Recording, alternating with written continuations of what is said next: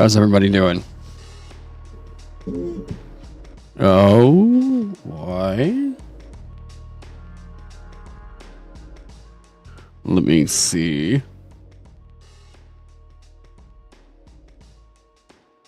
Pretty good. Hey, good to hear it. Good to hear it.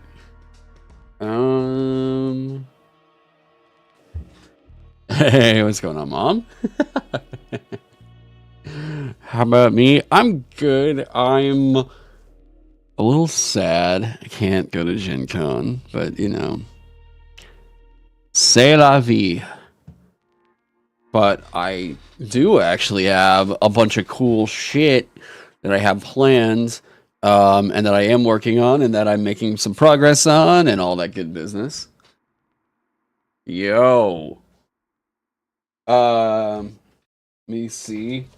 All right, still working on this one, by the way. I know a lot of people have been like, I've been talking about this one. This video is underway. I'm still scripting this one out.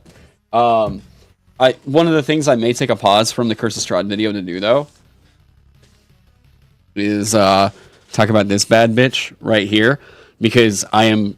Here's my deal. This year, look, every ENnie, I'm just going to say straight up, every ENnie award is going to go to either Eat the Reich, Shadow Dark, or the Hex Crawl Toolkit. Every single one. I'm telling you. In all the categories that these are nominated for, these are taking home the ENnies this year. To all the other competitors, or all the other like products and everything, I'm sorry, but like, dude, this was there was some good shit that came out this year. All right. I do think that it's really funny to see that, you know, I mean, I think it's funny. For as preachy and as like pretentious as Candela Obscura was, to not get nominated for a single fucking thing is, yeah. I am really hoping that the failure of Candela Obscura really pushes back on a lot of people to be like, hey, look, this is what happens when you act like an asshole in your rule book. All right. So I don't know. We'll see. Yeah.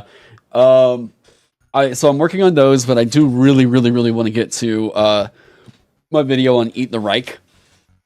I think that one's gonna really take home quite a lot of good shit this year, and yeah, it wasn't that great. No, for sure, I agree.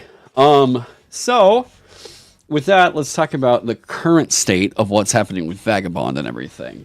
At some point in the next couple days, I'm gonna just spend a couple days and like start kind of getting the vibe of what Vagabond feels like in a solo roleplay kind of an engine, and using some tools like the Hex Crawl Toolkit and some of these right here, Fantasy Flight games for like, you know, choose your own adventure style stuff. I'm just gonna kind of mesh together a bunch of different things and be like, okay, so with me just sort of self-adhering to the rules, does Vagabond come close to doing what I was really intending for it to do, right? So we'll see what it does there for, like, solo. Yeah, Candela Obscura was cut. Yeah, it was a rough one. But, that being said... Okay. Oh yeah, there's also a couple other things kind of going on. By the way, if you all want a little measure as to whether or not things like this work out, apparently because the pre-orders were so underwhelming for Wizards of the Coast, this is why they're selling the core rulebooks early at Gen Con. So if you all want to know whether or not shit like this works, what I have been told is that Wizards of the Coast was so like distraught with how low the pre-order sales were, they're selling the core rulebooks early. So take that for what you will. Whether or not you think that works or not, that's you know, your call. But I can't help but think that was kind of fucking funny. But so let's talk about 1.4. What I'm doing today is I'm going through and trying to find instances of where, and I'm trying to find instances of some damage types that get brought up and make sure that we do more or less kind of recode this in. There we go. Yeah. So what this is going to wind up being, we have to look through. Okay, so Jack actually, hey, I love you too, Mom. Jack Whale actually brought up a really cool idea.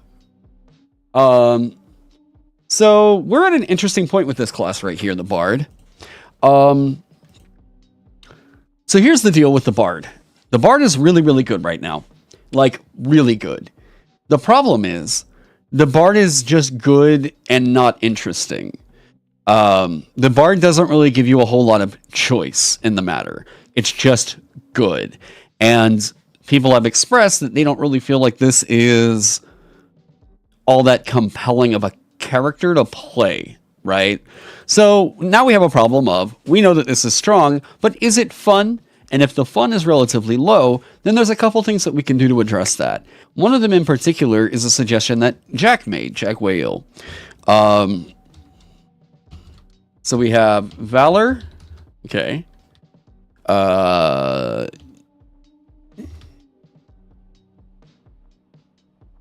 Gain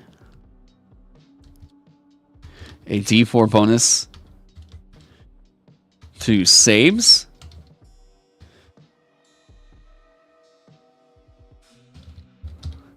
Okay.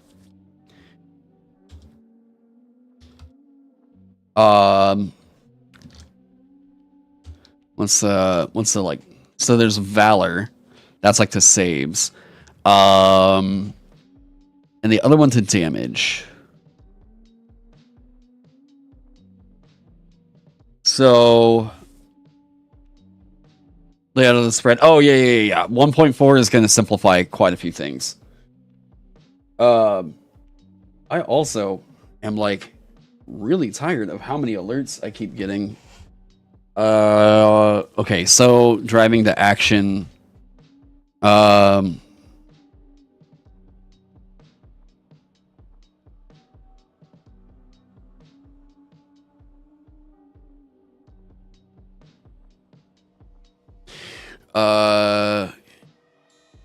I don't know what this would be called. You and your allies gain a D4 bonus to damage rolls.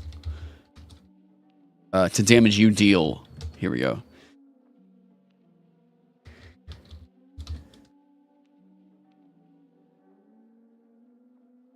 Hang on.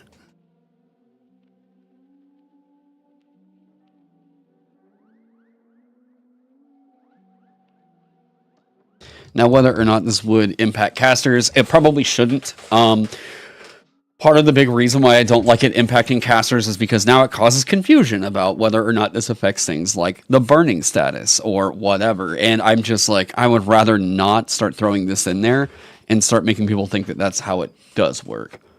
To the first instance of damage you deal this round. Here we go. Oh.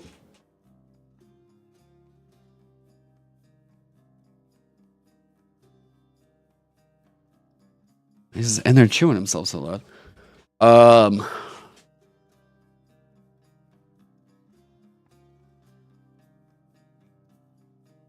You and your allies get a D4 bonus to the next instance of damage you deal this round. Okay. This is like courage, might, strength, we could say. Like a song of strength, a song of valor.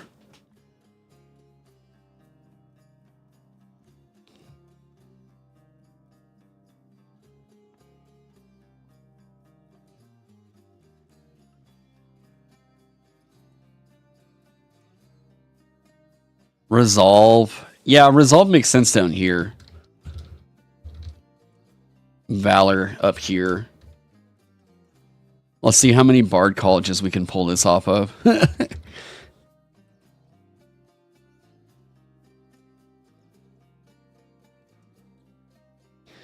To a type of roll.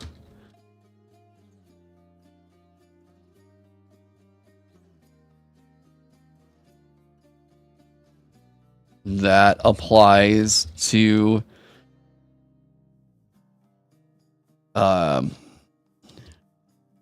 your actions, to certain actions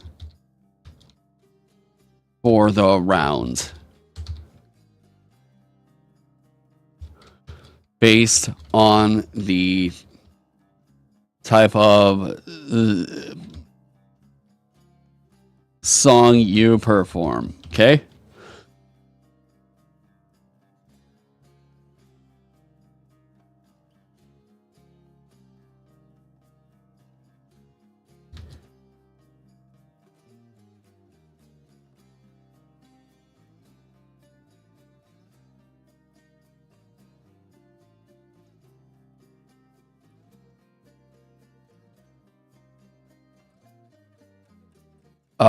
Okay.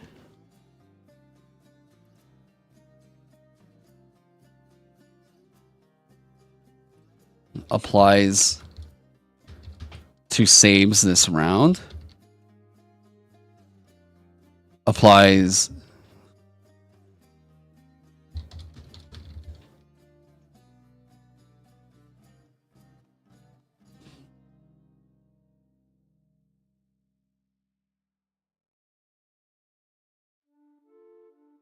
uh-huh.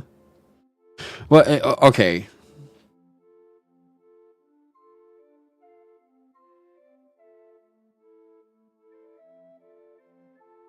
It can't apply to all saves this round. Applies to the next save this round.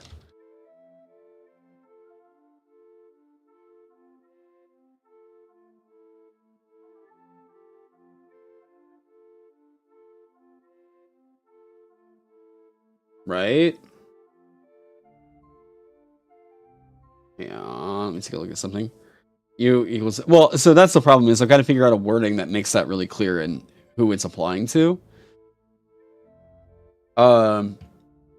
What has been the deal? There has been, like, not really much activity going on for YouTube streams and stuff.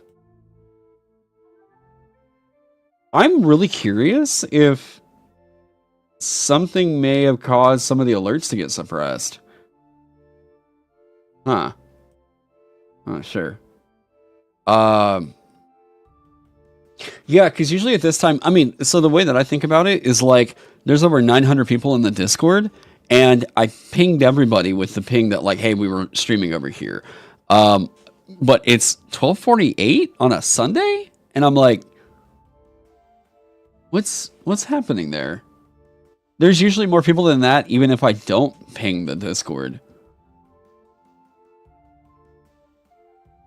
That's super weird. I don't know.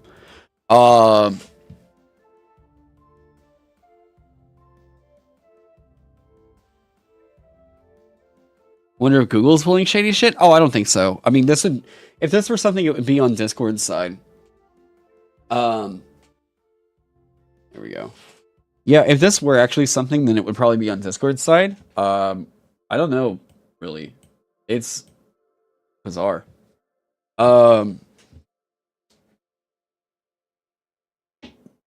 I'm just trying to think, because like, usually, yeah, anytime that, and this is goes beyond just like, how do I put this?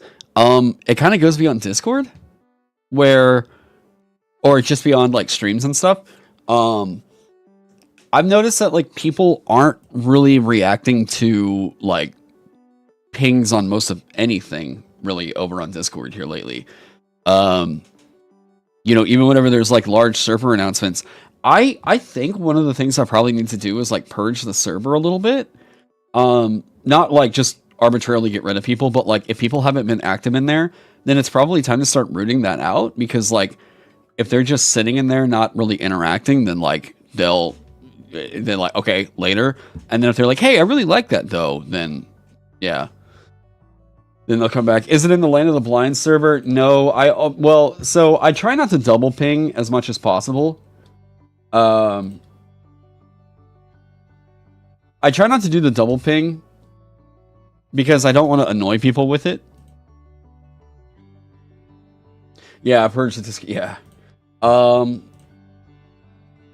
But yeah, if people haven't been active in the Discord, like even if they're my buddies and stuff, that you know, I'm like, you know, hey, I'm not gonna force you guys to stay in here just because you're my friends or whatever.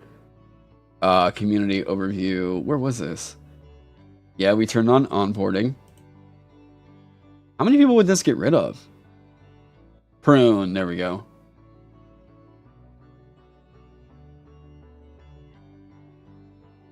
How many people does that prune?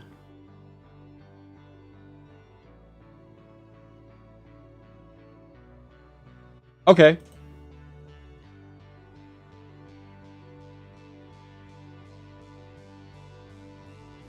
Yeah, server-wise, that got rid of... Let's see here, 298 plus...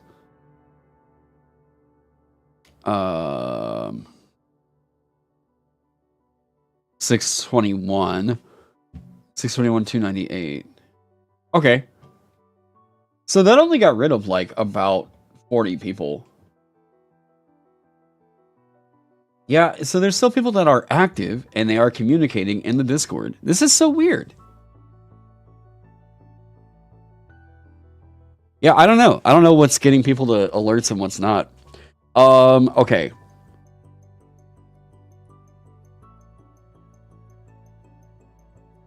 Make a performance check. If you pass, you and your allies that can hear you gain your inspiration, a d4 bonus that applies to certain actions for the round based on the type of song you perform. Certain roles for the round. Applies to the next save this round. Applies to the next damage roll they make this round. Not the damage roll they take, the damage roll they make. Boom. There we go. The next save this round. The next damage roll they make this round. Right.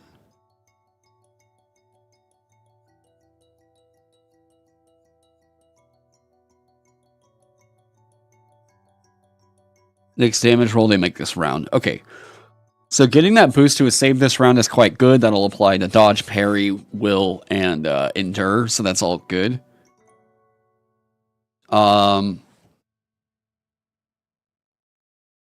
only annoying thing would be like, aha, we're going to keep spamming this, and I'm going to keep performing it all throughout the dungeon. That's just annoying.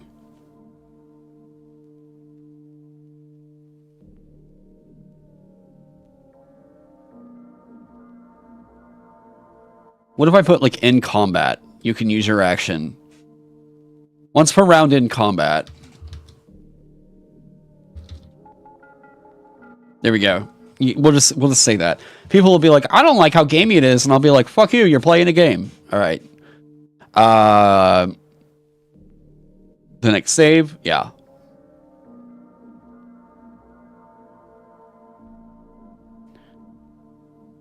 The next damage roll they make.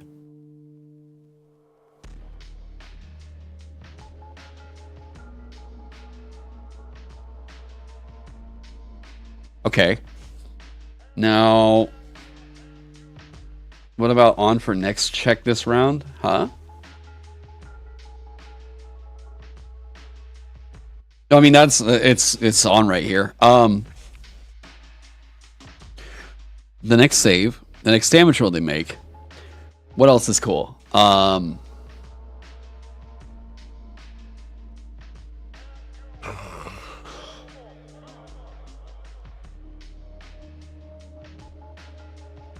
See, if we put skill check, it's kind of weird that like you could do this in combat and not out of combat. And skill check applies to too many things. It can't be a skill check. The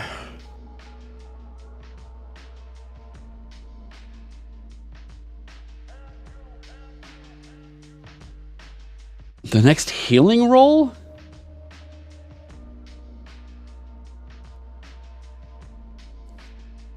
Additional speed, like an adrenaline rush.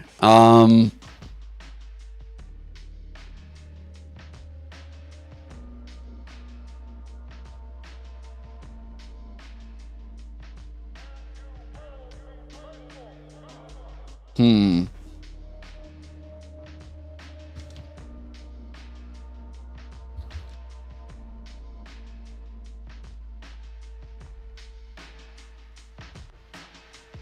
Oh, I know that I want that to be the specific of it.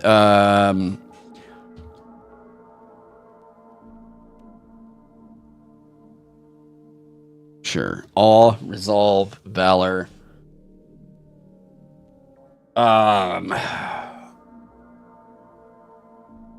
Because these are all affecting rolls, and it's a D4 bonus.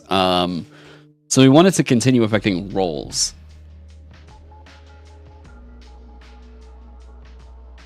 No. We want it affecting rolls, not speed.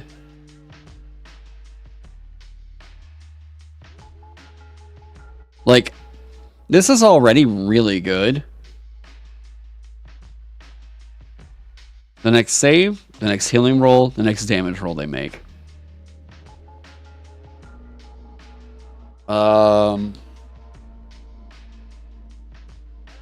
Your inspiration dice explode. That's quite good with any of these up here.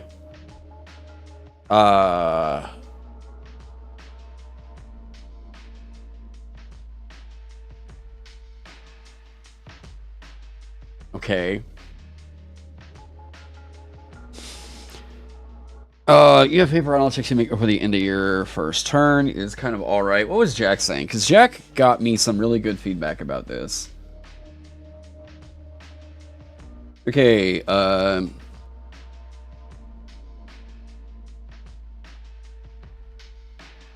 be testing again tomorrow. I got a Wizard, Luminari, Pugilist, and Vanguard. Overall, the vibe was... Yep.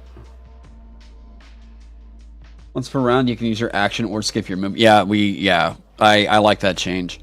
To perform with the musical instrument you have equipped. When you do, make a performance check. If you pass, you and your allies that can hear you gain your inspiration.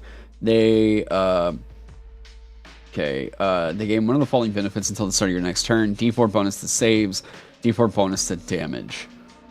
That's applying to all damage, not the next damage, all damage. I'd be worried about that. I think the next one is already really good. Because that's still applying on the thing that they want to make happen. When you use your Inspiring Anthem feature and pass, while enemies can hear your performance, you can choose to cause a number of those enemies up to half your... Wait, okay, so this was...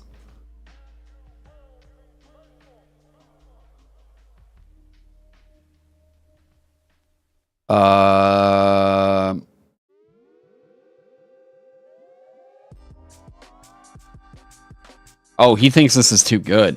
When you use your Inspiring Anthem feature and pass, while any enemies can hear the performance, you can choose to cause those enemies to... Oh, I see why he says that.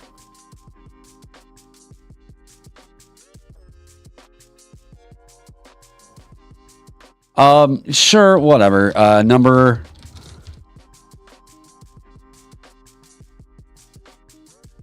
Half your bard level, round up. Alright, we still got to make sure that, like, this sounds arbitrary and it sounds like a goofy rule to obey, but, like, we're doing this. This is trying to help dictate the design sphere, like, the design ethos around this whole project. Ideally, a class for Vagabond should not be any larger than a single column on a 6x9 print book. So we're talking about an entire class feature lineup should fit into 8 inches right here. If it goes beyond that, it's too complicated for Vagabond. I'm gonna just say straight up. I like the idea that Vagabond is delivering a quick punch. Bam, here you go. This is giving you all the info right here to really playing the class. These are the features over here. There's the class features table right here. You have an entire column to go into the class features, and if you go beyond that, it's too complicated. You're getting too wordy with it. If I just dictate that that's a guideline right here, I'm just like, people, you gotta practice some. You gotta practice cutting some shit down. Like that's one of the big deals for me. Is I'm like looking at 5e and the direction that they're going in with the new edition. I'm just like, I went back through whenever I was doing the anthology over the last 2 weeks to be like, okay, what are what do I think about trying to bring in the Vagabond ethos to simplifying some 5th edition text? And I kept looking at it and I was like, I am I am just so not interested in writing for this anymore. I was just like, 5e's text absolutely has to cover way too much ground. Yeah, like it's desperately trying to prevent peasant railguns, even though nobody really plays that way. Yeah, it feels like it's constantly writing to tell you, no, you can't use things like this right here. Like constantly, constantly, constantly. I legitimately try to go and put a 5th edition character onto a character sheet. And I mean all the text it requires to take like a 5th edition character, try to put it all onto a 1-page character sheet. And people are going to be like, well, you're just going to use more than one character sheet. 5th edition is like one of the only games in which that's the case. And honestly, if I'm playing a TTRPG that requires more than one like page on my character sheet, I'm just not interested in playing that game. I'm gonna be super real here. Like I think that you can simplify class features to just like a section of a character sheet. And if it goes beyond that, I'm like, y'all need to cut some shit back. Really. Yeah. 5e rules feels like it's of the sheet is laughably small. The feature section of of 5e's, yes. It's so wonky. You play digitally, so you never notice that issue. Funny how that works out, right? Yeah, funny how with all the high like digital push and everything that works out. Yeah, I saw one of Professor DM's videos where I guess Chris Cox is now officially going mask off with the whole like, yeah, we're aiming for a digital, like we're going all in on digital or what the hell ever. And I'm like, cool, you guys do that. Let everybody else who like actually plays TTRPGs be out here, you know, engaging with the hobby like we like. And you guys can absolutely eat up the digital architecture. Go for it. Have at it. Like, you do you, buddy.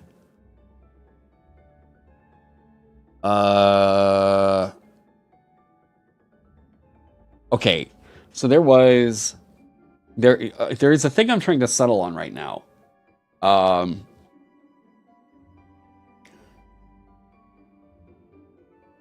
So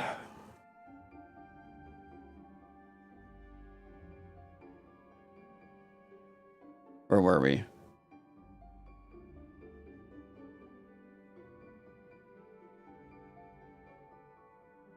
Yes. Okay.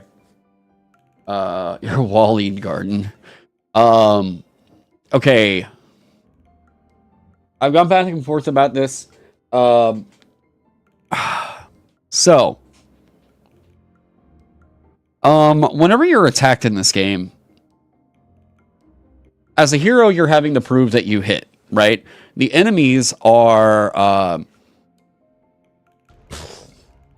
I am trying to figure out what I think about the cost of dodge and parrying.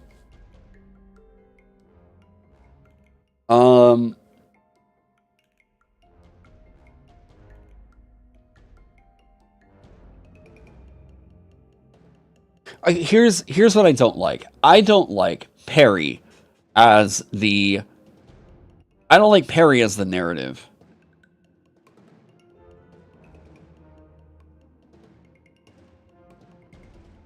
Parry to me implies way too much activity.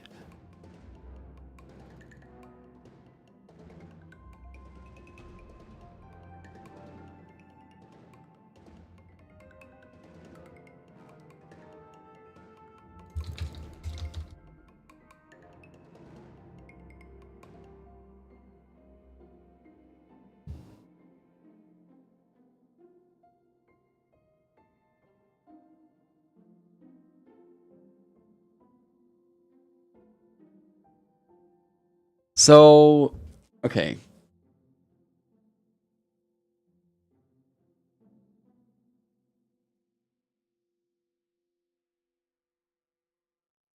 So, the reason why I was thinking about doing this is with block. Block implies that something is a bit more stationary, and it's not requiring a whole bunch of like crazy effort.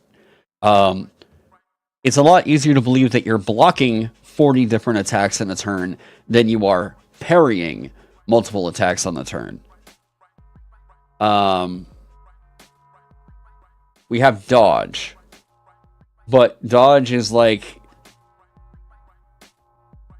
so we have like evasion, right?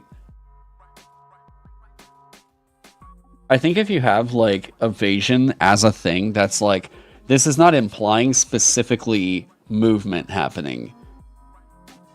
Because dodge is implying movement.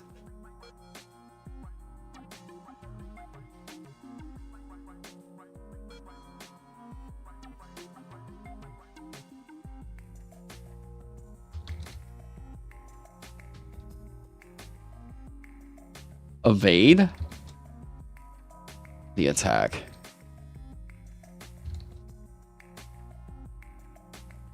It has to be dodge.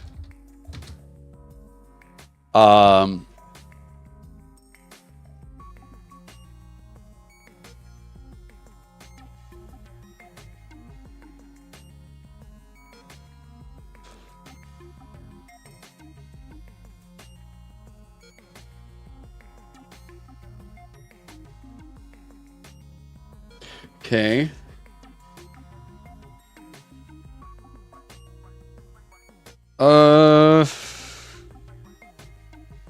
Hey, what up, Zormar? Parry could be a perk to reflect an attack. I'm trying to figure out what needs to happen with all that. Can you evade or block if you're grappled? No, your speed is reduced to 0. If there's anything that's preventing you from acting on an off turn, you wouldn't be able to dodge or block.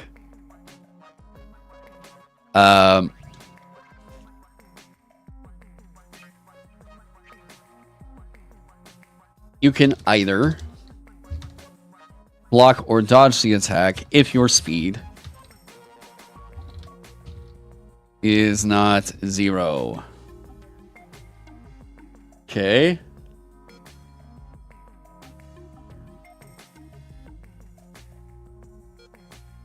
Okay. We're gonna go old school with this for a second.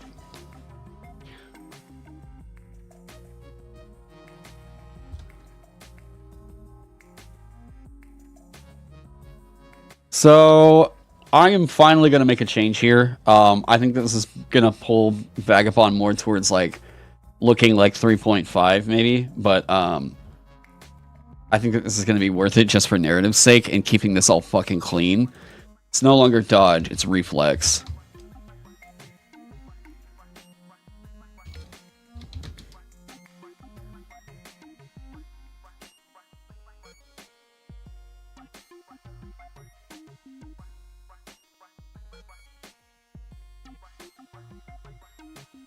Okay. Yeah, because dodge is it's not great. Narratively, the word dodge is not fantastic. You can take you can take the attack head on. Absolutely. Yeah, you can always choose not to make the thing. So there's something that I'm trying to beat the fuck out of 5e players' heads right here. It's that not everything has to be spelled out in a game in order for you to play the game.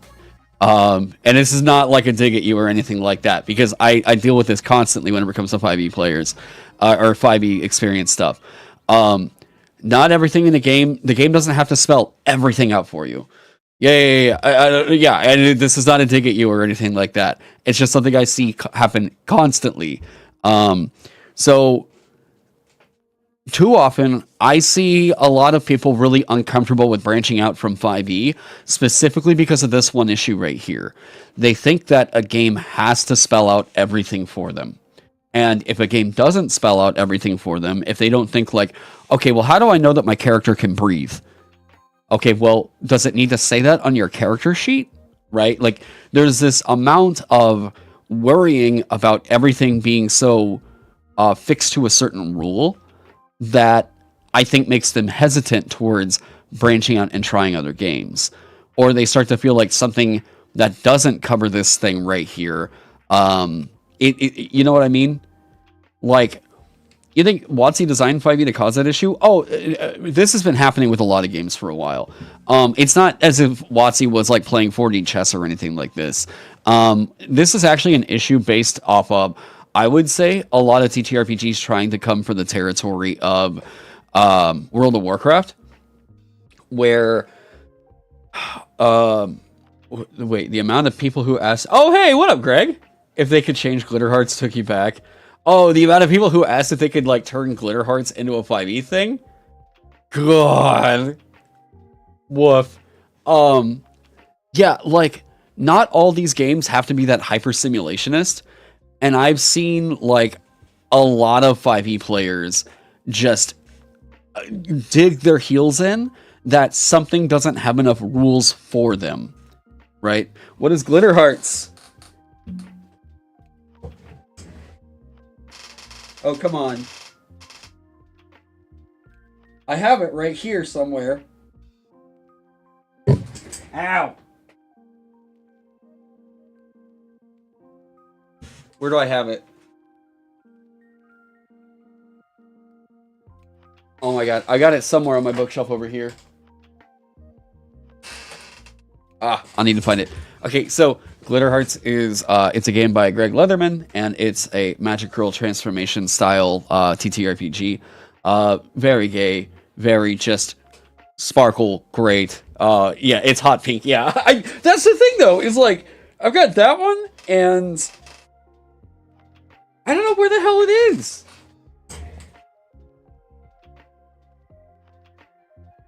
Oh wait. Told you I had it over here. Yeah, there you go. So it is a Powered by the Apocalypse like, but the idea, the ethos behind it is very much, you know, magical girl transformation. I think whenever Ted was playing it, they were playing like a Power Rangers style game.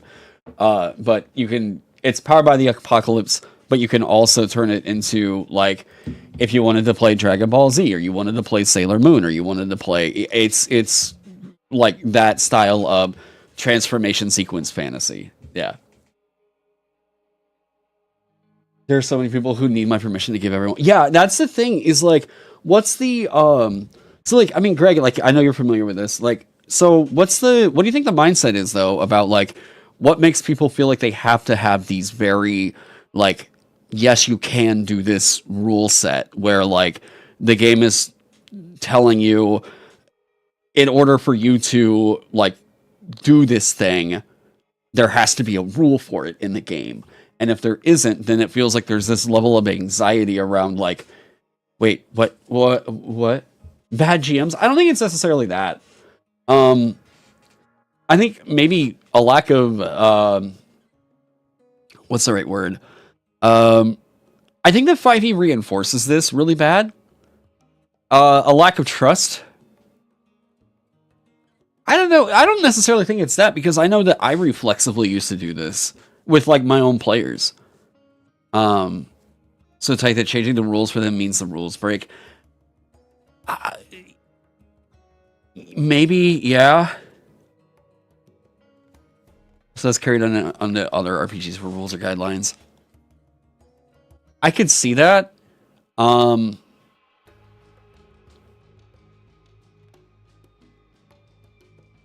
Well, see, I don't even think that 5e needs to supply more tools. I think the thing that is going to wind up making this new edition really flop is going to be the fact that they felt like they had to over-codify everything. They've over-codified, and they have turned their game more so into a heavy simulationist game. Hang on. Like, it's too much. Like, I'm fine with crunch. I like some crunch. I like feeling like the crunch makes my character feel like, ooh, there's a bit more like oomph to their kit, right? What I don't like is whenever that becomes the expectation for how you have to play. If you want to see, there's a really good video on this little issue called "Why It's Rude to Suck at Warcraft" by Folding Ideas. And I'll pull this one up. Okay. Why it's rude to suck at Warcraft. Yeah. Oh. Okay. Go check out this video. Folding ideas. Dan Olson is also like one of the best like creators on YouTube, flat out. Folding ideas right here. Please go sub, all that good shit. Why it's rude to suck at Warcraft is talking about like how the culture of Warcraft started to like shift, where it started to be more demanding on players, and the casual player base started getting filtered out because people started to crunch the game so hard, where like to these other casual players it became not super fun, right? And all that was really left was a lot of the like hardcore, we're gonna raid multiple times per day, we're gonna raise up characters as a means of profit style like players, right? And it became like, well, you weren't allowed to play suboptimally in roleplay by saying like, well, my character's just not going to wear shoes. Like, if you were going to roleplay in a role-playing game and say that I'm playing a character that doesn't like to wear shoes, well, the other players that are in there would be like, you need to wear them, because if you don't, you're making our experience worse, because we need someone to go in and do this raid with. So, like, as much as we like you, we've got to play with somebody else if you're not going to put on fucking shoes. You know, like, as silly as that sounds, but that's the reality of what happened with Warcraft, right? So, like, it became this thing where this guy just wants to roleplay a character and play out, like, you know, his non-shoe wearing character or whatever. And everybody else is like, okay, well, like, that's annoying to us, you know? That's obnoxious to us. So, like, if you're going to hurt our time, then, like, we want to go and do this other thing. So they just don't really have everyone on board with that, right? And this, by the way, extends over. Like Chris and Colby, good buddies. Like what they do, they have fun playing the game in their way and all that stuff, right? To me, if I were sitting at a table that was really expecting me to like quote unquote optimize my character to do whatever, I would leave the game. I don't enjoy that style of play. I prefer playing a game where like I can explore a character and like kind of get into that depth of the game. I don't really give a fuck about high DPS, and it's just not me. I'm even trying to write a game where we squash the math down, right? So like, I personally don't really care to do all this crazy optimization or whatever. To me, if somebody were trying to pressure me into saying like, you need to optimize your character in order for us to want to play with you, I'd go find a different table, right? That's just not fun for me. But this is basically explaining how in World of Warcraft, like, yeah, how add-ons ruined my man childhood. It got to a point where like you had to know what mods were needed. You had to know the hidden paths to go down during raids. You had to know, if I'm going to go like be a paladin in this raid over here, here's where I need to stand. Here's the sequence of buttons I need to hit. This is optimized. This to me, right, is optimizing the fun out of the game. That you can get to a point and where this becomes a fucking chore. And to some people, this is fun. To everybody else that otherwise just enjoys the game for the fun that they have with it, this is horrific. This is like the most toiling, obnoxious way I could think of ever playing. There's a moment where they talk about a mod that was showing how effect directions were going. Like whenever I cast a spell, here's where it goes, here's the time in which that hits, and it is the worst looking representation of World of Warcraft. God, and it looks... This to me, this looks terrible. This is not fun. This is work, all right? This looks like I'm looking at a fucking stock ticker. But there was another one where it shows the arrows, like, and it just looks terrible. This is also an hour and a half. Anyways, go watch this. Look at this. Like, there are mods involved with this that are keeping information up on screen all the time. This to me is stress. Whenever I think of a crunchier game, like getting into D&D or Pathfinder, this is what comes to my mind right here. And this is not fun to me. I just immediately, I'm like, I'm gonna log out on that, you know? The designers made a game that required people to optimize to progress in their story, and then said the player base left them. Yeah. Yep. What's the video name? Why It's Rude to Suck at Warcraft by Folding Ideas. Go check this one out. For real. It's just, to me, there is a way that you can play this game and like have fun with it. You have fun with it the way that you have fun with it. I'm not trying to yuck anybody's yums here, right? I'm just saying this for me. This is where I start to look at like what people who question things like, where are the rules for breathing? Where are the rules for walking? Where are the rules for XYZ thing? I think this eventually hits down a path where it's like, can you not just like allow it to just not have to have a mechanic in the game, right? Do you need to have a mechanic for whether or not you can breathe? Like, if the suffocation rules are coming up, okay, well then that's why they're there. You don't need to like say, well, otherwise here's how you breathe. You say every 5 seconds I'm breathing or whatever, you know. My heart is beating. It just seems silly, you know.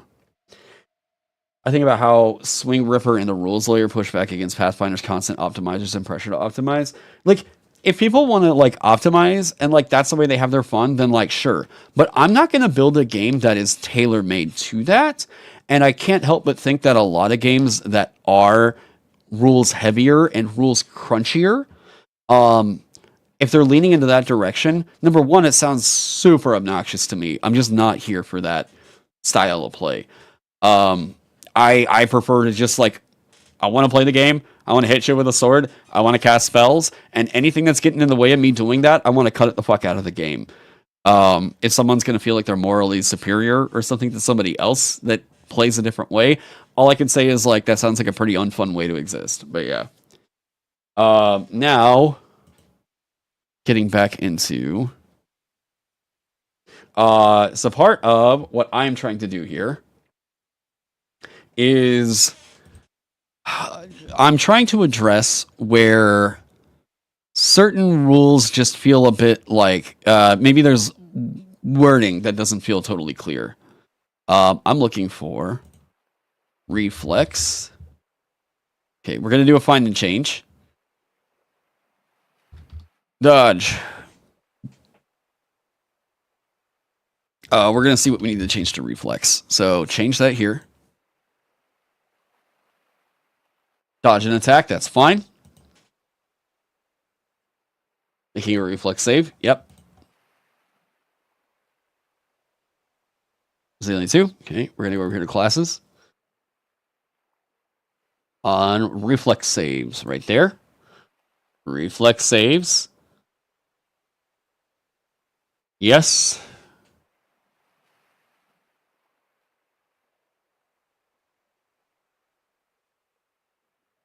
Okay, we need to figure out what's going to happen with that. Okay.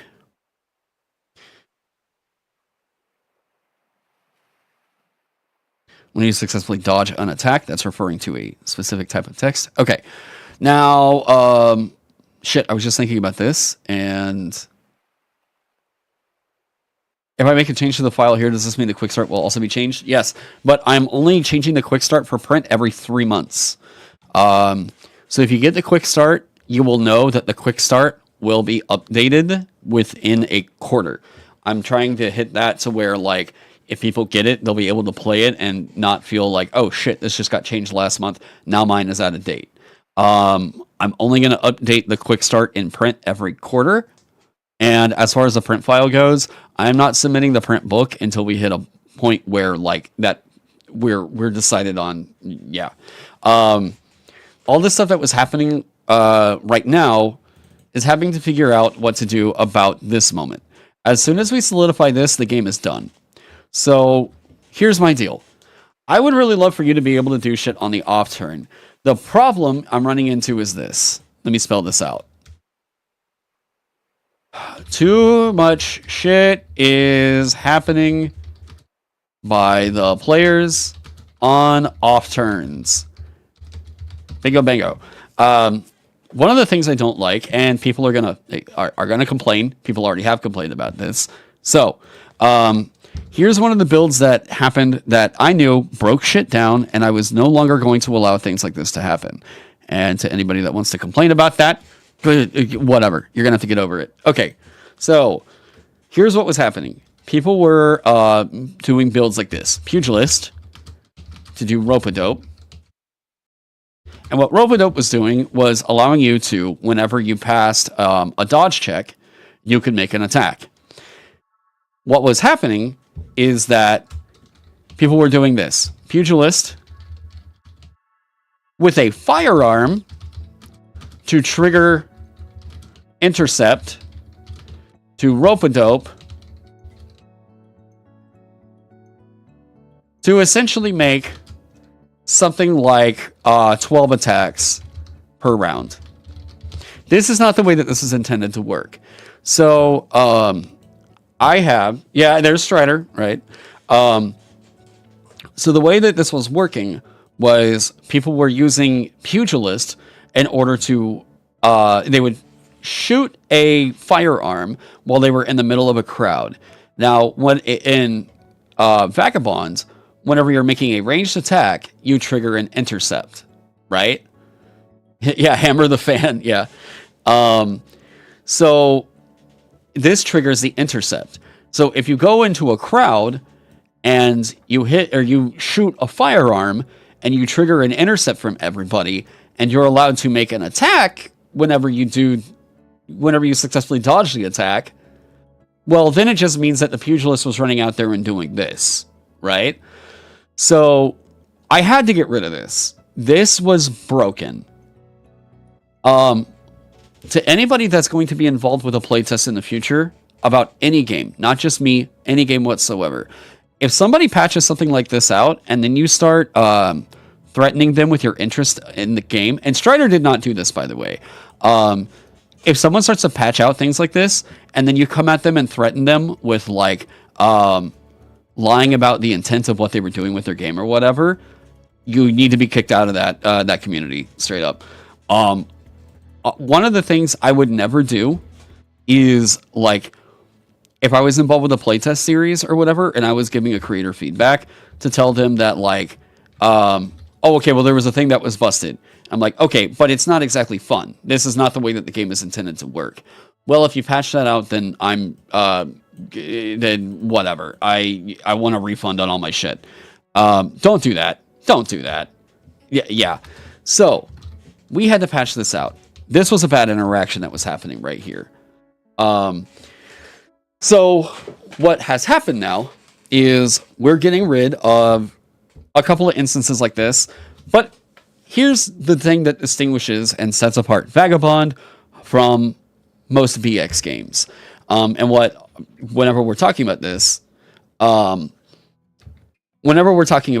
this is what we have to keep in mind. Basic expert derivative games do not typically allow for off-turn actions, okay? If we were to get rid of this, though, I don't really like the idea. So what you can decide to be doing on your turn is, like, if I were to code this in as a reaction, well, this is a little bit weird, because block and dodge in Vagabond take up a hypothetical reaction like in 5e, okay? So block and dodge and Vagabond take up a quote-unquote hypothetical reaction like what you would have in 5e. However, 5e simulates blocking and dodging attacks through a passive stat armor class. Okay? We don't have armor class in Vagabond. This is the What classes have I written so far? What for Vagabond? I don't know, go look it up. I'm not gonna pause for that. So block and dodge. It's only because if I get off on this, I'm gonna forget my point on this. So yeah, go check out the website. Block and dodge in Vagabond takes up a hypothetical reaction like in 5e. However, 5e simulates blocking and dodging attacks through a passive stat called armor class, right? So this is a problem. What it means is in Vagabond, in order... think about it like this, okay? For those of you that are 5e heads, think about 5e like this. This problem.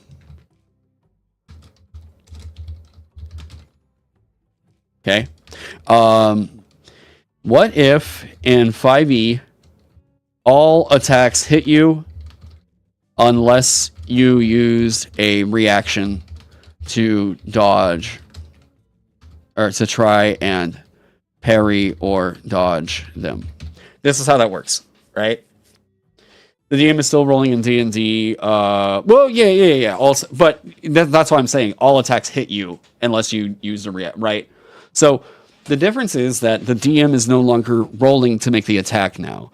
Now, if we're literally talking about the way that it would work in Vagabond versus 5e, we're talking about all attacks are just simply hitting you, right? In 5e, if this was the case, this is pretty fucking rough. Like, really goddamn rough. But in Vagabond, we have a narrative issue kind of coming up for me exactly. And that is that block and dodge feels a bit too active. And I do think that it should require something. So, talking about what other games do. A lot of what Vagabond was based on was a game called Dragonbane. Okay? In Dragonbane, it's even more dangerous. You can't dodge or parry an attack unless you forego your action to do your attack, rather. Ooh, this is scary. Okay, what you're looking at here is in Dragonbane. You can't do this unless you forgo your attacker to do so, right? Maybe it consumes speed points. So I've thought about a couple different things that you could do with this. Ultimately, one of the things that I was like, I can understand why they would do this is I can see why you would go with a Pathfinder-like 3 action point system. Although, I don't personally like that. I would rather give you 2 actions that you can take during a round and allow you to use those for either moving, attacking, whatever, right? You do have to note that armor values are higher in Dragonbane. Maybe. That could be fair. Yeah, wearing a helmet does increase your armor higher than what you could ever really reasonably get in Vagabond. Yeah, I can see that. So looking at this right here, right? Yeah, skip move is almost a second action. Yeah. So here's what I thought about doing. I also do not want to bloat out the action economy for Vagabond, by the way. I can absolutely see why they would be doing things like action points in Pathfinder, but to me, action points lean in really hard into feeling like it's too much for me. I prefer the simplicity of like, here you go, 2 actions. Okay, actions are you can attack and move. Cool. Actions, there you go. Or if you like forego moving, you can attack again, right? Like attack. Cool. Okay. But basic expert monsters aren't always really coded like that. We can still do it, actually. They just get to be a little bit more dangerous.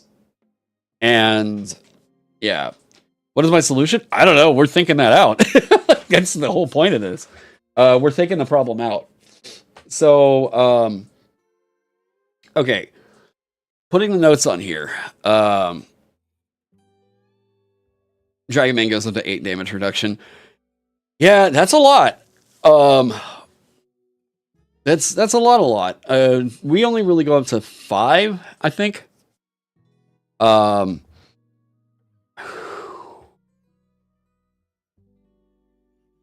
So it could be a thing where it costs speed. Our off-turn ability is fun to me. I mean, they're okay to design around. But like ultimately, the more and more shit that we add on the off turn, the less it feels like this game is quick. I do like this. I have really liked how intercepting feels.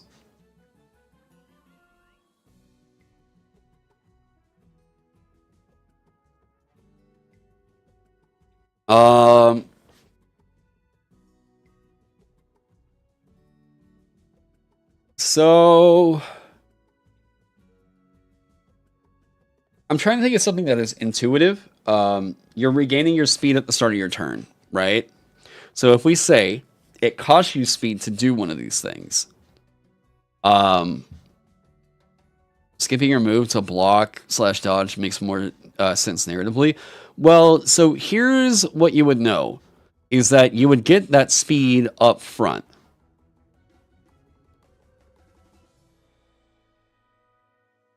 But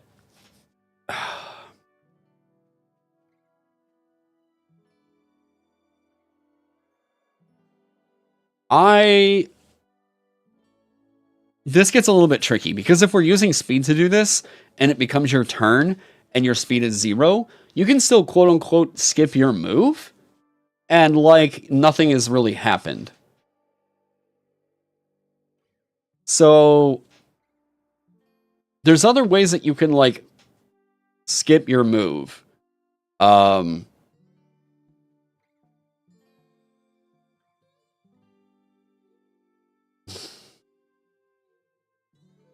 Yeah, speed is a resource and not just skip move is getting kind of close to action points. Yep, that's another problem for me.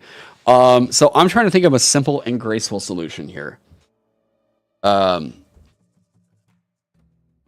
dodging cost speed. Yeah, you and your players both forget that it costs speed constantly. Yep.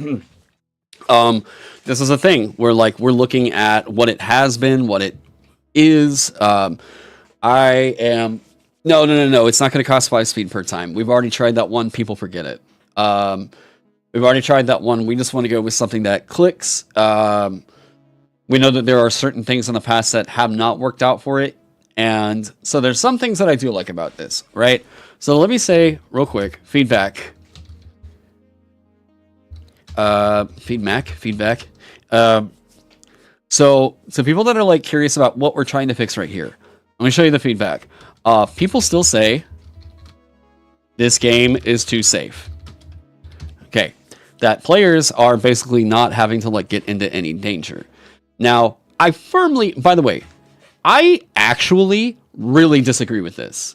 I super disagree with this idea, because the moment we start moving this needle in the other direction, the moment I said anything, people started to flip out. The assumption was suddenly, once we started reeling back the safety of Vagabond, then it suddenly became a super squishy game. So I think that there's a lot of very quick to react vibe around that, where they think like there's not. And by the way, a lot of this was also said without having played it with this version. So yeah. So what I'm looking at is people still say this game is too safe. Let me tell you my personal problem here. Okay? My personal problem with this is that players can seemingly only take one action, but dodge tons of attacks every turn.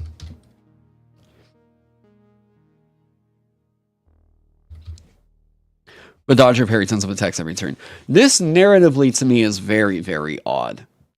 I will say that this is not a problem in 99.9% of combat situations. But it's really weird to me that, like, if you were to go up against an army and, like, oh, there's 80 guys on their side, you can attack once, and then you're going to have to dodge or parry 80 attacks. That's really weird. I know that this is not the kind of thing that most Vagabond is going to be handling. And, to be fair, basically every other TTRPG has this issue. This is just kind of a thing. The only one that doesn't have this issue is Dragonbane, that I can think of off the top of my head. So, for me, most of it comes down to, like, in the skirmish, what is the narrative behind it? If you're having to do it more, there's an opportunity for you to get more out of it because of how crit works. You can take it in the other direction and let players forgo dodging or blocking or dodging to take an extra action? Hell no. Hell no, not going in that direction. No. I am not about to bloat out more of the action economy for something that people are going to have to track. No, we're keeping it clean. We gotta stay clean. So, by the way, to anybody that's talking about, here's what we won't add. Tracking elements. No and elements. I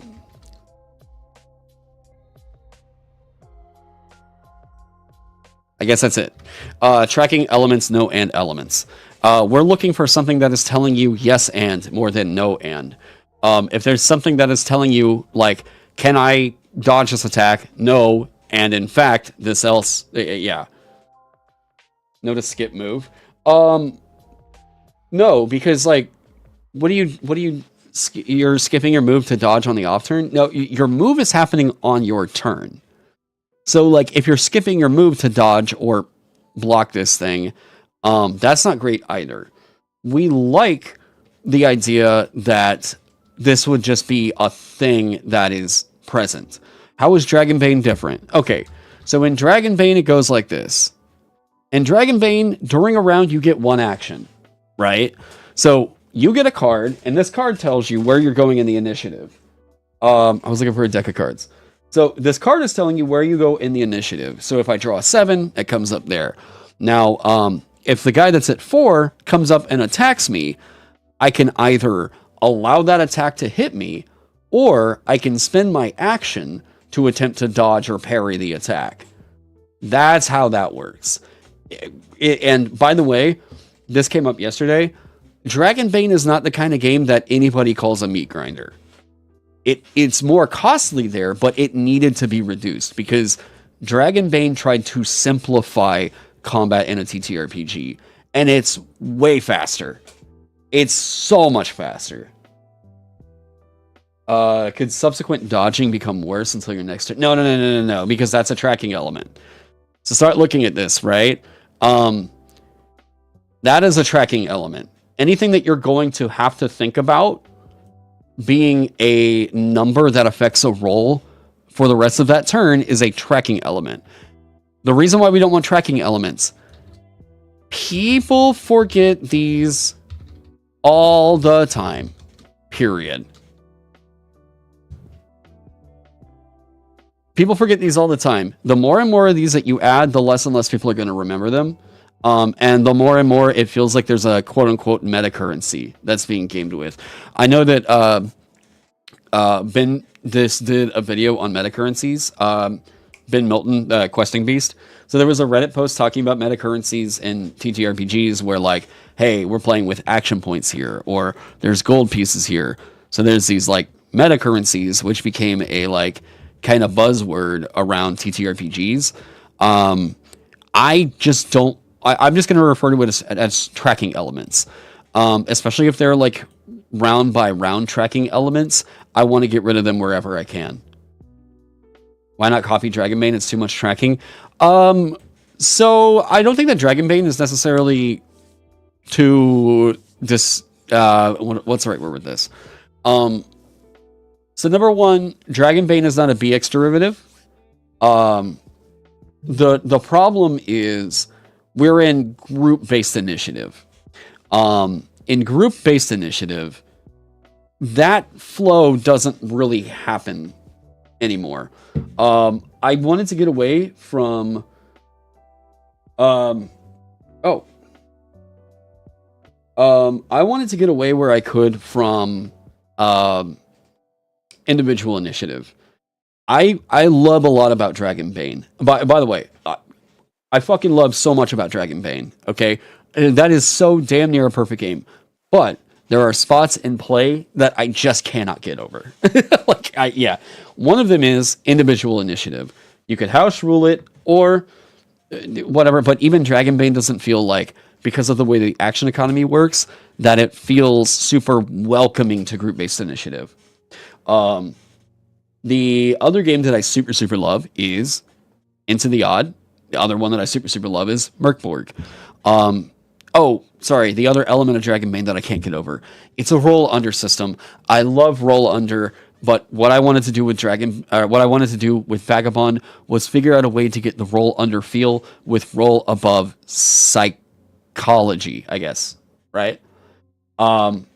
I wanted to hit the vibe of bigger number, better result. I wanted that to always click for people as a aha, yes, 20, big number, good crit, yay, right? And I can't help it. I see a 1, I'm not thinking good result, I'm thinking bad result. That's how my monkey brain works, all right? No and elements. These always stall a game. Oh yeah, here's another thing. Null result elements. Anything that leads to nothing happens should be removed where possible. Okay. No and elements. These will always stall a game. Anything that's telling you no and goes against here. And goes against the ethos of yes and improvisation. Okay.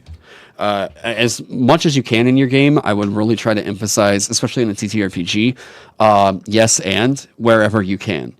So I like to get rid of tracking elements. I like to get rid of no and elements and put as many yes and elements in the game. This is why even in the writing for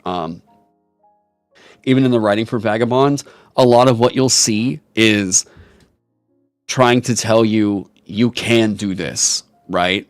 Like, when you do this, this other thing also happens, right?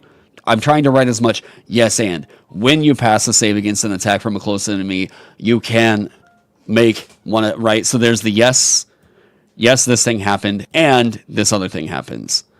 Yes, your brawn attack hit, and it also ignores 1 armor. It's not trying to tell you no, right? It's always trying to say, these are always improvements and benefits, not you can only do so a certain number of times, right? Is a dinosaur that eats force field dogs an example of no and? What? I have no idea. Roll under evokes a feeling of fighting against really bad odds. Rolling over evokes a fantasy of surpassing your obstacles. I guess if that works for you, go for it. From what you read of it, Dragonbane isn't a meat grinder because 0 hit points doesn't mean death, and armor is really powerful, and enemies don't get multi-attacks against 1 target. You can that might be like some reasons why. You being able to rally at 0 hit points is pretty big, but there's also a lot of like real easy ways for you to pop up in Vagabond. Vagabond is nowhere near as lethal as Basic Expert or Shadow Dark or Merkborg. The fact that Resurrection is within the last minute in the base magic is like already telling you this game is going to give you plenty of stuff to, yeah. After solving the Pugilist exploit, is it still even a problem? A part of me thinks that it is. Because I think that there are, how do I put this? my personal problem right here. Players can seemingly only take one action, but dodge/parry tons of attacks every turn. Whenever this is a passive, this is not really coming up as often. I like the fact that players are now getting the opportunity to roll this stuff on their turn, or on the off turn. That feels a lot more active, right?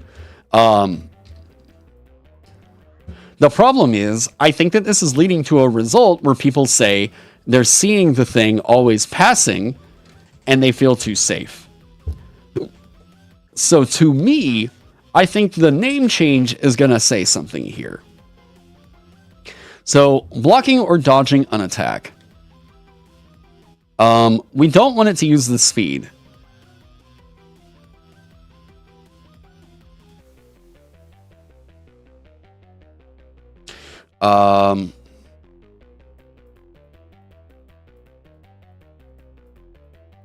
No, monsters don't roll for attacks. No, they're all assumed to hit in Vagabond. You have to prove everything. Heroes have to prove everything that they want to do. As for the story, everything is assumed to be going against the heroes unless they prove otherwise. Okay.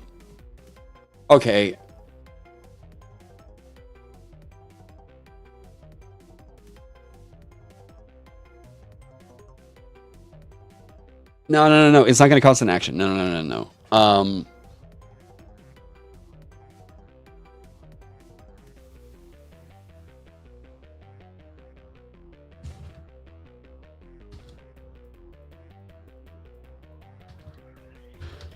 Okay,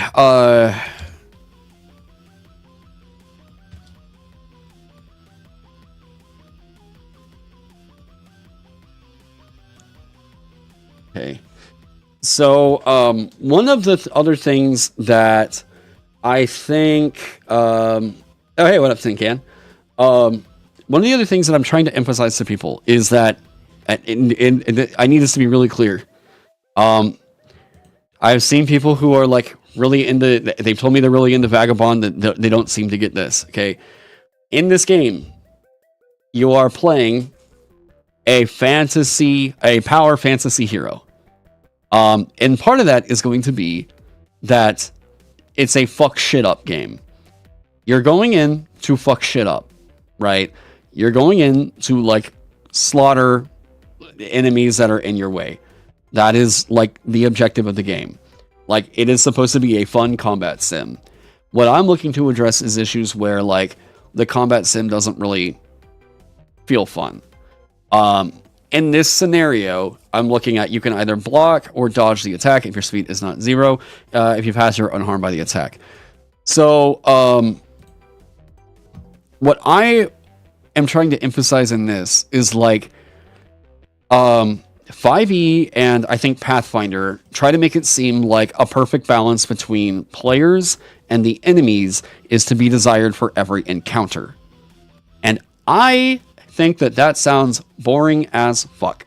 I am personally of the perception that like that type of I don't know, absolutely mind-numbing encounter design is anxiety inducing. I think that things are much more fun whenever they're asymmetric in one way or the other. I also think that just because the odds are like hard against the characters doesn't always mean it's going to turn into a TPK. Like, yeah, I am for me, it's not the direction in which I want to take combat in this game. And I think that to obsess about whether or not combat is balanced is ultimately always a fruitless task. Okay? People can say, well, the numbers over here are better, the numbers over here are better. I just simply don't believe it. I just simply don't believe whenever arguments are made that, like, Pathfinder has better math. No, like, who cares? Oh my God. I hear that and I'm like, well, what do you mean by that? Well, the numbers just make sense over there. Well, what do you mean by the numbers make more sense over there? Well, 5 equals 5 over there. What the fuck does that even mean? Like, there is, oh God. So in terms of encounter design, the heroes that you're playing are supposed to be Pulp Fantasy heroes. This is part of why, at first level, you are allowed with your full hit die's worth of hit points, not a roll of your hit die, where you can possibly roll a 1. If you think that Vagabond is feeling deadly, there are plenty of safety cushions in here that are keeping you from hitting that deadly point, right? There's also, like, not a lot of enemies that I feel are completely insurmountably difficult in this game. And I don't really get the feedback of, like, well, we hit the end of it and, like, we only had the one combat and, like, nobody took any damage. I ran in the last 3 months. I haven't run anything in this last month. I've just been too busy with other shit. In the last 6 months, I have run probably, I don't know, about 50, 60 sessions of Vagabond for, like, demos or whatever. For me personally, I have yet to have characters reach the end of a dungeon completely unscathed. I mean, there was fucking Treant Monk, Optimizer dude, who got murked in the dungeon here on live stream. You all can watch that. Like, that happened, right? So, like, I don't think that Vagabond has a player safety issue. I guess, I don't know, a high lethality issue? Or a high security, player or characters are too safe, right? Have I run high level Vagabonds? I ran a 9th level thing at one point, but yeah. I'm also, to emphasize this, I'm also one guy. I'm one dude, and I don't have the money to pay for playtesting. I've also got to worry about my bills and income, all that other stuff. So, like, I had not always been able to get onto a lot of that. And I also have a different kind of ethos when it comes to playtesting and everything. So whenever it's like, have I run at high levels, I can tell at a read, like, what does function or what doesn't function. And whenever I'm thinking about, like, higher level play, there's not a whole lot to really be inferenced from it, you know? Like, if we're running it at high level, we've got to ask, what's the goal there? And, like, what are we trying to obtain from the data there? Well, if we want to make sure that the features work, okay, we can do that through a critique of the design. If we're looking at, like, are they quote unquote balanced or something, that's such a big moving goalpost. Almost every time that I've been in an encounter that was supposed to be lethal, we turned out fine after forming a proper strategy. But it's what happens with every TTRPG. I think that there's a really big discourse around whether or not games are balanced and, like, encounter balance and all this other shit, that I honestly just think a majority of people that are complaining about this don't really understand the question or the problem that they have, right? Like, I think whenever they're bringing this up, I'm like, what is your ideal point? What is your perfect idea of what balance is? What do you want out of combat to be? Because if the exact same result out of every TTRPG is, yes, I want every fight to still feel like a nice, fair challenge between the both of us and going up. No, oh my God, no. The events surrounding a fight are infinitely more interesting than the fight itself. Period. A perfectly balanced encounter is completely dog shit boring to me whenever I'm fighting something in a white room. If something is totally asymmetrical, though, and we were up on a bridge, there were other archers that were on a bridge that was like 50 feet above us, and, like, we blew up, we blew up one of the supports to their bridge and caused them all to fall into the ravine. You're gonna remember that shit so much more than yes, it was a fair fight. Like, fuck that. Completely untested theory about how can enemies ever hit you when you get to a high enough level to, with dodge and block in the key lowly goblin, because there is always a chance for failure with it. The way that the math is working out in Vagabond. You can't ever reduce this below a 4, even with magic items. You're always going to have at least like a 20% chance, and even still, I'm like, As long as it's not a 0% chance, I'm like, that's fine. Yeah, there's no such thing as a fair fight. Yeah. It sounds like people are approaching TTRPG design as if it's a video game design where balance is key. Honestly, people fucking obsess over balance and don't even understand the purpose of it. Okay, here's what I'll say. Like, okay, I need somebody to chat define balance for me. This was a really cool thing from a talk with Dan Felder, actually. All right, chat. Define balance.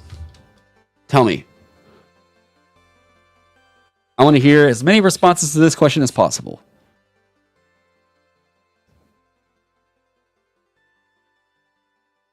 I want a definition. Standing on one leg. No, give me a definition. What does it mean for a game?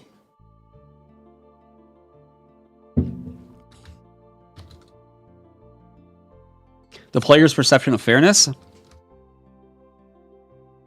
Oh.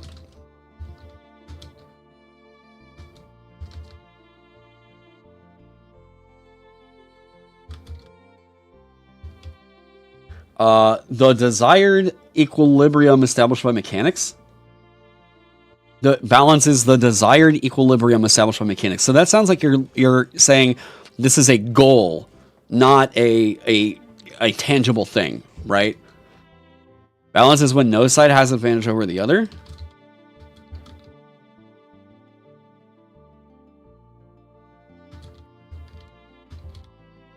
Okay. A fun state of the game that allows a fair amount of challenge against both opposing forces. So it seems like we're getting something coming up here quite often.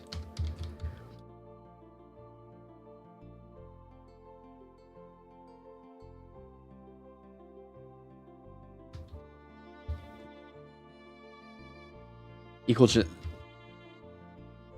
chance of success. Balance is when oppositions do not outshine or invalidate each other. Options. Ooh, okay. Humble Galleypot has the first one that I feel is a little bit different here.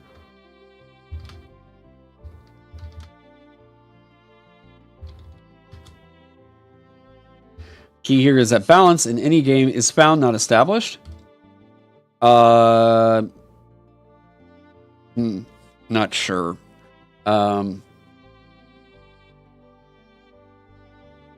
Monster does big damage, but a little health is a little trade-off. Nah, that's not specific enough for me. When nothing inside the game is really exploitable. Okay, so that is a different kind of a thing.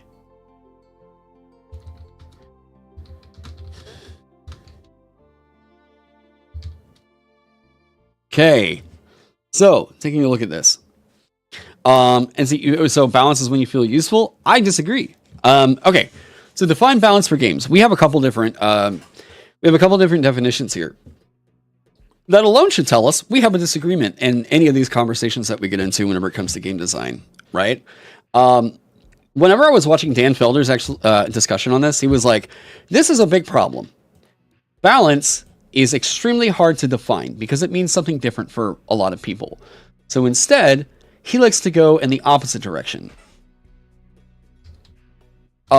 If we don't or can't agree on what balance or balanced is, can we agree on what isn't balanced?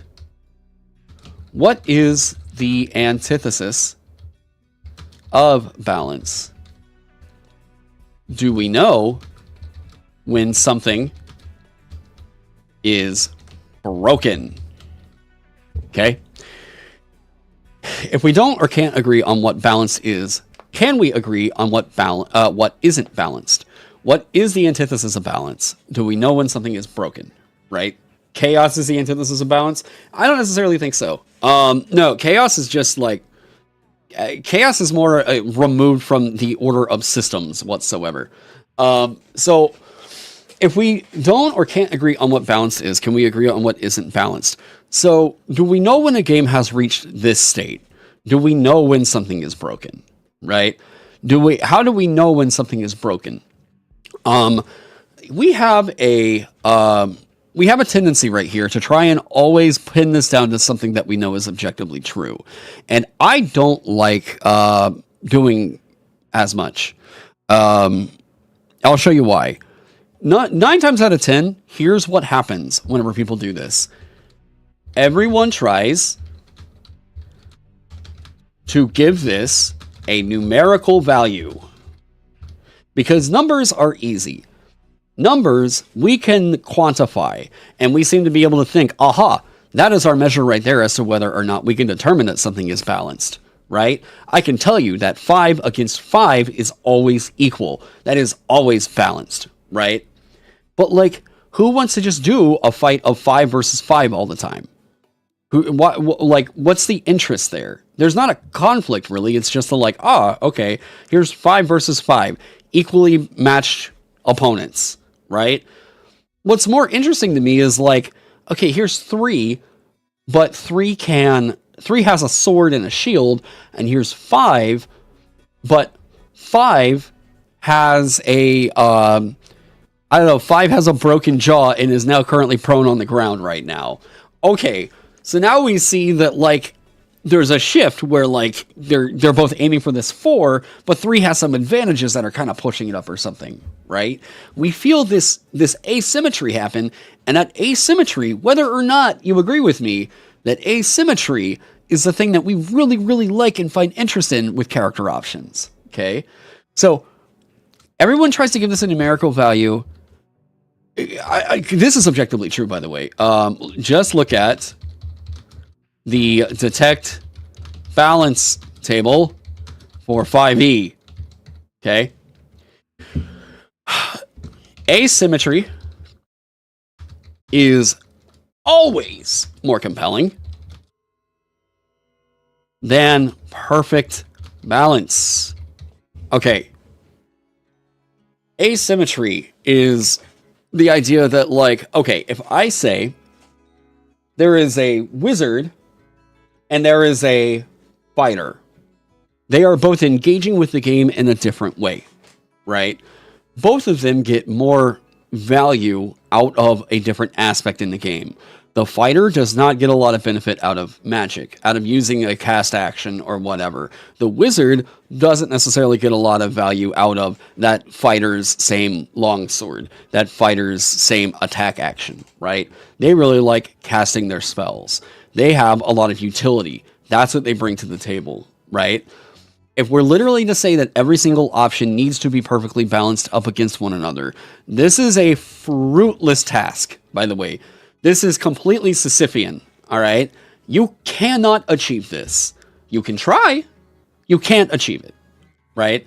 But if we can't achieve this, if this is not a thing that, oh shit, if we can't achieve this, what can we do? Well, if we can't perfectly balance it, maybe we can make this asymmetry more compelling, right?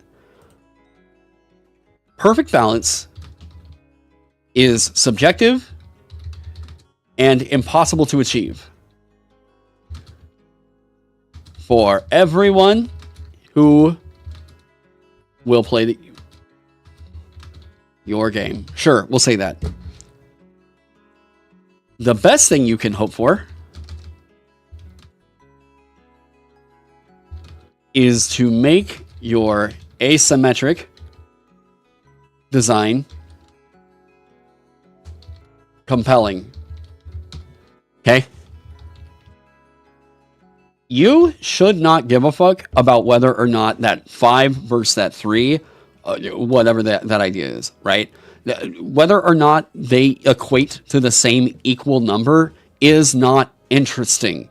It's not compelling whatsoever. So, what is interesting is if they're engaging with the same narrative in different ways, right? This is where asymmetry comes into play. And I so much rather prefer to live in the realm of asymmetric design than I do ever going for this. What I'm looking for balance is to make sure that something is not exploitable. The last definition is about the only one that's up here that I would personally try to aim for.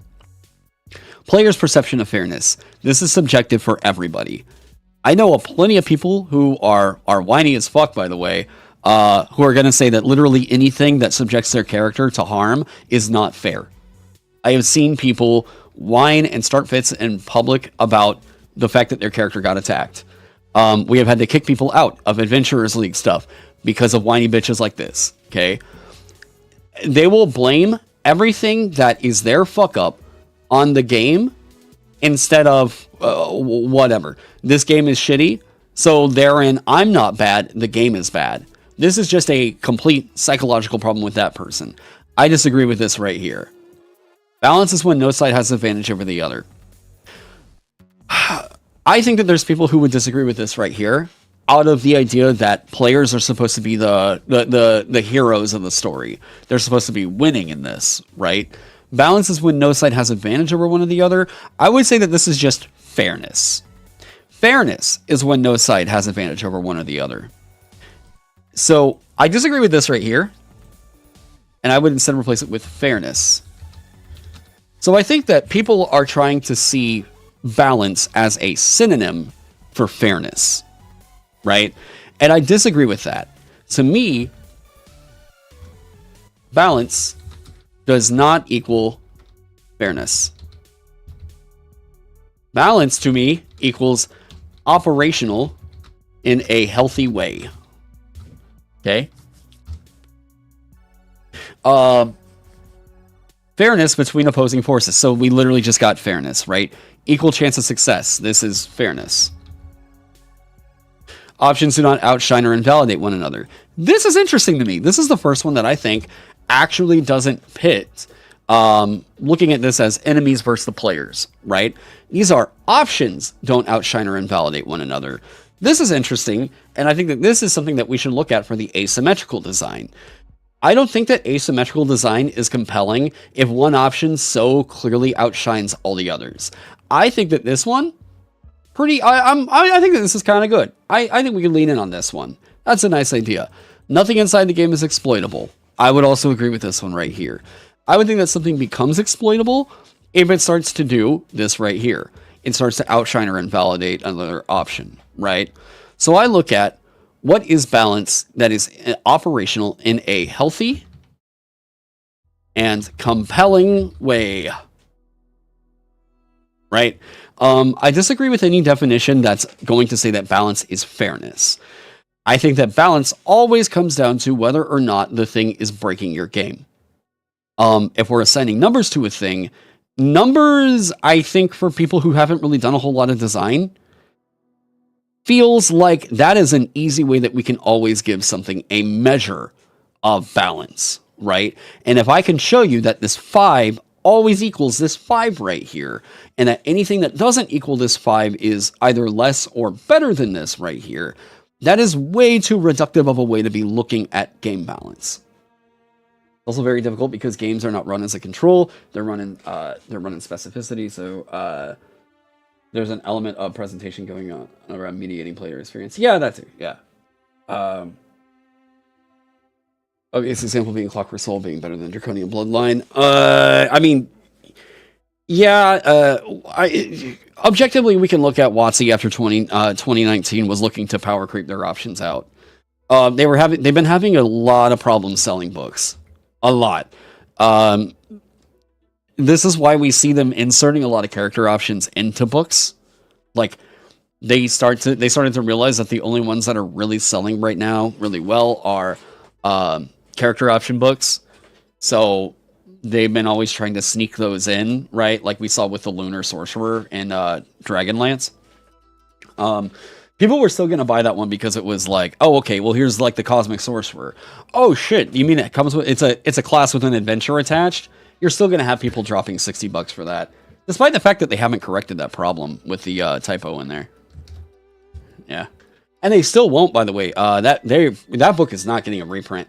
I can almost guarantee that book's not going to get a reprint. You don't shove off all your stock onto Ollies without having some major issues in sales. Woof. Woof, woof, woof. Dragonblind. If people wanted, people want balances, remove classes, remove dice. So wait, we're gonna, yeah, we get to a point where we don't have a game anymore. Yeah. This is also a reason why. Oh, someone remind me. In chess, white always goes first, right? So no matter what, even in a game like chess that people are like, it's perfectly balanced or whatever, if you're the white player, you still have an advantage. Numbers can factor nearly everything except something called the human element. Well, yeah. Chess has never been balanced. Chess is categorized as a symmetrical game. That is so funny to me. White didn't always go first, but that's how it is today. Okay.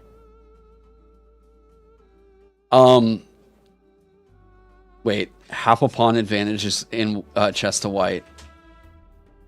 Huh. Hi, bud. Hi, bud. So, what we have, or at least the way I try to encourage people to think about this, is that balance is not the kind of thing that we have predetermined and we know for sure. Whenever you're making arguments of balance, it doesn't really help to say, if you actually want something fixed, if you feel like there's an actual problem with it, the worst thing that you can tell a designer is that it's imbalanced. Okay, well, what do you mean? What's going on with it? Well, because this thing over here isn't quote unquote functional. By the way, there are actual things that we can point to and say, like, this is a balance problem. There is a recent one that actually got pretty famous that they had to patch out of Elden Ring. Those of you that play that game know probably exactly what the fuck I'm talking about. And there's another one already that came up. Yes. For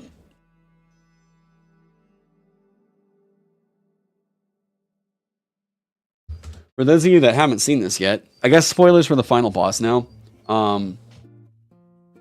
Okay, this should not be working like this, by the way. Wait, is this showing the final boss? This one is. Okay, so some slight spoilers for Elden Ring. Sorry about it, but...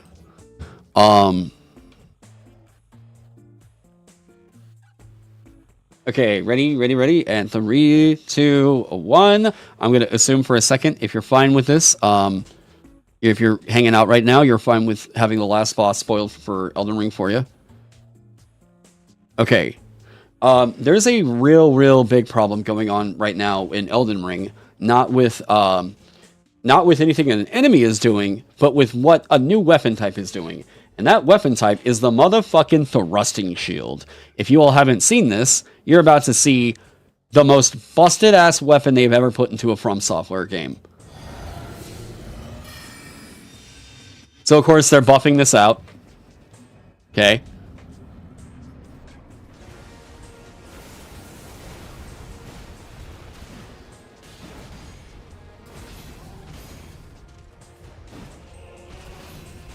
This person is also not doing incredible with the thrusting shield right now, but watch their health, watch their stamina, watch Radahn's health, and watch how little they're having to actually engage with this fight. Hang on, I think he needs to go outside. Hang on, bud. We'll go outside here in a second. Okay?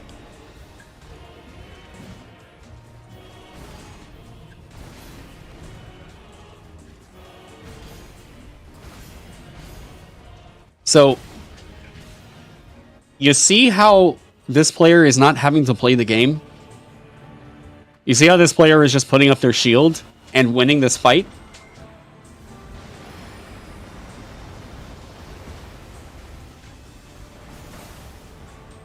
See how they're taking no damage from these attacks?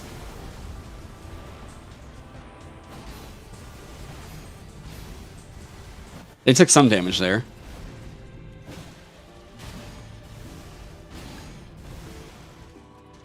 This, to me, is a problem. At least I would think so. Yeah, all reward, no risk. Yeah. So this is a shield that has 100% block on it. With even decent like dodging timing, they're just sitting there tanking everything else.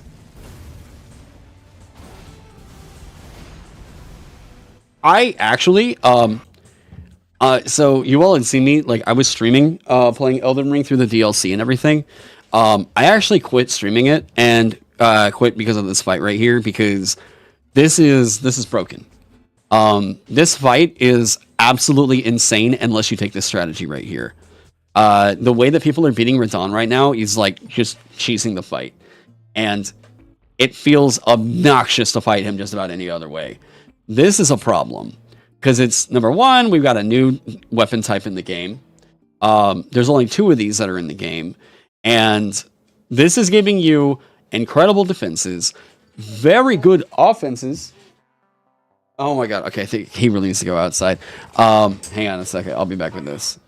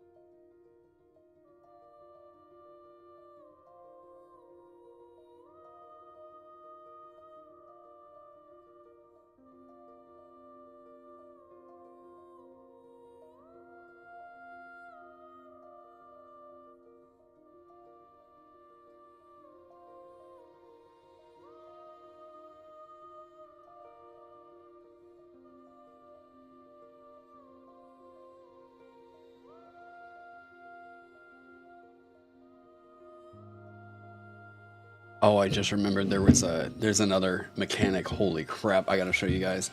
Okay, so while we're talking about the purpose of like balance and everything, I've also just got my lunch, so this is gonna give me an excuse here to eat. You want to see one of the most insane, stupid, yes, one of the most busted mechanics that was ever put into a game. Shutterwalk. This is objectively, I don't know that anybody could really deny this. This card is busted in Hearthstone. There's plenty of games that have really good cards. But Hearthstone had a card that I think is probably the strongest card ever put into a card game. This video is brought to you by Squarespace. And okay, I don't know what actually, hang on. Austin McConnell. Okay. Wait, why did I dislike this? What? Maybe I misclicked it? Or wait, what? Wait, this is not a really well-liked video.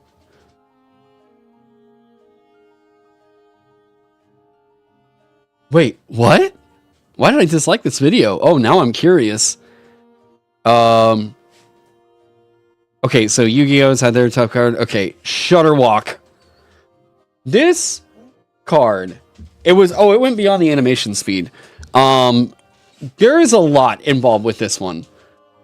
So let's talk about Shutterwalk. In April of 2018, Blizzard released the Witchwood, the 8th expansion to their online card game Hearthstone. It included a slew of new card mechanics, and it experimented with the existing ones by turning them on their heads and implementing them in new and exciting ways. The one we want to focus on is Battle Cry. Basically, if a card has a Battle Cry effect, then that effect activates when the card is played. It's the easiest mechanic to understand. This card has a Battle Cry effect that restores 3 health. That means when you play this card from your hand, your health is, restored by 3. Easy peasy, right? But it gets more complicated than that. There are tons of Shutterwalk's not even top 10 most busted cards. I would say that it's probably one of the most busted cards to ever be put into a card game. Oh yeah.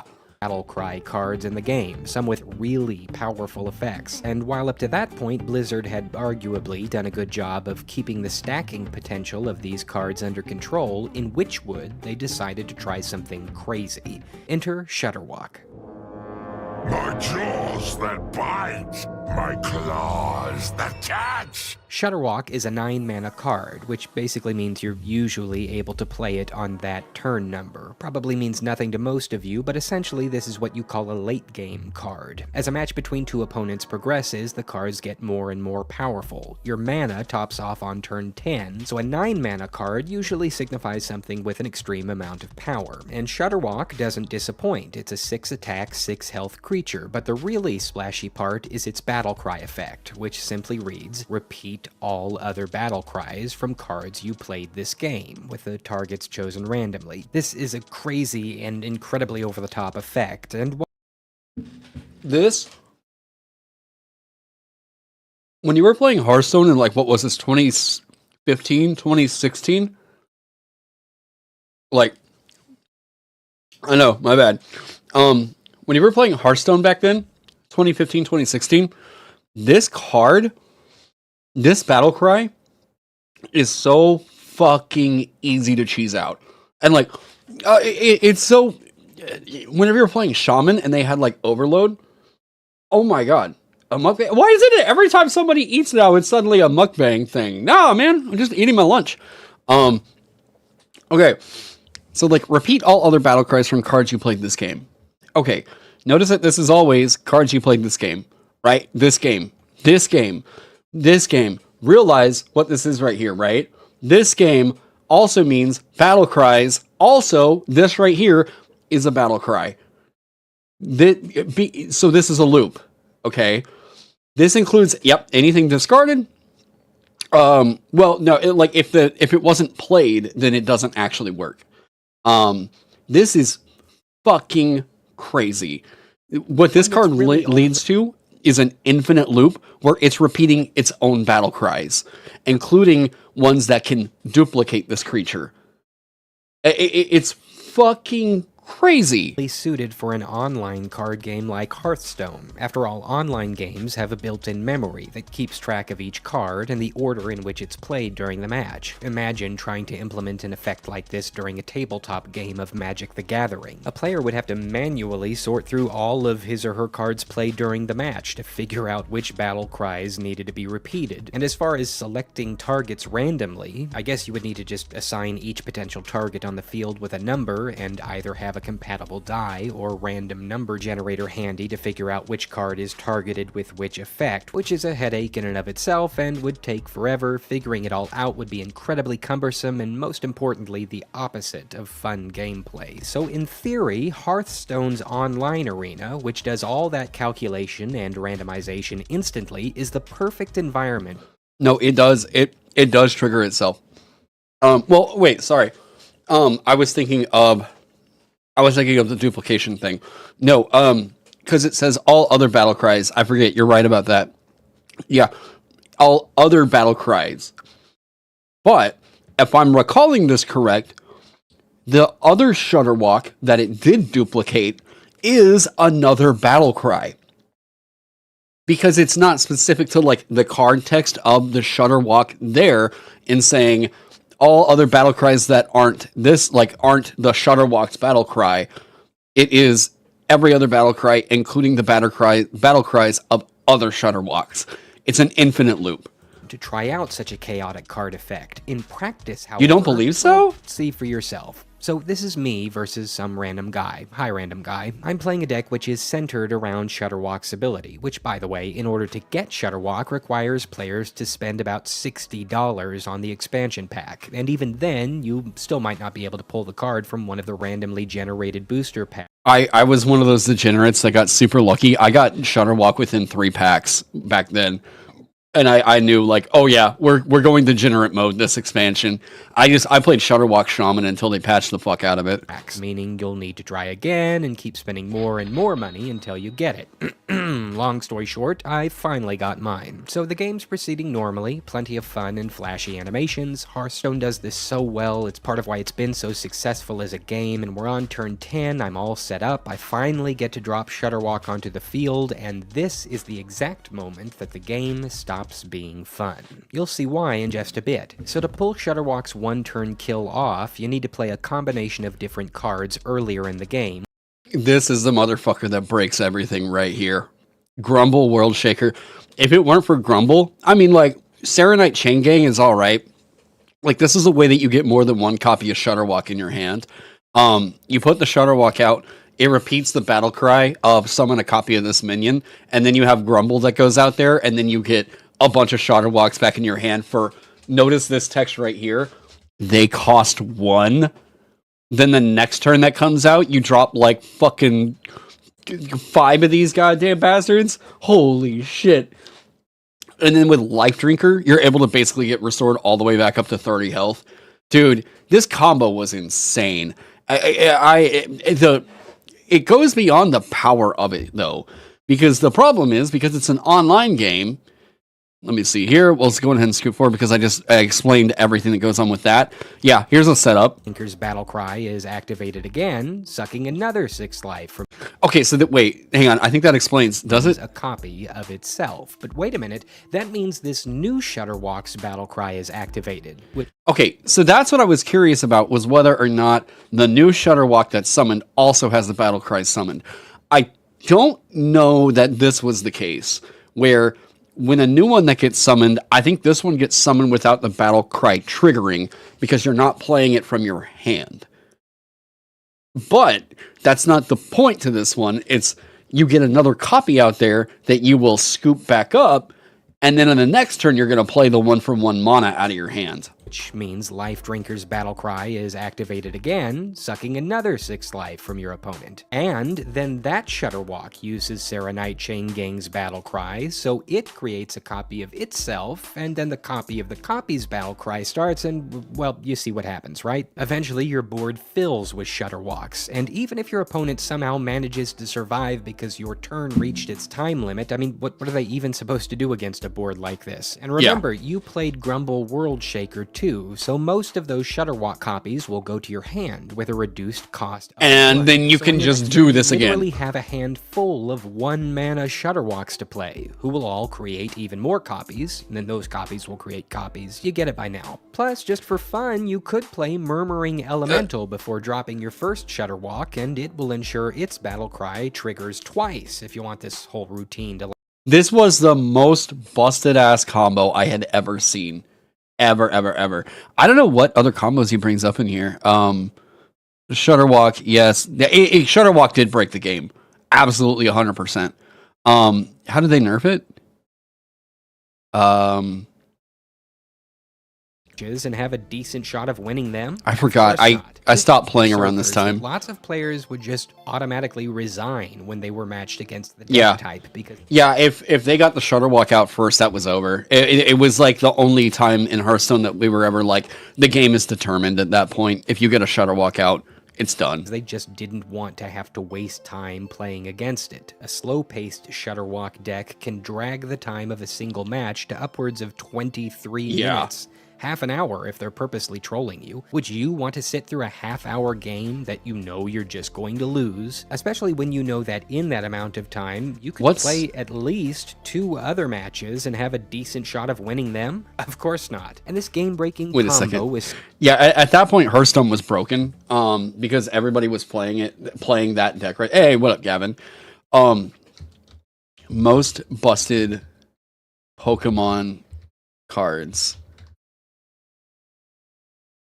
But yeah, what are like the most busted Pokemon cards of all time? Oh god. When you have a game as old as a Pokemon trading card game, there are bound to be a few broken cards that warp the game completely around them. Each of these cards has a ton of history and breaks the game in different ways. So we've got a lot to talk about today. However, today we're going to have a guest speaker since my throat hurts a lot.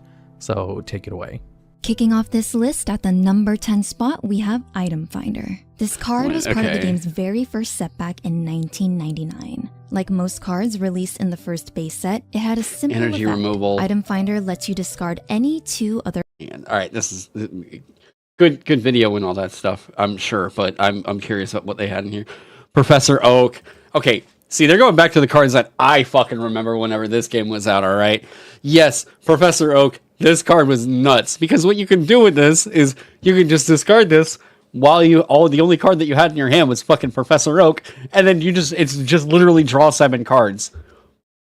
Like no other card game, because we know how fucking strong card draw is for any game whatsoever. As if there's any people that are currently playing Pokemon, the trading card game, out there in my audience right now, can you tell me, is Professor Oak still allowed in play? Like this exact card right here. This is stronger than Pot of Greed. Because like you're drawing 7 cards. In reality, it's just the card text really is, after you play every card from your hand, draw 7 cards. Like that's the strategy around Professor Oak. Boy, even if this was discard your hand, then draw that many cards, that's still so good. That's still cycling. You're quite sure current competitive is only allowed to use very recent expansions? Let me take a look. Is Professor Oak banned in competitive Pokemon TCG?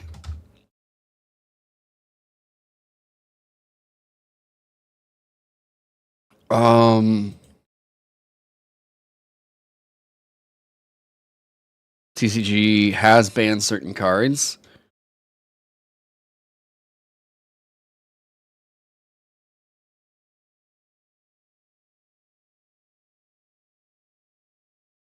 Unprintable. Okay, so there's cards that they deem to be unprintable, but they don't necessarily ban them. Okay, interesting. They're only allowed to use very recent. I'm gonna have to look into that. That's interesting. To remain relevant. Oh yeah, dude. I'm nowhere near about to get involved in any trading card game whatsoever. But they say that there's more busted cards than Professor Oak. I mean, super energy removal is really good. Discard 1 energy card attached to one of your own Pokemon in order to choose one of your opponent's Pokemon. and up to 2 energy cards attached to it. Discard those energy cards. I think that's good. I mean, you're delaying some of the shit they can do. With massive downsides. Interesting. Was this really that effective? I think we knew it was good. I don't remember this feeling like this was so fucking crazy dominant. Shaman EX. Wait, I want to see if I can figure out why this one's busted. Easily the best Pokemon ever printed since the modern era of Pokemon trading card game. Okay, setup. When you play this Pokemon... So, it's a basic, right? But I think with the EX, you have to evolve it somehow. When you play this Pokemon from your hand onto the bench, you may draw cards until you have 6 cards in your hand. It's already really good. Whoa! 2 energy to return this Pokemon and all cards attached to it in your hand?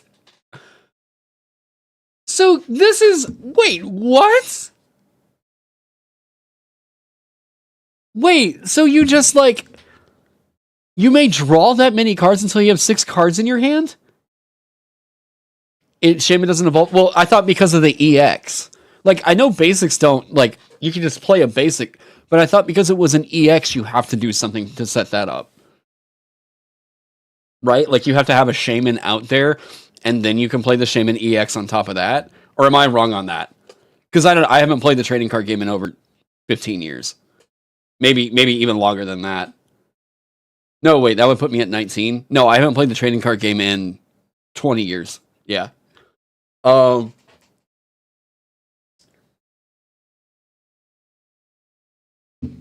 Yeah, that seems crazy good with that ability right there. And all cards attached to it. So, you can just cycle through energies that you keep drawing? Damn, that is really good. I think the amount of manipulation that you can get in your deck with this card is absolutely fucking bonkers. Do EXs follow the same rule of you can only have 4 in your deck? Because I think even if you have 4, like if you're limited to only having 1, this is still a source of chaos out there. Because this one doesn't even have to be in threat. This just goes to your bench. Right? Where did a card like Shaman gets infamously bad? Wait, basically, Pokemon is a rotating format similar to how Magic used to work pre-Commander. Because of this, it's rare that a card like Shaman gets infamously bad. Huh.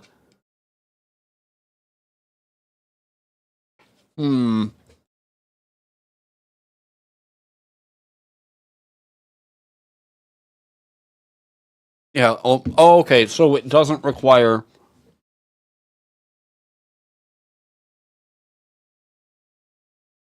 Wait, it's only 3 minutes. What do you mean? You keep saying that. I'm not super sure. Understand when this Shaman card existed, it was worth hundreds of dollars. It was only attainable in the giant box set, if you recall. Jesus. I mean, that just seems objectively insane. And it explains why Shutterwalk isn't that powerful. Shutterwalk literally broke the game. It literally broke the game.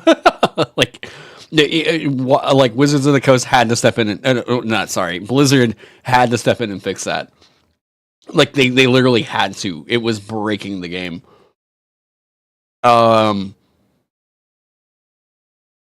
Each player may evolve a Pokemon that he or she played during or evolved that turn. Only attainable in a giant box set, and it was random, not included by default. Oh, fuck out of here with that. But we just went outside. We just went outside. You're okay.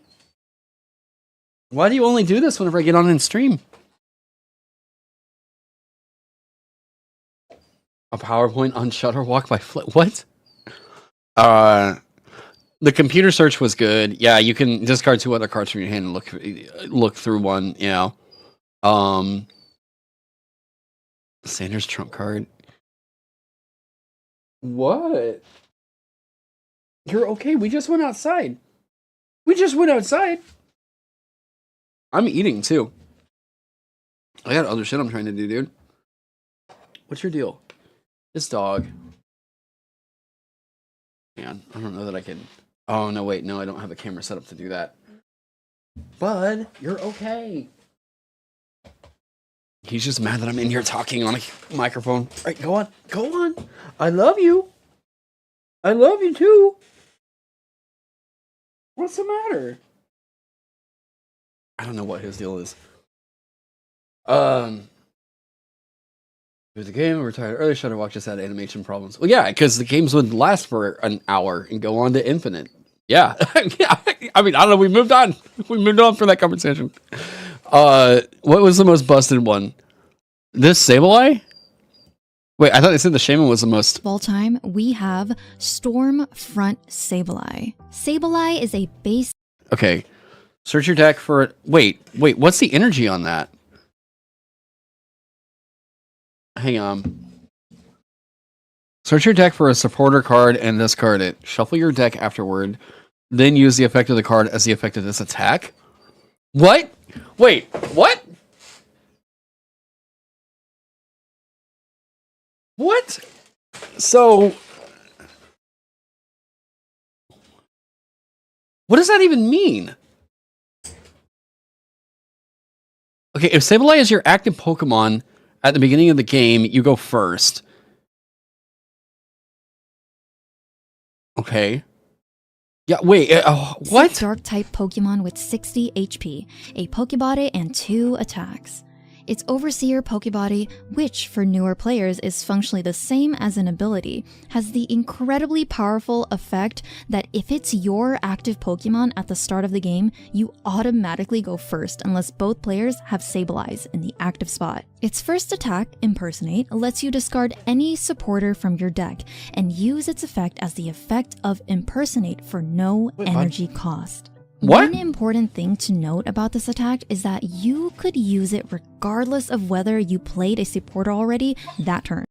Oh, okay. Hang on. He's getting upset with me. Hang on. I'm gonna have to get him out.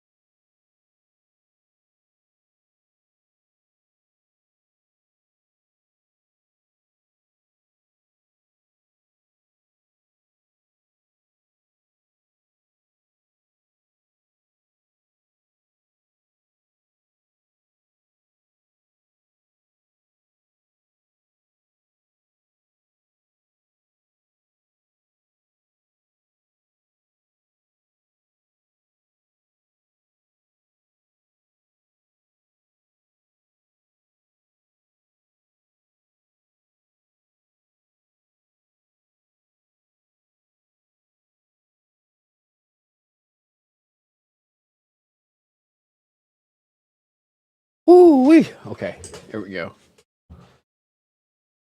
All right, so I know because we take him out, I sat there with him, and I was like, hey, bud, you're going to go to the bathroom now. Everything is going to be good, all right? And he was all like, yep, I went out here. Yeah, we're going to the bathroom. Okay, Dad. Come back inside. Everything's cool. Everything's chill. So if he comes back in here, he just doesn't like me talking into a microphone.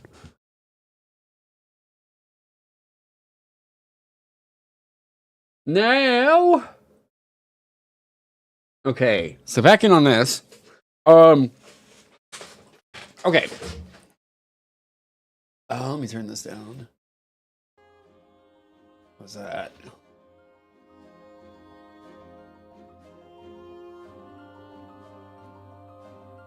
Let me get... Yeah, there we go. Okay.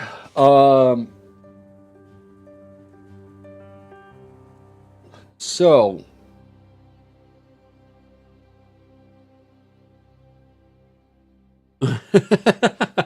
Well, thanks for looking, Tyler. I appreciate it. Oh,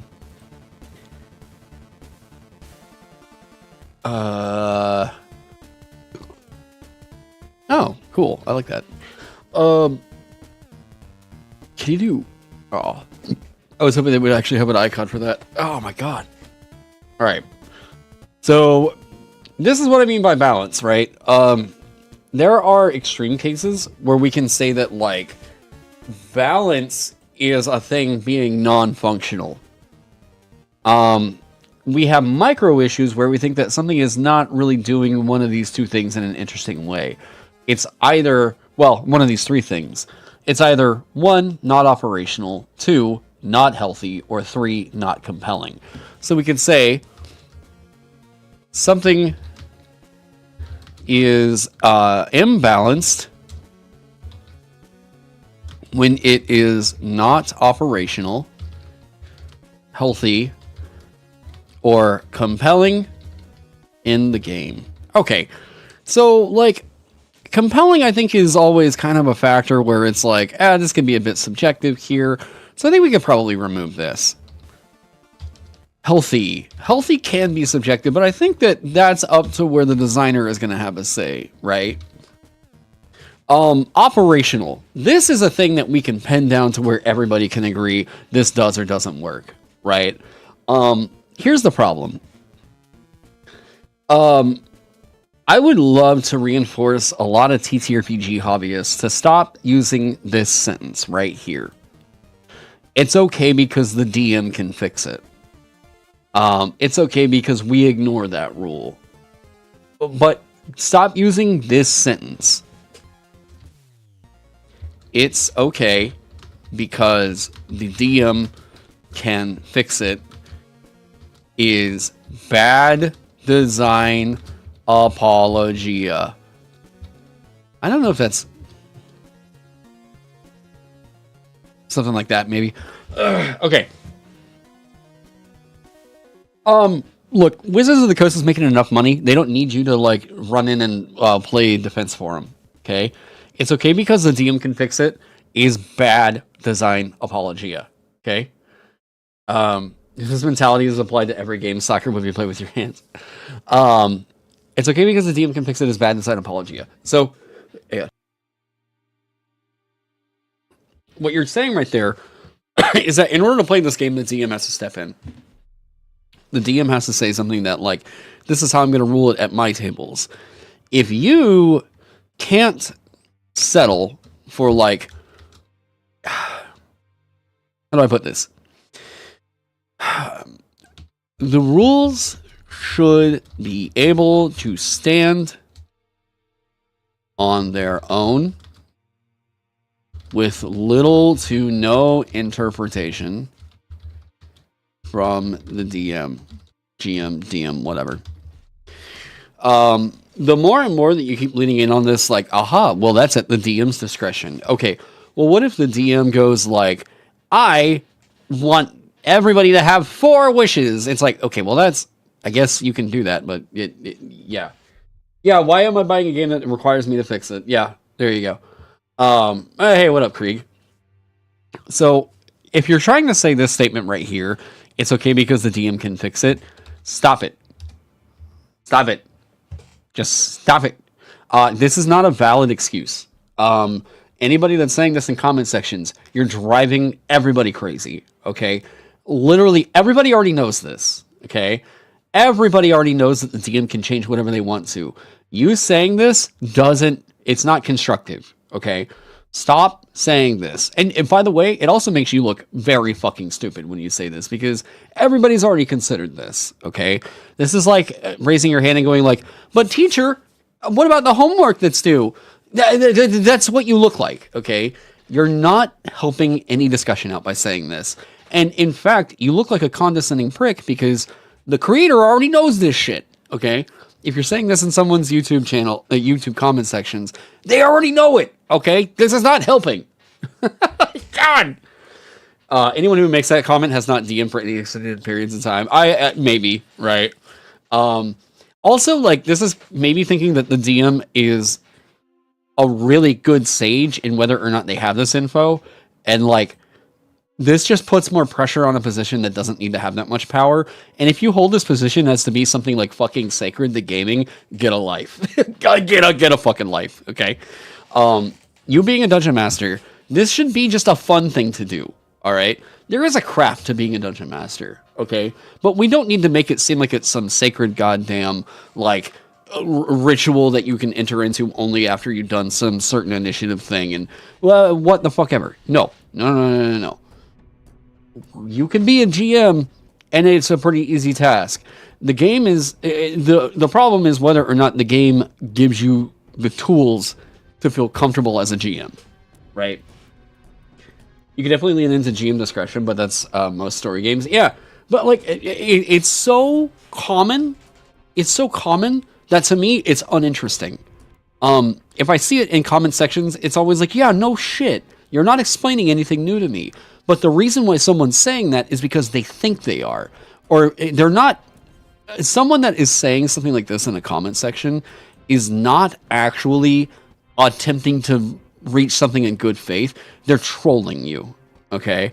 So someone that's saying something like this is either they're trolling you or they legitimately are making an assumption that somebody that's involved with like the TTRPG scene to the point of making a YouTube channel doesn't know this. Like, and if they don't know that, then like, what's the point in saying anything? Maybe they have a valid point, and maybe all you're doing is dismissing what they have to say. You know? Like, oh my god. So, it's okay because the DM can fix it. Stop saying this. This does not help us reach a point of good or bad balance. So I would like to just get a game that feels like I know what it's doing right out the box. Okay? Like, yeah, this is also like first year art students refusing to allow the rules of perspective because all art is subjective. Rules as guidelines is the assumption first, not something to be fixed. Holy fucking shit. Holy shit. I love that. Because I went to, so I was in school for music. And you know how many times people have been like, yeah, they had a great idea with that piece, but like, what if they had done this instead? Or like, they're tweaking a piece and they're doing whatever. And I'm like, okay, whenever we're talking about a piece, how does it make you feel? And if the answer is like, well, all music is subjective. I'm like, fuck off. No, you're not telling me anything. You're not telling me something. I'm asking you to make an observation. So like, guys, how does the yellow make you feel? And if your answer is like, well, all color is subjective, I'm going to tell you to eat dicks. Okay? That is not a response. That is not an answer. That is escaping responsibility. Right? Like, that. Okay, it's subjective. Okay. Unless you're prepared to give me an actual answer, don't tell me all art is subjective. It's such a bullshit fucking response. Holy shit. Alright. Hot take, huge fan of yellow, yeah. So like, whenever I say perfect balance is subjective, right here, right? Because I knew I had said this. Perfect balance is subjective. I am still giving tangible ways in which I think design can be made more interesting, right? Asymmetric design is compelling. Perfectly balanced design is boring. Perfect. Like, if we're just saying, yes, everybody's playing threes, and go. All right. Like, so what are we all doing as our threes? What's the... Okay, well, you can use this thing over here as a 3. I can use that exact same thing over here as a 3. Okay. So the interesting thing comes with a diverse team composition, where we have cleric, fighter, rogue, wizard, right? Ooh, what do you know? There's asymmetry already. And with asymmetry, this is an illusion. Perfect balance is always going to have this measure where we can't actually say that with any measure of asymmetry that anything can be, quote unquote, perfectly balanced. The experience alone that a player brings into the table will make it to where this cannot exist. So we have to stop shooting for this right here. We have to start shooting for this right here. What makes for compelling asymmetric design? Now, that compelling asymmetric design should be, we should shoot for compelling asymmetric design with and healthy standards, not perfect balance.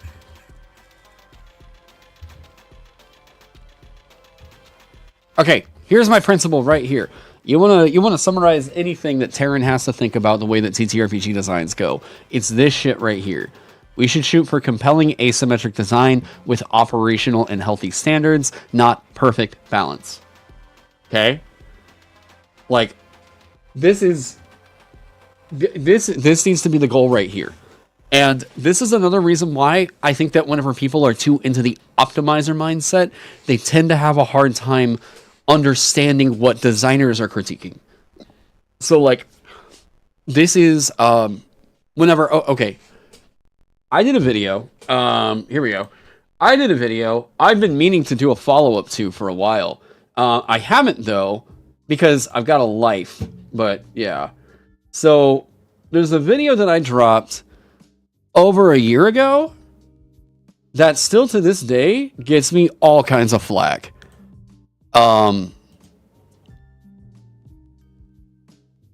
Okay, where is this one? Yeah, weird flex. Okay. I have so many other things I want to... Yeah, I have so many other things I love to do, but this... Holy shit.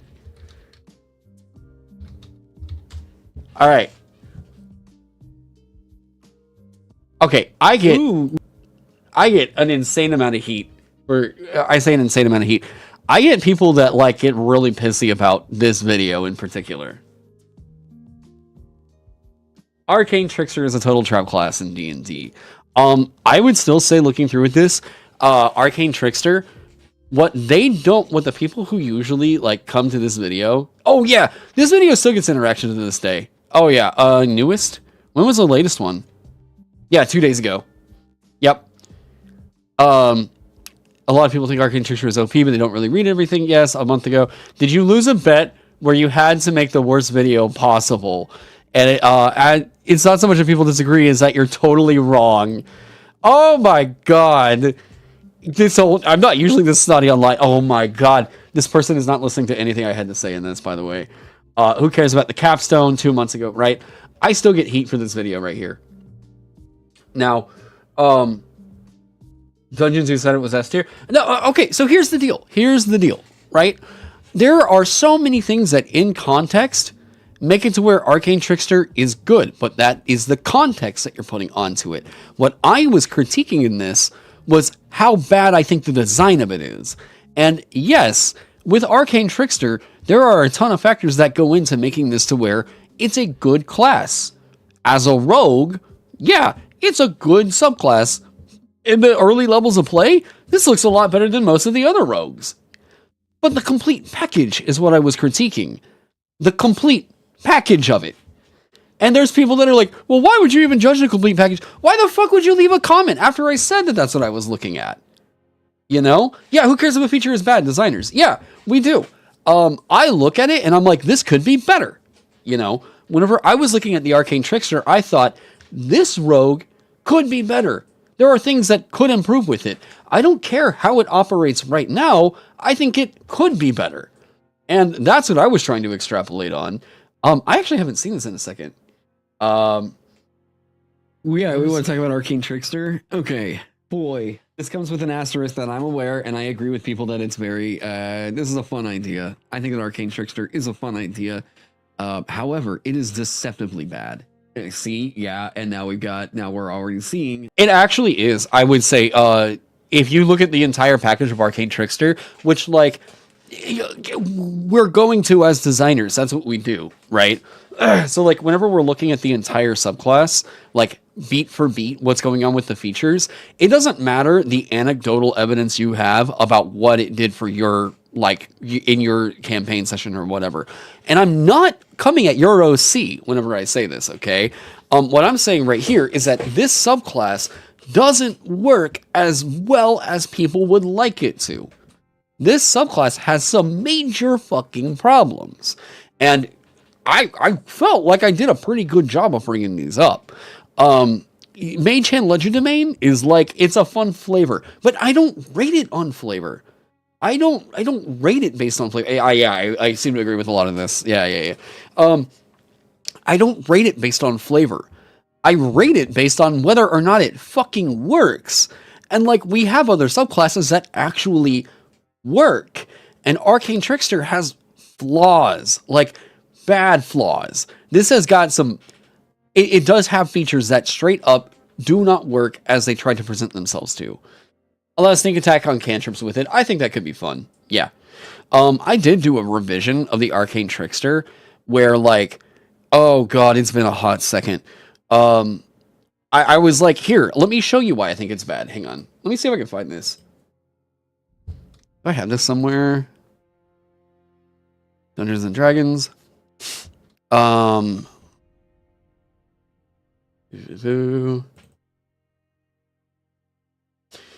Classes, rogue. All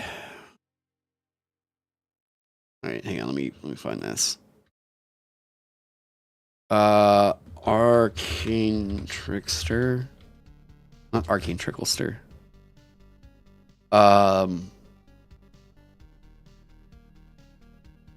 Was this in my 5e overhaul? I don't think I put it in the tome because I just didn't want to fuck with any legalese with all that.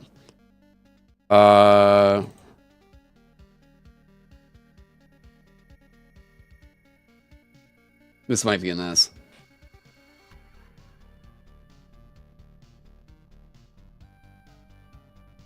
Aha! Here we go. Okay. Alright, so let's talk about what I was doing with it. And I don't remember this one. Actually, I need to take a skim real quick. And it doesn't look great because this is exporting it from an old version of InDesign, and the images are all warped. But here, I'll just fix this because it's going to bother me if I don't. Whatever. Sure. Okay. Spellcasting and all that good shit. Okay, you got it. We all know how that's working out. Mage Hand Legerdemain, you can sow her. Yep. You can pick lose. Okay. Woo, excuse me. Oh, I don't remember if this was the thing that I added. I don't know that I did. Hang on. It's been a hot second. Yeah, for anybody that's like, well, Taron, I thought you knew better than all that. Shut the fuck up. I've been working on like 8 other games. D&D Beyond. Rogue. Okay, so what did I change? You can control the mage hand as a bonus action? No, okay, that was actually part of the original. Okay. So, I think the things that I started to change on it came online. Yes. Okay, magical ambush. Yeah, that's the same. You gain the ability to distract targets with your mage hand. Bonus action on your turn. You can designate a creature. Wait, is this? No, I didn't change to this. Creature casts a spell that targets you, and this is the big one right in here, I know for sure. You You can use your reaction to force a creature to make a saving throw with a spellcasting ability modifier. Yes, on a failed save, you negate the spell's effect against you, and you can choose to steal the knowledge of that spell. If you do, the creature can't cast the spell for 8 hours, and you have the level of spell slot required to cast the spell. Oh, wait, what? Oh, yeah, this is the change. I remember. Okay, so you do have the ability to take the spell's knowledge away. The problem with it that I didn't like was also a factor of... It's dumb that it's only capped at 4th level. It's dumb that it doesn't give you the ability to cast the spell. I think it should. But a bigger problem for me is the fact that if you use it and it doesn't work, you can't use the effect again. Now it's made it to where once you successfully negate the spell's effect, now you can use now you can't use the feature again until you finish a long rest. Something like that, right? Where it's not just like, here's your capstone feature, and it doesn't work if you fail this one thing. It's yeah. I would really, looking at this now,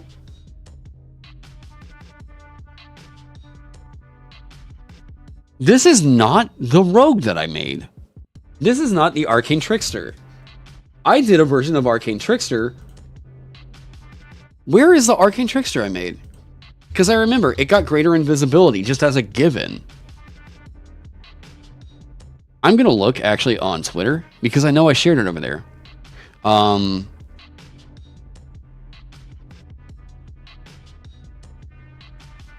got so many people getting on my case about this. And this is like not even really a hot take. Where was this?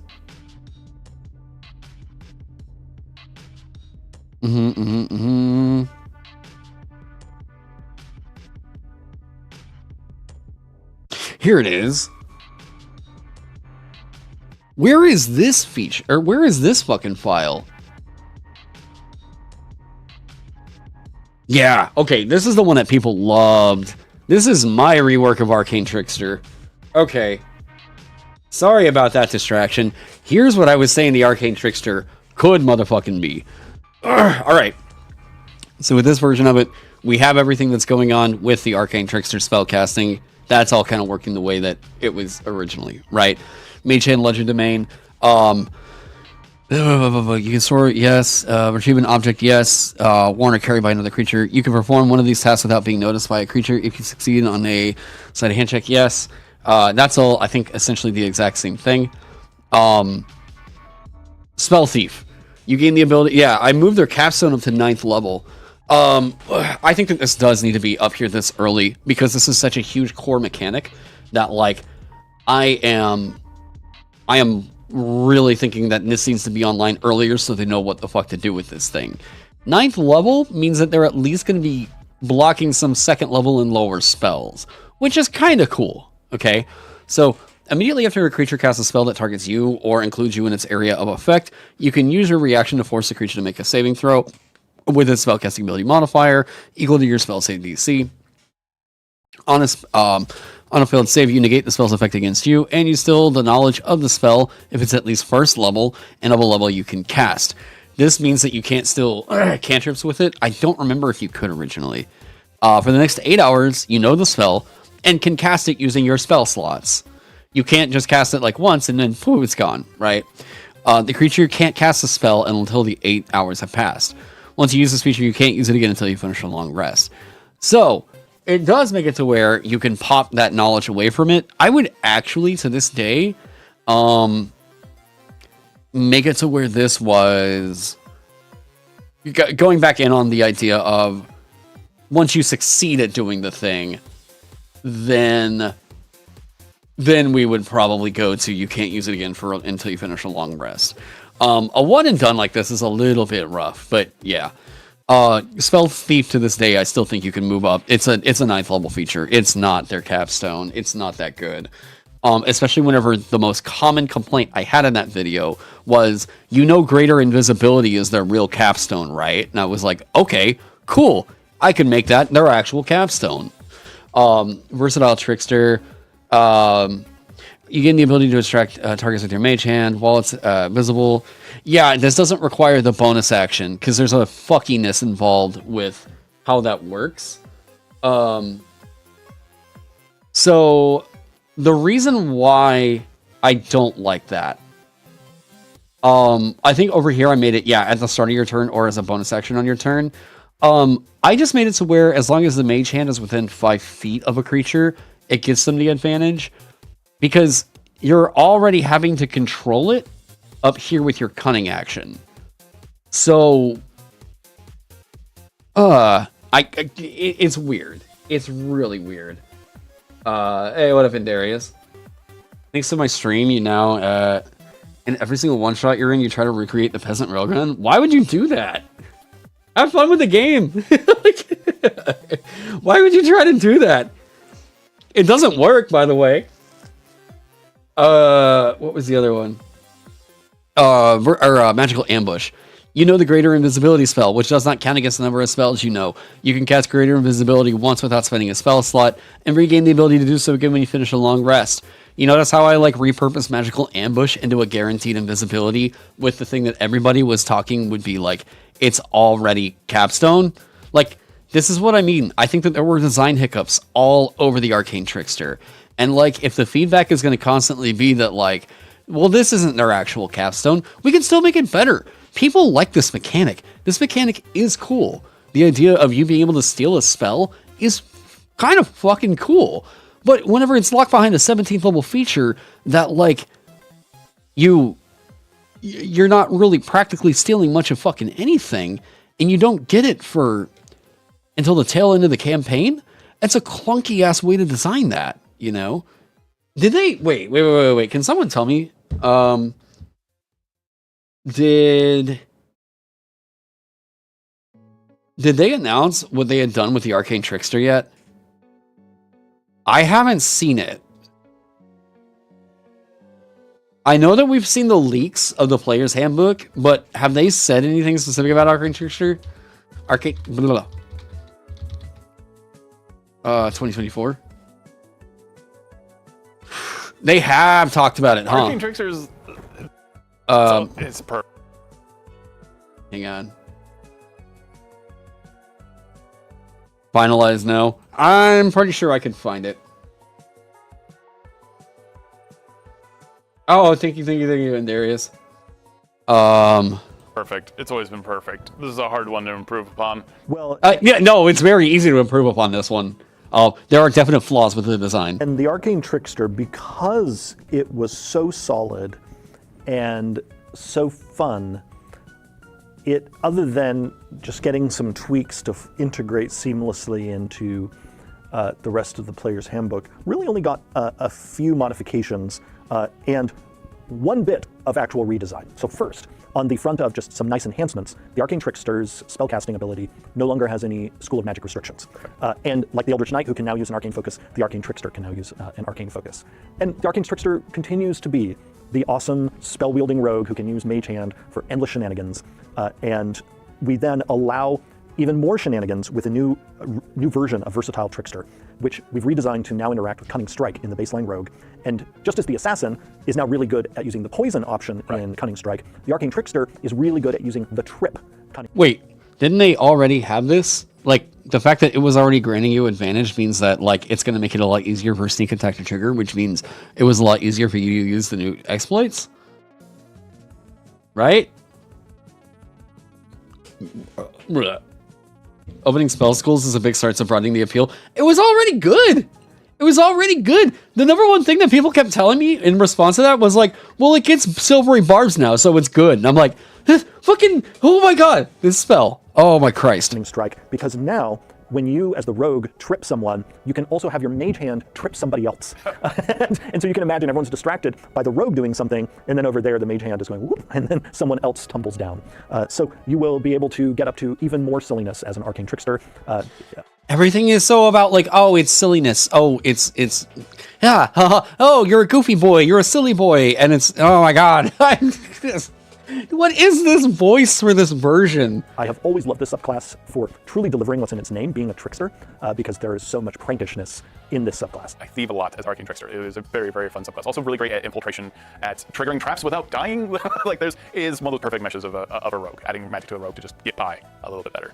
And it sounds like a small thing, but in both of the Eldritch Knight and the Arcane Trickster, us removing the School of Magic restrictions in each of them is itself a big change, because it means you will be able to build a mix of abilities that you could never build in the past, because the School of Magic restrictions in the past really kind of hedged you in the type of Arcane Trickster you can build, and now you have way more options. Perfect. The new player's handbook is available for pre-order. Okay, so then that's just gonna be it. Yeah. Chat, do I even talk about this new edition? What do I do? Like, I genuinely don't know.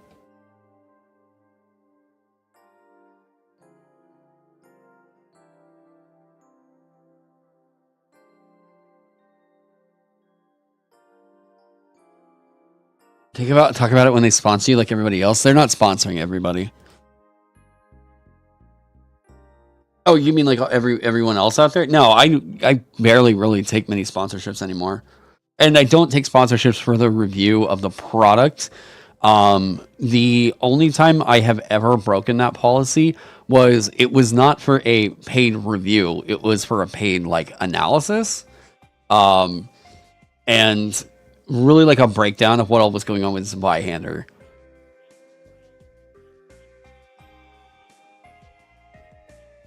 You don't seem interested in it, so maybe don't force yourself. You'll only make yourself miserable. I'm interested in the health of the TTRPG scene. And if the only thing that they're going to really get is going to be like yes men about their project, then like I'm fine with being that guy, you know? And by the way, the fun thing has been being that guy has not cost me like personal like relationships or anything like that. So yeah. If it's a Warhammer, fuck no. Like, why would I do that?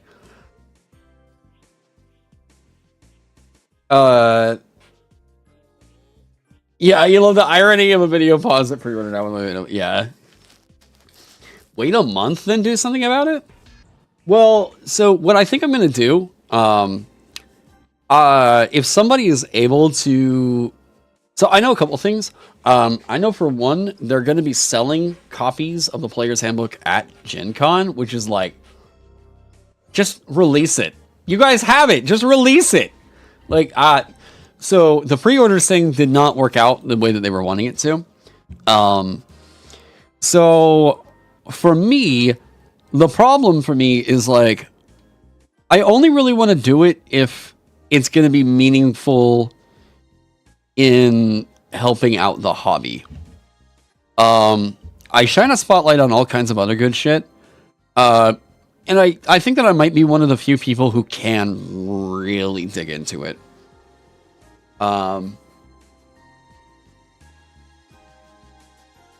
Well, if I say that like other things do something better, here's the other problem.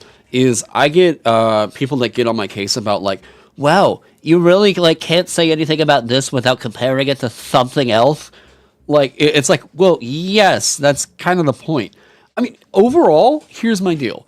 Dungeons and Dragons, really just 5e in general, is a system that tried to be everything.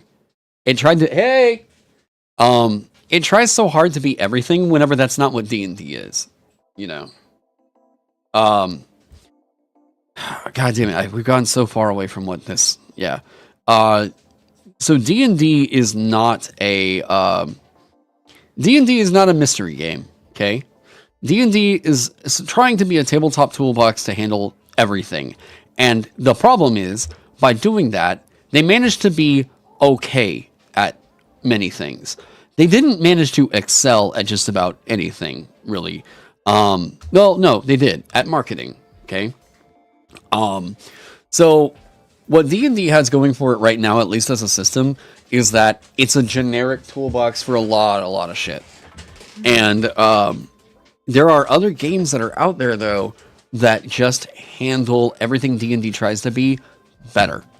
Like, did you grab me facing? I know it's not your favorite, but I brought it home. Hey, thank you. Thank you. You okay? I'm just tired. Oh. Did you hand me Vaesen real quick?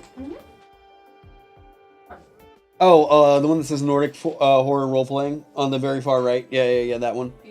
Either. Yeah, they're the same book. Oh, okay. Yeah. So like one of my thank you. One of the big critiques I've actually got coming up is in a thought is yeah. One of the critiques that I've actually got is that Curse of Strahd.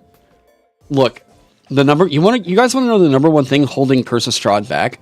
This is a great adventure that's just simply held back by the fact that Wizards of the Coast made it. Okay? Curse of Strahd would make so much more sense as a campaign that was written for Vaesen. You're a bunch of mystery investigators that are suddenly locked in a land ruled by a vampire. It makes so much more sense for Vaesen. It 100% more. Like, that is so much more horrifying for a Vaesen mystery than it is for a D&D campaign. We're a bunch of superheroes going up against a vampire. Who the fuck cares? Investigators looking into a landlocked region. That sounds like some SCP shit. Like, that could be so much better with a mystery game. In D&D, this adventure is 100% held back by the fact that this is a D&D campaign. If you open this up to another game, this starts to sound fucking sick. And there's other games that handle everything about... Wait, I think Curse would kill for Shadow Dark 2, no? I don't necessarily think so. Reason being, Shadow Dark still has the expectation that you're playing a combat dungeon crawler. Curse of Strahd is way more... Curse of Strahd is way more central to exploration and interaction, whereas like Shadow Dark is still combat and exploration. I don't think that Curse of Strahd really vibes as a dungeon delver game setting.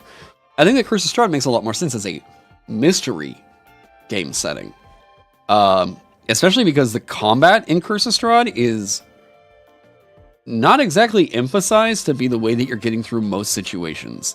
And especially whenever a lot of shit in that, by the way, just like fucking resurrects, and it's like, that's the horror of it. Oh, there's a tonal clash, right? You want to play a D&D character and like have all the cool D&D shit, but at the same time, that adventure keeps pushing back where it's like, yeah, but your features don't really mean a whole lot to this. It's another way where it's telling you no more often than yes, you know?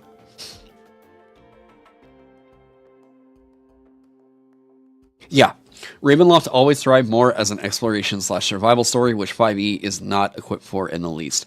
110% agreed. Yep. 5e in particular just does not really give you the tools to properly negotiate what that campaign wants to be. I'm telling you right now, Ravenloft makes so much more fucking sense. The entire module makes so much more fucking sense if you get it away from a fantasy dungeon crawler. What do I think 5e is built for then? High fantasy dungeon crawling. That's it. That's it. High fantasy dungeon crawling. There are some exploration elements, but even then they don't really support the mechanics all that well. Everything else is just basically make the shit up as you go along, right? If I'm looking in the DM's guide, okay? If I'm looking in the DMG, and the majority of rules that I get for, let me see here. All right. We have NPC flaws, deals, talents, yada, yada, yada, right? The overwhelming majority of rules that are in here are for exploration, dungeon crawl, and building out campaigns. It's trying to reemphasize to you the adventurers go into dangerous environments and they go and fight stuff and accomplish a goal. Like that's the whole deal, right? The three pillars of D&D used to be exploration, combat, and social. 5e is has the least support for exploration out of any edition. I don't even think 5e has enough support for social. I don't think that 5e has great exploration support. No, I don't either. But I also think that its social support is nothing. There's nothing there. My favorite font color is yellow. Yeah, no, there's zero help for social support. And if you think that 5e has social support and like mechanics and whatnot, you need to go be looking at what some other games have in store for you. Yeah, there's zero social support. Yeah, it's just Critical Role inspired. Yeah. So this is the deal. To everybody that's out there that's like, well, I would like to play a face. I also got flack for this and said that this someone said that this take was ableist, and I'm like, whatever. You're playing a role-playing game. Okay? And if what you're doing in a role-playing game, whenever you're like, oh, well, I'm going to play a face. Okay, well, what are you going to do? I want to roll dice to persuade you. And if that result of a 17 is the thing that is telling you that you're playing a face, you have fun the way that you want to have fun. But, like, that to 99.9% of people is not role-playing. That is rolling a die, and that's it. Right? That's not the core expectation of what most people want out of a role-playing game. Period. There is no arguing that. Like, what people are wanting is they're trying to play a character, right? Yeah, it's the choices you make, not a high charisma score. Yeah. There's a quote from Gravity Falls. I quote all the time. Stan Pines. He said, "Only nerds would invent a game where charisma is a superpower." Fucking exactly. Like, that says so much. So much. Only nerds would invent a game where charisma is a superpower. So it wasn't just the idea that, like, oh, okay, well, it's a nerdy game and this is the reason why I don't like it. No, it's actually pretty great, because it seems like people are kind of detached from the idea of what charisma actually represents. I don't think Stan Pines was getting much more deep than this, but really he said something that I think is kind of a good observation for all TTRPGs. The more and more that we keep trying to gamify social ability, we make our games more and more... I hate to say this. But the games feel more disassociated from what it's actually like to socialize with a person. Right? Like, it feels like the games in which we're playing, the more that they try to gamify social stuff, the less it feels like this is how actual people talk. You know, whenever I see somebody try to gamify social skills, I start to really question how often that person talks to other people. It doesn't click. I'm like, this is not the way. People are not a romance meter, right? We are infinitely deeper than we are infinitely deeper than a number that gets represented over our heads, you know. And I know quite a few people actually that have this problem. I'm curious in chat, let me know if you've ever experienced this. So whenever Mass Effect came out, I had a buddy actually in high school who said that game is responsible for him feeling, I say high school, college actually, wow. Whenever he was in high school, he said that game made him, kind of warped his perspective on how to talk with people and made him think that he was autistic. Because he started to see every conversation he was getting into as the fucking conversation wheel, right? Like, he started to get into conversations and think that, like, everything had to have a right or wrong answer. And he was constantly having conversations with people, but he wasn't really having a conversation with them. He was always thinking about this wheel that was there. Anybody relate to that? You kind of did that, yeah? What, so giving 20 frying pans isn't the best way to get a girlfriend? It might be. The degrees in romance from Dragon Age University says people from other cultures will love you if you give them enough cookies.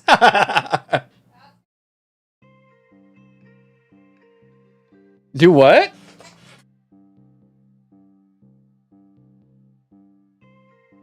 Well, I mean, but yeah, that was just a pickup line. I don't know what the...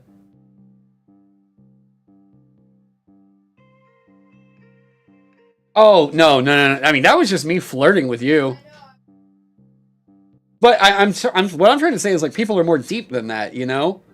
Like, it's a lot more than just, like... wait, secret tip, give them a wheel of cheese in your set. Yeah, sure. It's not a wheel, it's an autopilot for the socially acceptable progression of the conversation to serve an end goal. But see, here's the thing. Because there was a mechanic that was attached to it, and it was something that was visual, this guy said that he felt like he was autistic. That he felt like he couldn't understand other people because he thought that that's literally how conversations worked. I'm like, we're not that simple. You know, like, I would rather, this is a big reason why I took out certain social skills in Vagabond. If the visual feels like guttural, it would make you feel autistic. I can understand that 100%. If you have an issue with, like, reading the room, especially if you're already predisposed to something like that, I can completely understand how something like Tetris syndrome would make you feel like you are seeing a different version of reality. And, like, you just simply don't understand people. I get that. But that's an issue for me, where I'm like, I don't want to gamify social checks like that in Vagabond. Tetris syndrome? Oh, you never heard about this? It's a really cool, this is a really cool phenomenon. Tetris syndrome. So, what they discovered was, the Tetris effect. Yeah, there's something like this. I'll just read Wikipedia at you for a second. The Tetris effect occurs when someone dedicates vast amounts of time, effort, and concentration on an activity, which thereby alters their thoughts, dreams, and other experiences not directly linked to said activity. The term originates from the popular video game Tetris. People who have played Tetris for a prolonged amount of time can find themselves thinking about different ways shapes in the real world can fit together, such as the boxes of a supermarket shelf or the buildings on a street.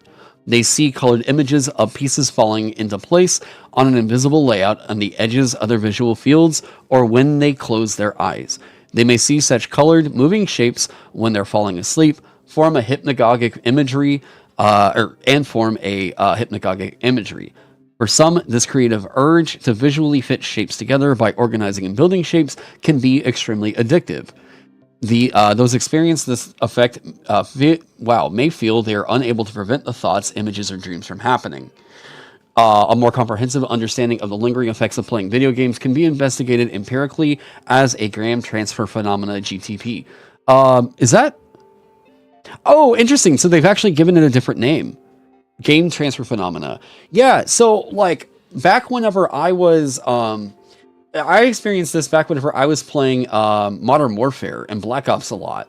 I would hear a helicopter and I would hear, like, enemy UAV overhead. Like, stupid shit like that, right?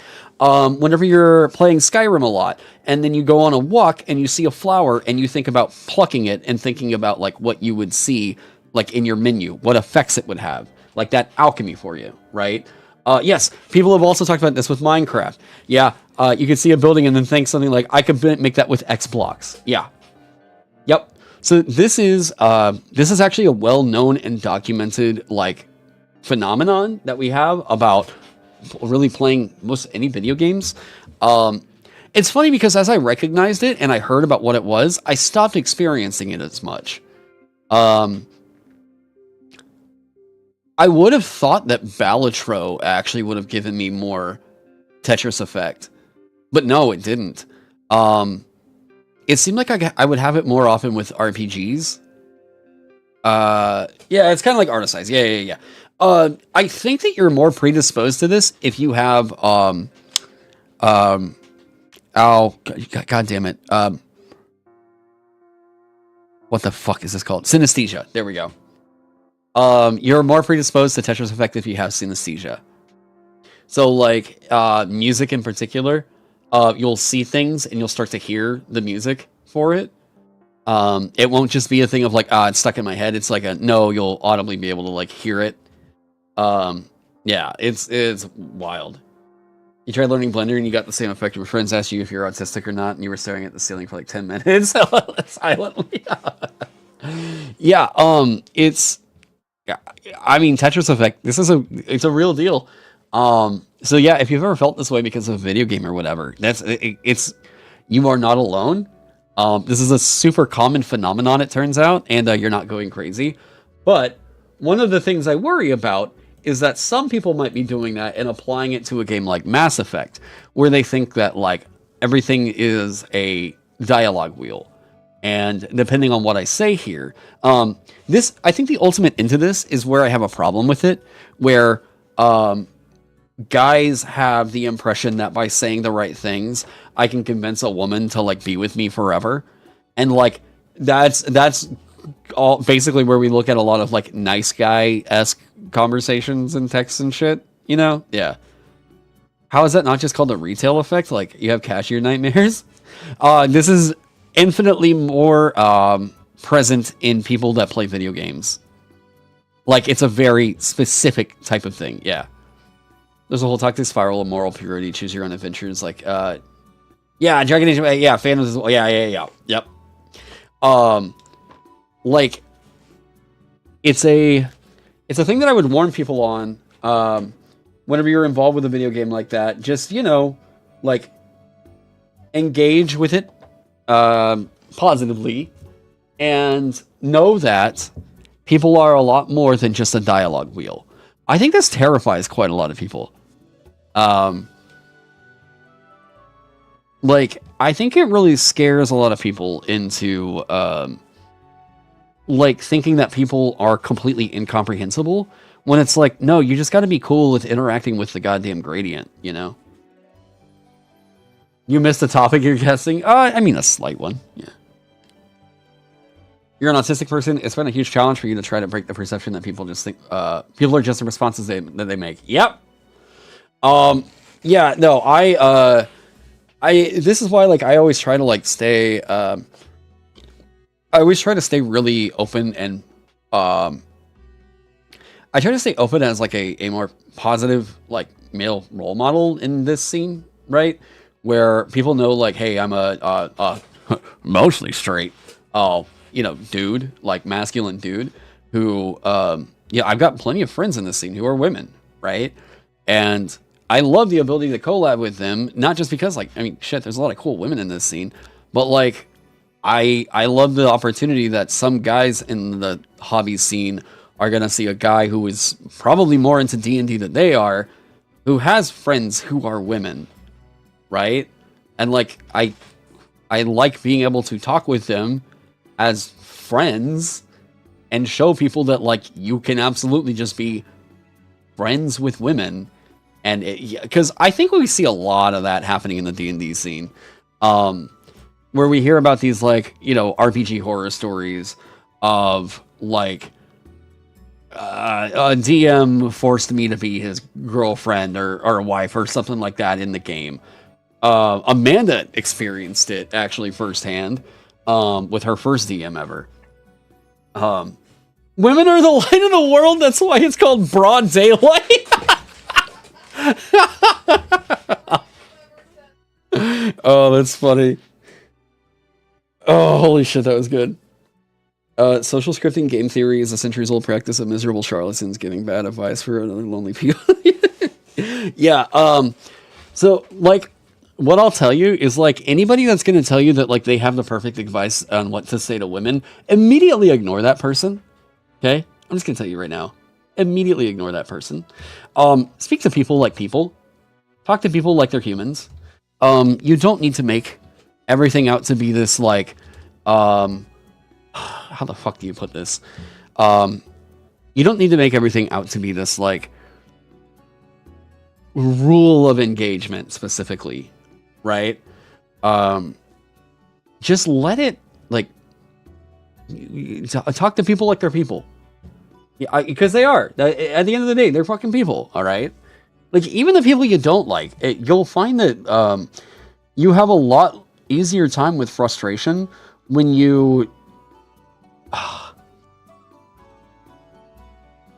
when you just stop seeing things as This is an enemy. This is a romantic partner. This is a friend. This is an ally. This is just like you have buddies. That's how that like kind of dictates the terms of your relationship. But in talking to them, right? Really good example of this and how I saw that the internet doesn't seem to understand the rules of grace here, right? Okay, so recently there was a thing on Mr. Beast's channel where it was like a bunch of internet celebrities were going up and competing for like $1 million or something like that, right? And one of the things that let me know that the internet is fucking terrible at realizing that like not all internet beef is whatever. So Charlie from Moist Critical was there, and he went up and talked to Logan Paul, and he has made videos in the past that have been like, Logan did some shit. Here's the thing that Logan did. All right, see ya. You know, like that. But people were looking at this and thinking that Charlie was like, I don't know, lost a backbone or what the fuck ever, because he went up and was like cordial to Logan Paul or Jake Paul, whoever the fuck it was. I don't know, the Paul brothers, one of them, right? And it's like, no, he's being a human. He's being a professional. You know, like if Jake had done something that was like, yeah, he scammed people, and it seemed like from all intents and purposes that like he's been trying to rectify that, I guess. I don't know if he does something shittier than like it comes up, right? But like on the internet, there is no forgiveness. There is no like, there are some people who have no idea how a person might be on the path to quote unquote redemption or something like that. Or that things just aren't fucking that deep, you know? It's not that intense. Oh wait, I just thought about something I have to cover here. Move uses your speed, you can break up your move and usually like it. Okay. If an action, or wait, if something allows you to skip your move, you can only do so if you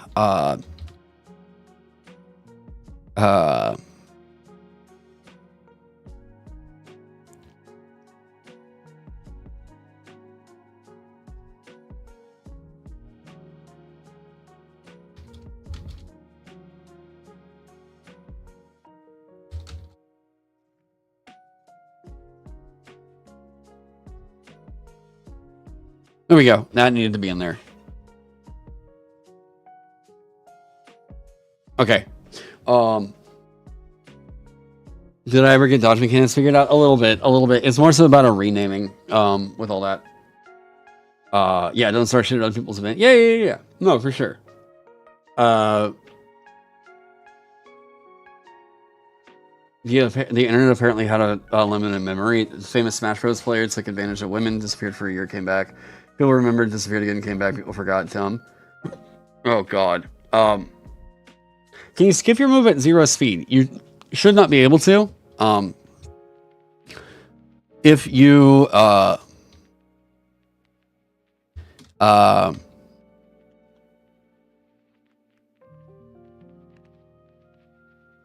if your speed is at its maximum, right? If something allows you to skip your move, you can only do so if your speed is at its maximum. Right? Does that make sense? Otherwise, you just can't skip your move that turn.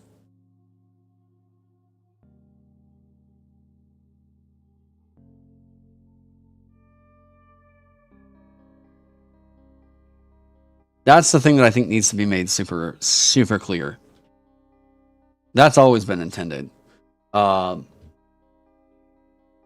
love seeing that I used to be an incel, but then I started treating women like people and everything changed. Good to know people change is possible in types of weirdos. Yeah, I never went down the incel pipeline. I went down to like fucking pickup, like wannabe pickup artist pipeline whenever I was like fucking, I don't know, like 19, 20. Looking back on it, it's so fucking stupid. I Man, it's just the world is a better place if you just treat other people with respect. Yeah. How about dodge and parry? Wait. You don't think you're an incel and you try to teach people as people, but it's just not working out, man. It's just not working out. You mean as in like you're not finding a romantic partner, or as in like you're having a hard time finding people to connect with? Because I think there's two separate problems in that. There was a phase when you were young and you wanted to try and be friends with more women, and you realize that you just wanted to be friends with decent people. Most people are like, yeah. Social interactions don't work. Well, that could be the result of a couple different things. You can't do it. I mean, you're doing it right now. I know you're probably talking about face-to-face, but you're doing it right now. You're being open and honest about ways that you feel and talking to that with me and a group of at least 12 other people right now. I mean, yeah, I'm just saying. Like, I know that it can be difficult and like things might not, really pan out the way that like things might want to pan out. You watched a lot of Charisma on Command videos in my early teens. I am so sorry. I'm so sorry. Yeah, how does Tywin Lannister get anybody to obey his command? Yeah, oh, the fucking creep. Yeah. So like, I'm not, by the way, I'm also not saying that like, I'm not trying to trivialize any of it, honestly. I also pulled out Into the Odd because I just remembered something.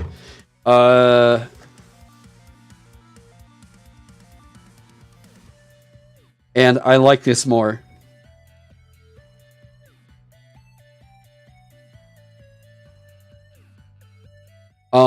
I want to keep emphasizing that this game should keep the focus on the players.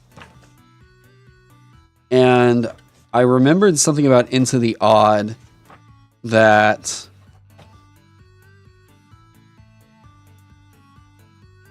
I am trying to look up.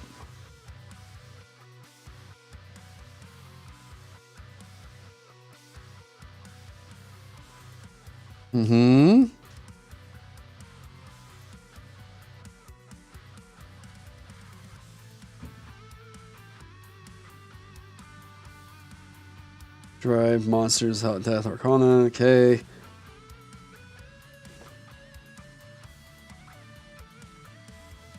Oh my god, I don't know if I can find it in here. I remember the way I want this to work. Yep, here we go. I was thinking about this, and I'm even kind of tired of it now. I'm looking at it, and I'm like, yeah, I agree.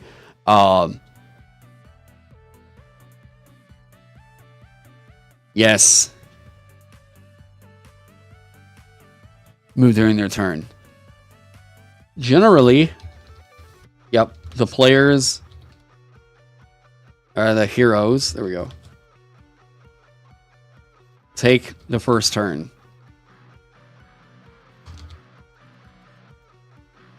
If there is a risk of surprise, the heroes make a detect check or be...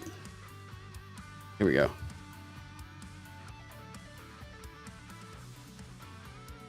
Yeah, I don't know what he's been doing today. Like, I don't know what's gotten into him. Here's his passive detect check. We're gonna not roll a d6 anymore. Or be unable to act on the first turn. Boom. Alright, so people that are gonna know, like, Taron, Into the Odd? Into the Odd? Yes, this is very Into the Odd.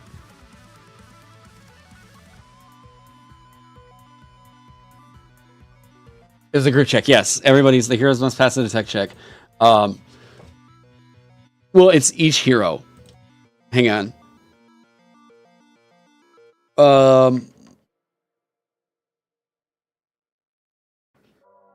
So heroes take the first turn. Yes. If there's a risk of surprise, the heroes must pass a detect check. Hang on. Those that fail can't act on the first turn.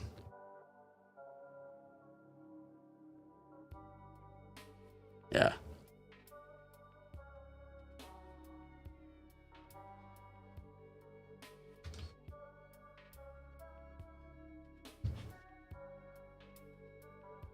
Generally, the heroes take the first turn. Can we just say the heroes take the first turn? If there is a risk of surprise, the heroes must pass a detect check. Those that fail can't act on the hero's first turn. Well, I mean, if we say generally, it means that, like, okay, but in some cases, if they all fail, the enemies could go first. Yeah, this is 100% just like Into the Odds, and I think it's so much better. This throws in, this handles your surprise. This handles so much bullshit. Darkest Dungeon, a surprise character can't act before a non-surprise character. It delays the first turn, not removing it. Can't act before a non-surprise character. Yeah, I was like, wait, what? What? Yeah.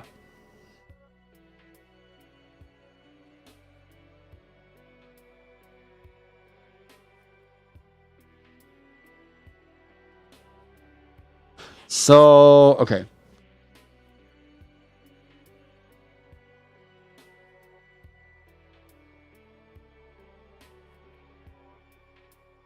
Yeah, that is 100% Into the Odds contribution right there. Into the Odds really informs so fucking much about this game. Like, for real, I'm the thing that's made me so happy right now is knowing that I've been able to get like 6 copies of this book out there in the world to people who otherwise wouldn't have been able to have them. That's been fucking cool. I'd love to talk with McDowell and Free League about getting a copy of that out every month because, God, it's such an influential book. Seriously, if you haven't picked it up yet, you need to pick up Into the Odd. If you're an aspiring game designer, in the TTRPG scene, the most influential books, the best books that you can really pick up right now, by the way, are going to be Into the Odd and Basic Expert, the basic rulebook right here. Just go pick those up. I promise you, there is infinite possibilities you could draw out of those 2 books. Would this change mean the Gunslinger's Quick Draw needs to change? Ooh, yes, good catch.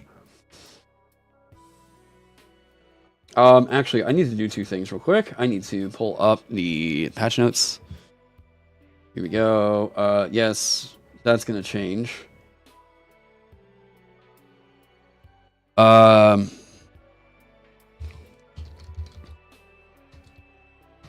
Initiative rules have been simplified. Pulling inspiration from Into the Odd. What makes the basic expert damage structure so appealing? That if you go with the basic expert damage structure, then your game is literally compatible with decades worth of adventure writing that's been done. It's also the core of the system neutral movement happening right now. So like if you want your game to be compatible with stuff like Vast in the Dark and like Gardens of Yen and the Stygian Library and all the shit that like Nate Trim is making and like everything with Merkborg and like everything with Shadow Dark, you'll go with the basic expert damage structure.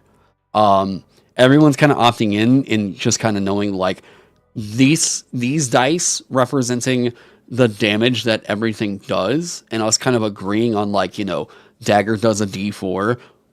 That core right there means quite a lot because it means that all the content you're making for Vagabond will also work with this other stuff, right? All the content you're making for Shadow Dark will also work with this other stuff. For Merkborg, for whatever.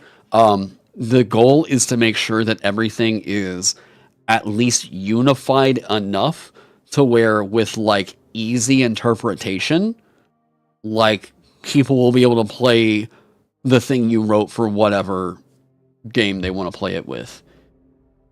Yeah, it lets the numbers mean the same thing across systems. Yeah. So like if I do this, here I'll show you. Let's say this.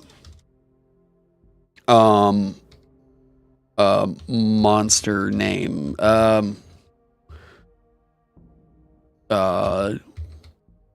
Duduga Man. It's the Duduga Man, all right? This is a monster that we're gonna have. I know a couple things about like here's how I can make this system neutral. Let's say 4 18 hit points. Right? Yeah. Armor as hide, sure. Speed standard. Okay, already right here, just from having this, I have told whatever DM runs this thing enough for their system.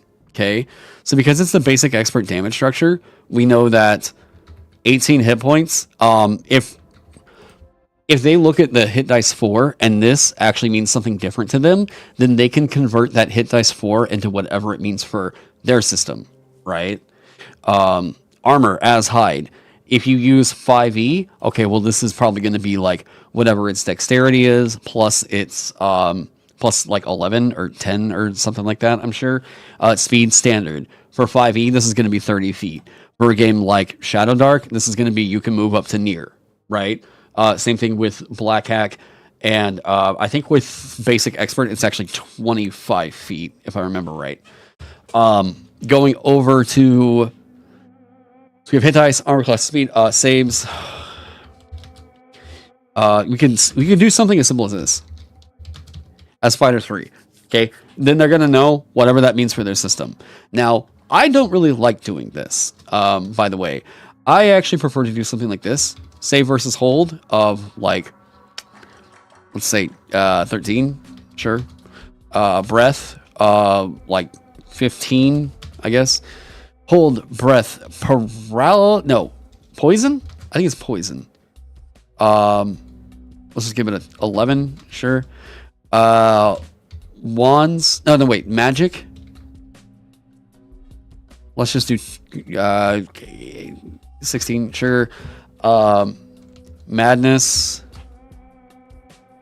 14, and then was it charm? No, that's madness. Magic, madness. There's another one in here. Wands, spells. Spells is magic. Madness is charm. What am I not thinking of?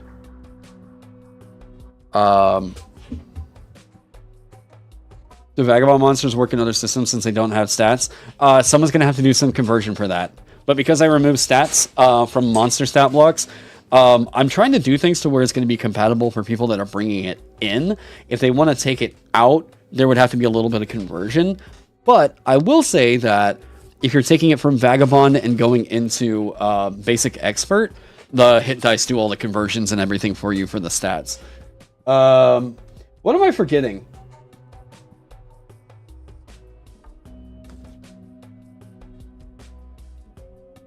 I'm forgetting something. Most of the best here in Vagabond is converted from Basic Expert, so you use the VX when running Vagabond content in other systems. Hey, what do you know? Yeah, I want...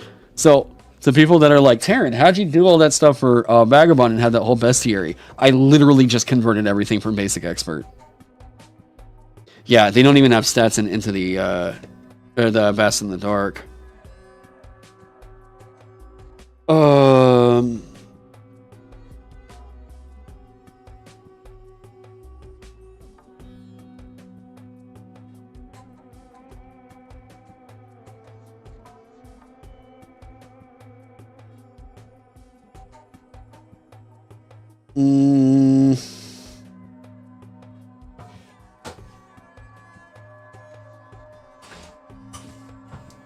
There's another one I'm forgetting. It's C for charm. I think there's a different one. It is charm. Damn. I was so close. So hold breath, poison, magic, madness, charm. Yeah. Damn, you're right. So we'll just say like 18 here. Sure. I'm just coming up with rando shit there. All right, attack. So here's the big deal. For those of you that are not really super experienced with more kind of OSR adjacent stuff, the reason why we do this right here and we're just saying attack is because a good majority of systems don't have damage types. Okay, so we're writing stuff to be interpreted for other people for the system that they want, right? So what I could say is like attack 1 times shank. Well, it's gonna be so like a D4, something like this.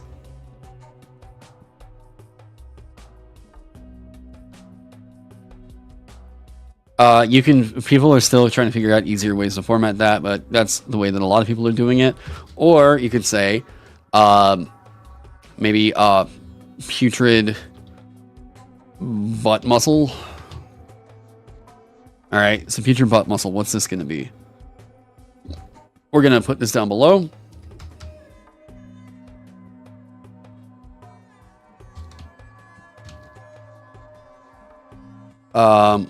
All within 30 or all within standard move. Save versus poison, or take I don't know, 3d6 damage. Sure. And start puking for a minute. Okay? Like, you keep it loose. So much of what 5e is trying to do is pin you into very, very specifics in playing your games. They're trying to get you into, like, this is the stuff that must be codified here, right? Whereas this is like, okay, we want to make sure that this stuff is open-ended for a lot of, like, wait, look up basic expert D&D and you'll find something red book. Yeah. Oh, is VX a book or PDF? Oh, okay. VX is in reference to basic expert. This is the Tom Moldvay basic expert. Okay. So what it means is B is basic. B is for basic right here. See, basic rules. X is for expert right here. These two served as the basis for what we call the OSR, or the old school Renaissance. You'll get probably a lot of really angry dudes that are going to say that the OSR actually means the old school revival, or the old school resurrection, or old school rules. It comes to mean a bunch of different things. They're not technically wrong, but, you know, they don't have to be assholes about, like, this one acronym or defensive about it. But anyways, so the OSR is kind of an agreed upon idea as to where their design principles are coming from, right? Wait.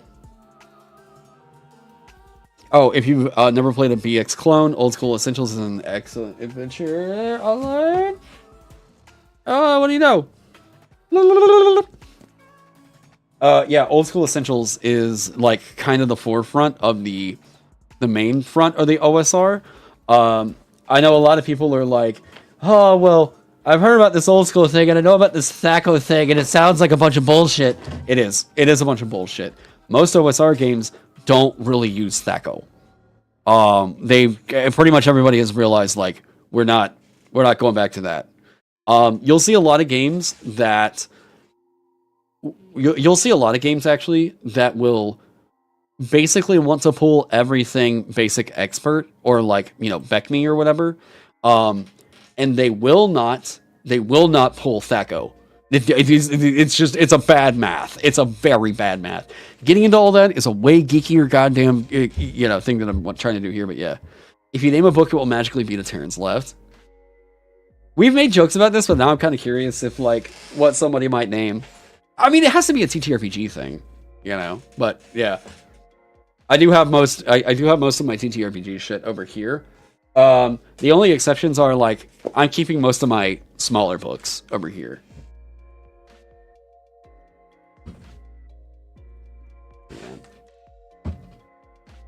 That is kind of funny though that I just so happen to have all of those ready right there. Oh, come on. Yeah.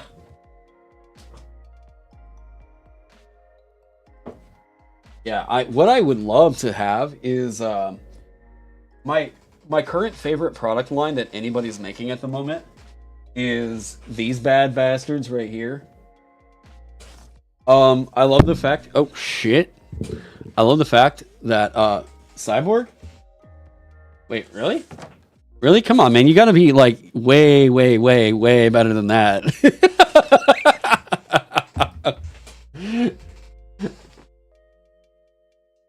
Yeah, my favorite product line right now is I love old school essentials like adventure anthology stuff, but I just love anything that's this small. That like, hey, this is the size of a children's book, and yet there's 4 adventures in here that are all bangers, and I'm like, yeah, please give me this. Like, I for $15, this is hours. I mean, fucking hours of entertainment. Did I go in on Dolmen Wood? I didn't actually have the funds for it at the time.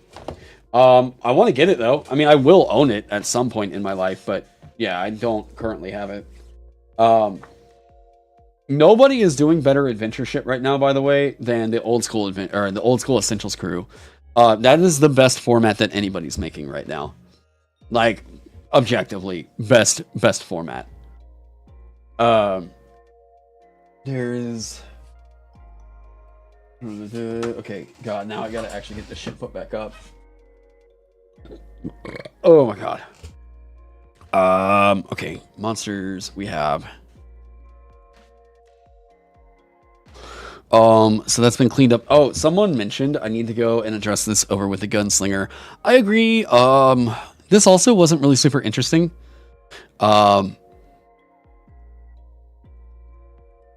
You can make one attack,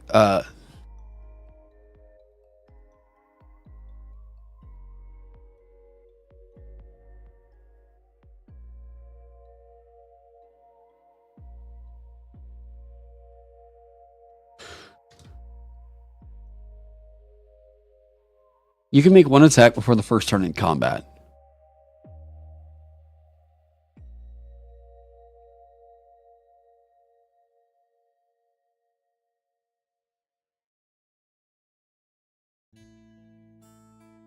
How about this? When combat occurs, you can make one attack before the first turn. Right? That's cake. No, there's no initiative to be rolled anymore.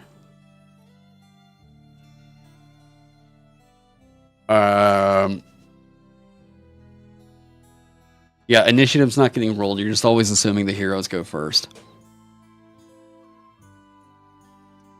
And if there's ever a risk of surprise, you just roll it out and see if it works.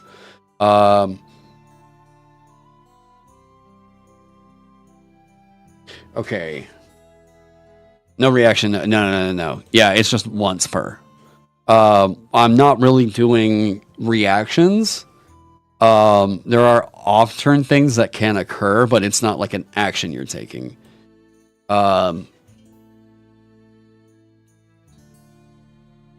You got a question? Shoot. What's up?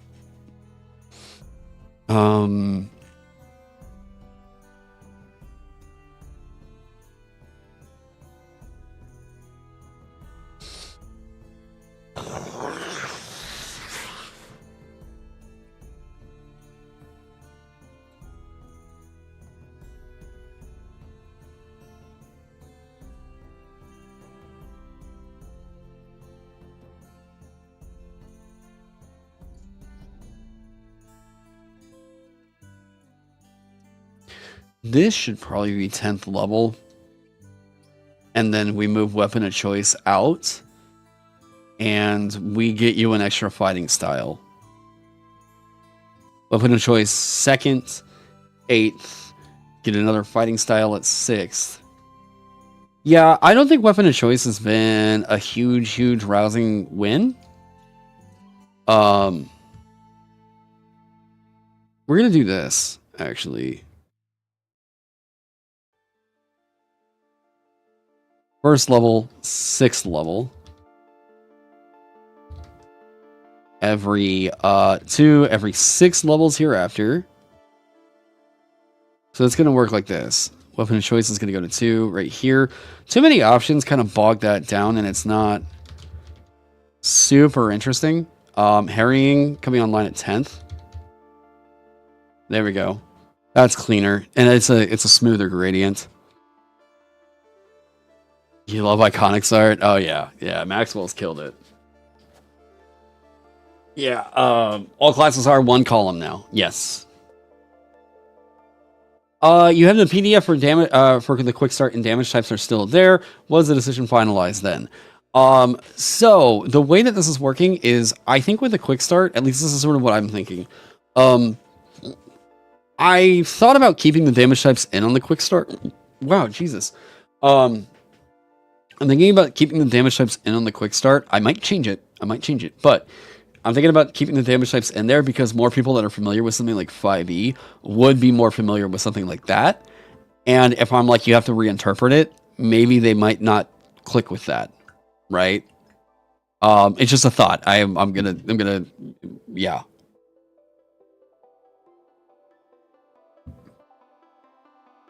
I'll turn Mac looks more appealing compared to reactions. Yeah, here's the deal. I thought coming from 5e that like, yeah, the interesting thing is going to be to have a really intriguing action economy where, you know, you have all these different segments of it. And like with 5e, it's like we have, you know, action, bonus action, movement, and reaction, right? At the end of the day, it's just gotten to be too much. I have a way bigger headache with 5e's action economy or like anything that goes beyond the like action and move. I think if you root it back in towards just like action and move, you start to really feel like, oh, okay, what did we need all that for? Like, it seemed like trying to get in on like the Warhammer style, like thick tactics of combat started to make 5e, or really make just any TTRPG fucking slog. Damage types will only be anything in the quick start. I'm gonna see how I kind of feel that out. I mentioned this earlier. People that have bought the quick start for now, I'm gonna say that the quick start won't be updated for at least 3 months. The quick start won't change for at least 3 months. At that 3-month point, I will update it with a different version, and that will be going out for print. So it's kind of an evolving thing. But yeah, I will at least say it's not like it's going to be out of date within a month. That's going to be updated every quarter until we finally settled on what the final like oomph is. Yeah. But I've had a lot of people asking to get it in their hands, and that's what I wanted to do. Okay. You like this idea of wide versus tall, if that makes sense? I can't put it into words. About what? How was the quick start print? You don't seem to have a gutter on the spine area in the file. Wait. Hey, how is the quick start print? You don't seem to have a gutter on the spine area in the file. We can't submit them with a gutter. Wait, are you talking about like inner bleed? Wait, I don't know. What do you mean? Like,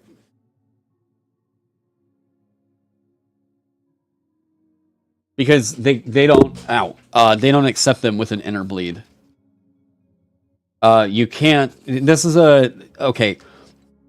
So this is a kind of an issue with Drive-Thru-RPG's printing like service.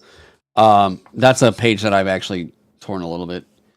I'm trying to find one that shows it, but for the most part, it's fine. But you can see there's a little bit of white space that it shows, but otherwise it's like I mean, that's a perk to keeping the parchment fairly white, is even if there is an issue with like the gutter in the print, it doesn't really show up all that much, you know? Yeah. My comment is about the system, about how the action economy has enough broad strokes that it doesn't need a bunch of extra fluff, I guess. Sorry for this. I don't know what this is talking about. Really hoping it comes in the mail before you leave on vacation. Yeah, it should. So I ordered mine. When did I order mine? I think I ordered mine around the 14th. So that'd be about 2 weeks that it's been out. No, just under 2 weeks. Yeah, just under 2 weeks. But yeah, it's just fucking so cool to me that it's like, it's here. It doesn't.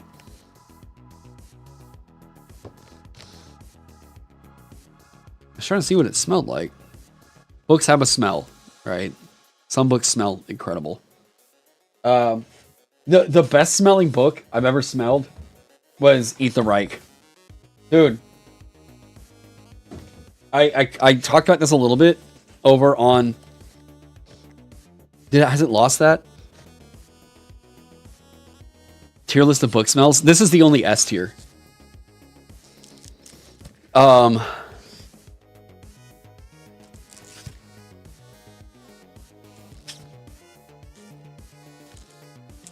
Just move on from your comment. You can't see the brain right. Basically, you're trying to compliment my sister. Oh, well, shucks. I appreciate that. Yeah, this book used to smell like cherry car freshener.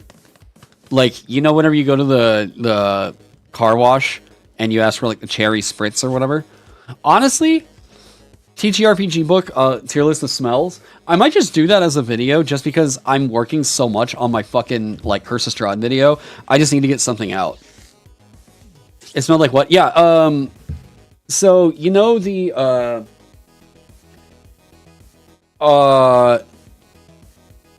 did they send their book? No, I don't know what it was, but actually that was the tweet that got Grant Howitt and Grant Kirkby to follow me over on Twitter. I was like, why does this book actually smell really good?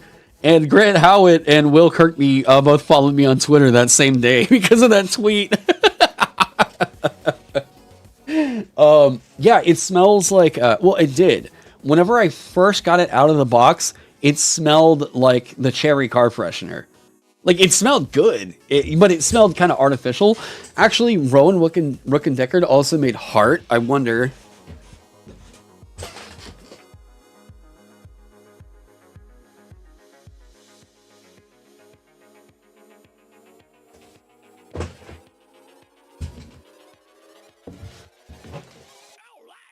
Okay.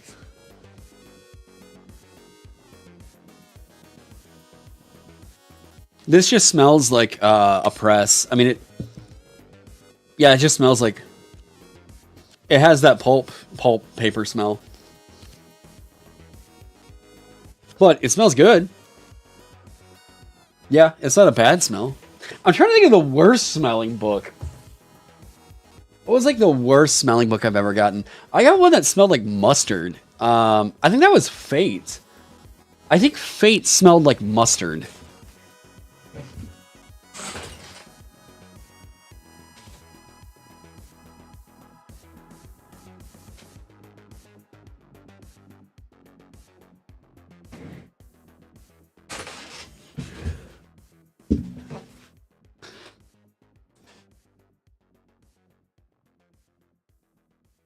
It just smells like a book now.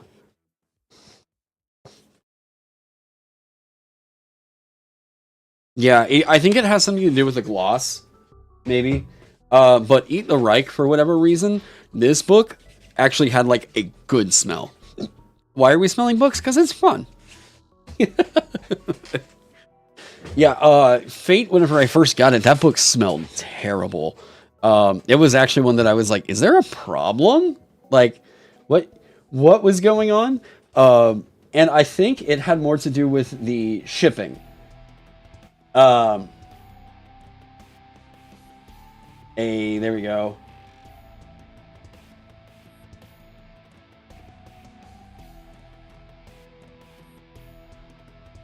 Oh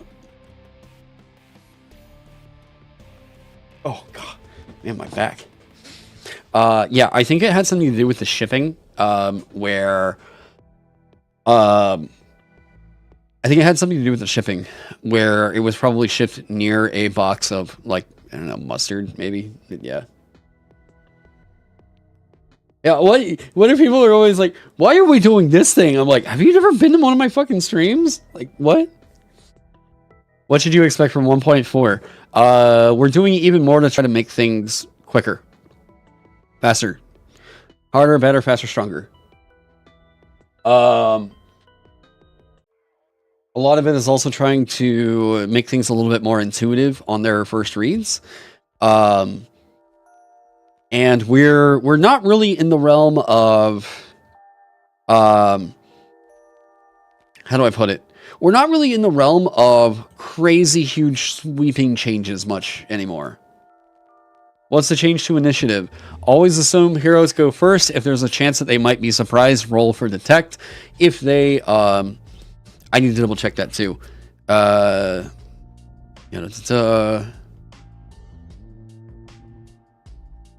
there was something else here. Okay, here's the rules for initiative and how it's working now.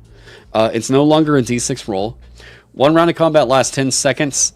Combat begins when a being becomes hostile to another. During combat, all beings can take an action and move during their turn.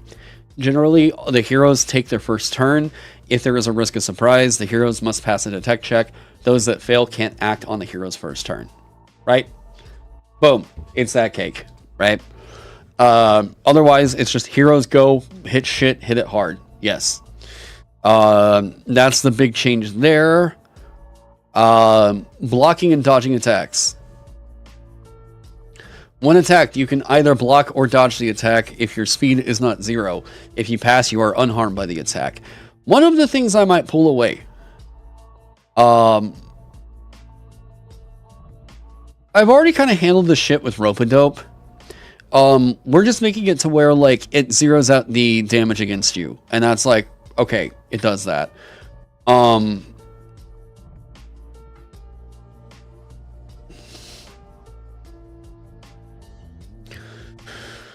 So what I'm looking at doing right now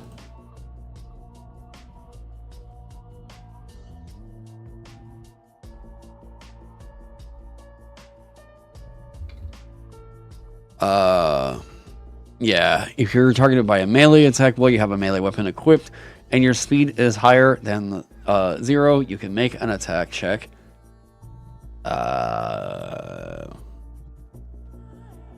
You can block by making a save using the yeah.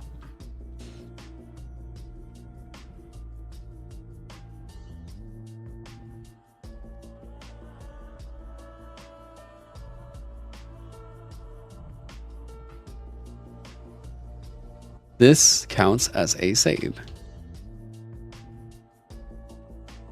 Counts as a save.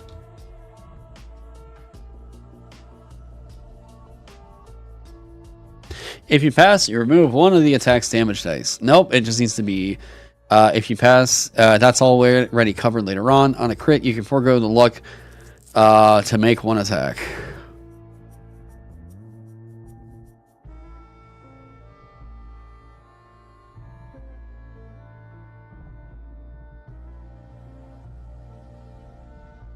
First rather than a die roll to determine that. Yeah. Well, you and Demon Lord and Weird Wizard, you find games without it kind of annoying at this point. Yeah. Wait, Demon Lord is side initiative? No shit.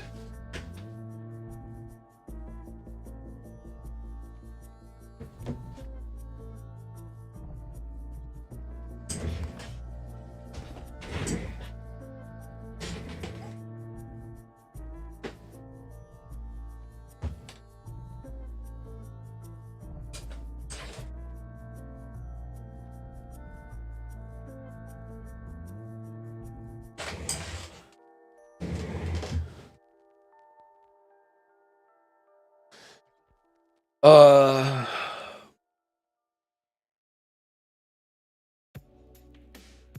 kind of wish you could just deal the weapon's damage on a crit instead of having to make another attack. I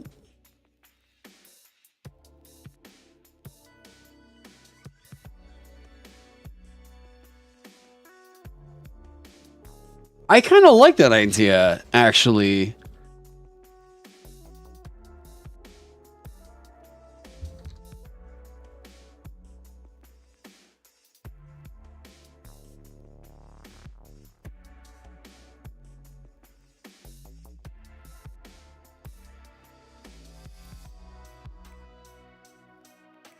Well, the problem is it doesn't work for ranged attacks.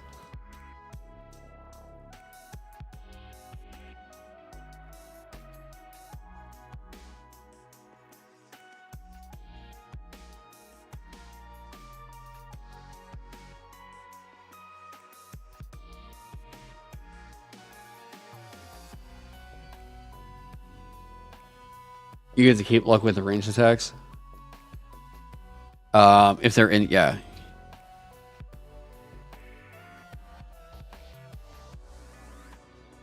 If they're in your reach.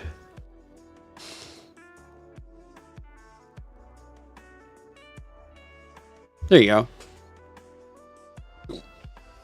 You can't block with a ranged weapon. No, you can only block with a melee weapon. And melee weapon includes shields. I was about to call them armaments. So Demon Lord has side-based initiative. Why?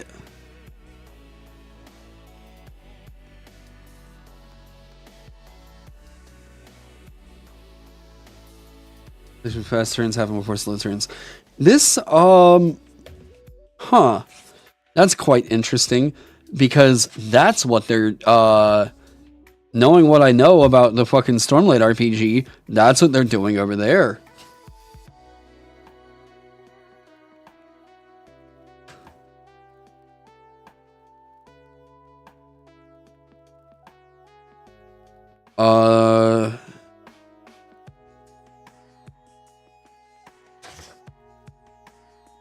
Fast turns only allow move or action. Slow turns allow both. That's... I really wonder if the Stormlight group was looking to Shadow of the Demon Lord for some inspiration there.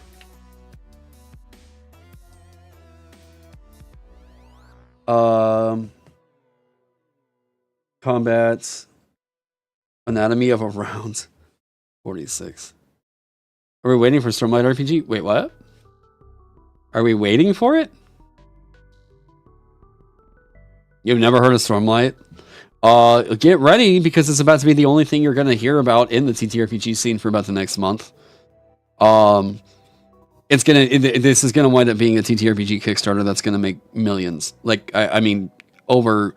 I said it's going to easily go over 10 million. I think Steven Glicker actually was right. I think it's going to actually get closer to 30, if not $40 million. I think it's going to wind up going down in history as the biggest TTRPG Kickstarter of all time. Everything you thought about, like, how we digest TTRPGs and what makes a TTRPG popular is about to get thrown out the window. I'm telling you right now, Stormlight is going to change the market. It's going to be that big that it is going to change what people think about TTRPGs in general. I'm telling you, within the next 10 years, there will be people who become TTRPG fans, not because of D&D, but because of Stormlight's RPG. That game is going to bring in a whole different swath of fans, because there are plenty of people that don't give a fuck about D&D, but they absolutely love the Stormlight archive. And that's going to be huge. This is going to be a wave on the same scale as Stranger Things and Critical Role hitting at the same time. I'm telling you, it is hard to overstate the impact that this game is going to have. Word Wizard is like Demon Lord, but without the fast and slow turns, but instead enemies go first unless a player uses a reaction to take initiative. But by all means, it's just side initiative. Huh. Demon Lord combat is actually pretty fun with how you can build characters. I ended up going an illusionist Gish. It was near impossible to hit and would conjure a Parryton illusion that did damage. Let me see here.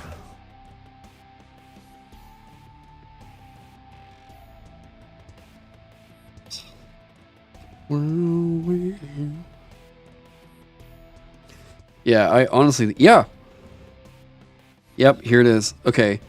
Combat, the battlefield. One or more creatures attack another group. Okay, since the attack stakes are at their highest in combat, time in game slows down to make sure everybody participating has a chance to contribute to the outcome. Wow, 10-second units of times. Yep, I agree with that. Rest are slow. Choose. Okay, once a player finishes his or her turn, he or she cannot take another turn until the end of that round. Okay, so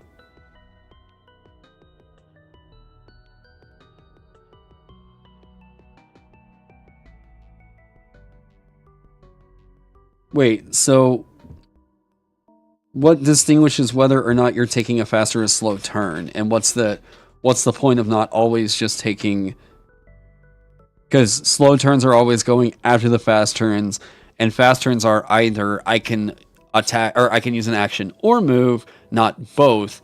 And slow turns are I can. Okay, so if I'm taking a slow turn, I can technically take 2 actions, but I can only take those 2 actions after everybody who is only taking 1 action this turn has taken theirs. Is that right? Am I getting that right? Because I was trying to figure out the yes, that's exactly how it works. Kind of, yeah. Okay. So the intention is the trade-off of you can either just do 1 thing this round, or you can do 2 things, but it has to happen after everything else. I am 99% sure that's how the Stormlight RPG is working. I'm actually really sure. Hang on. At least because I've only heard about it in conversations that I've had with Ross. So Stormlight RPG action economy.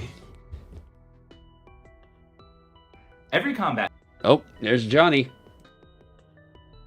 in a Stormlight RPG begins with a simple question. Who wants to take a fast turn? If you decide to go fast, you're going to be able to act before enemy NPCs in general, and you're going to get 2 actions. If you want to take a slower turn, fast PCs and fast NPCs are going to go before you, but you're going to get 3 actions. And that simple Okay, so it's more. we found over 2 years of playtesting is actually really meaningful every round. You're always wishing you could have that 3rd action, but going fast is really advantageous. With your actions, you can do something like move. So moving like 25 to 30 feet, that is an action. In fact, it's the 1 action you can take multiple times per turn. Attacking is an action. It's called the strike action. You roll your d20, your plot die if you're doing something fancy, your damage die, and try to see if you hit. Another fun action is gain advantage, where you see an enemy, you want to get an advantage on your next skill test, probably an attack test against them, and you can roll insight or deception or perception or whatever makes sense for that particular scene, and if you're successful, you'll get advantage.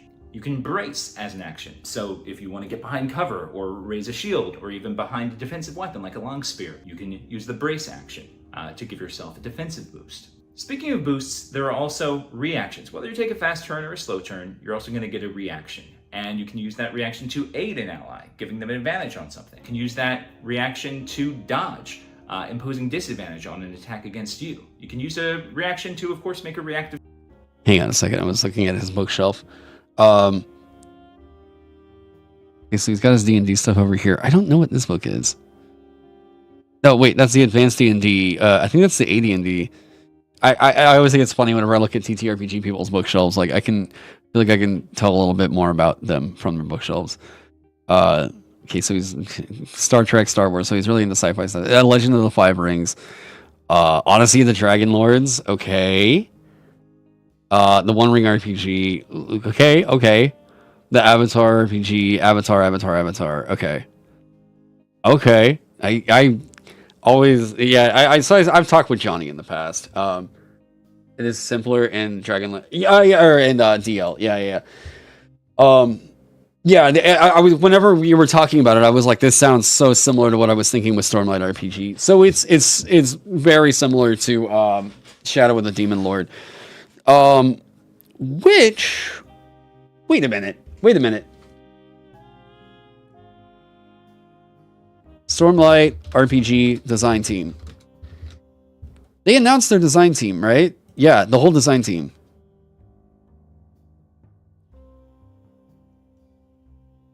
Yeah, Anthony Joyce Riviera. Let's see. Anthony Joyce Riviera was already announced.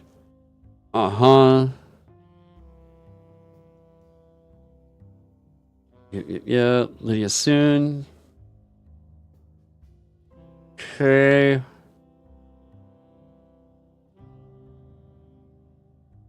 Wait, that's all they said? Oh, dude, wait. They had so many other people involved with this.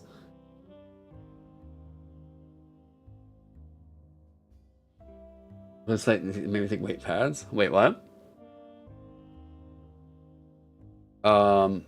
It does devolve into endless fast turns once people find their positions. Usually, though. Wait, where? Because they announced. Okay, Ross, Lizer. I'm just gonna put that in.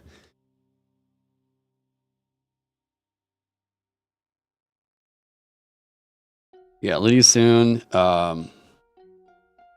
I was super curious about whether or not Rob Schwab was involved with all this. Yeah, Laura Herzberger, Max Brook. Okay, so we got. Hi, we got Ross. For those of you that were like, "Hey, what happened to Eye Patch and Monocle?" This is what happened to Eye Patch and Monocle. Okay. Imogen Gingell helped out with advising on some of the stuff that I've written in the past. I know about Sadie Lowry. I'm not okay. Amber Lidkey. Okay, I'm also familiar with Amber Lidkey. Okay. That's funny. I would have thought with it being that close to Shadow of the Demon Lord, that they would have had some involvement maybe from Rob Schwab. Who else worked on this?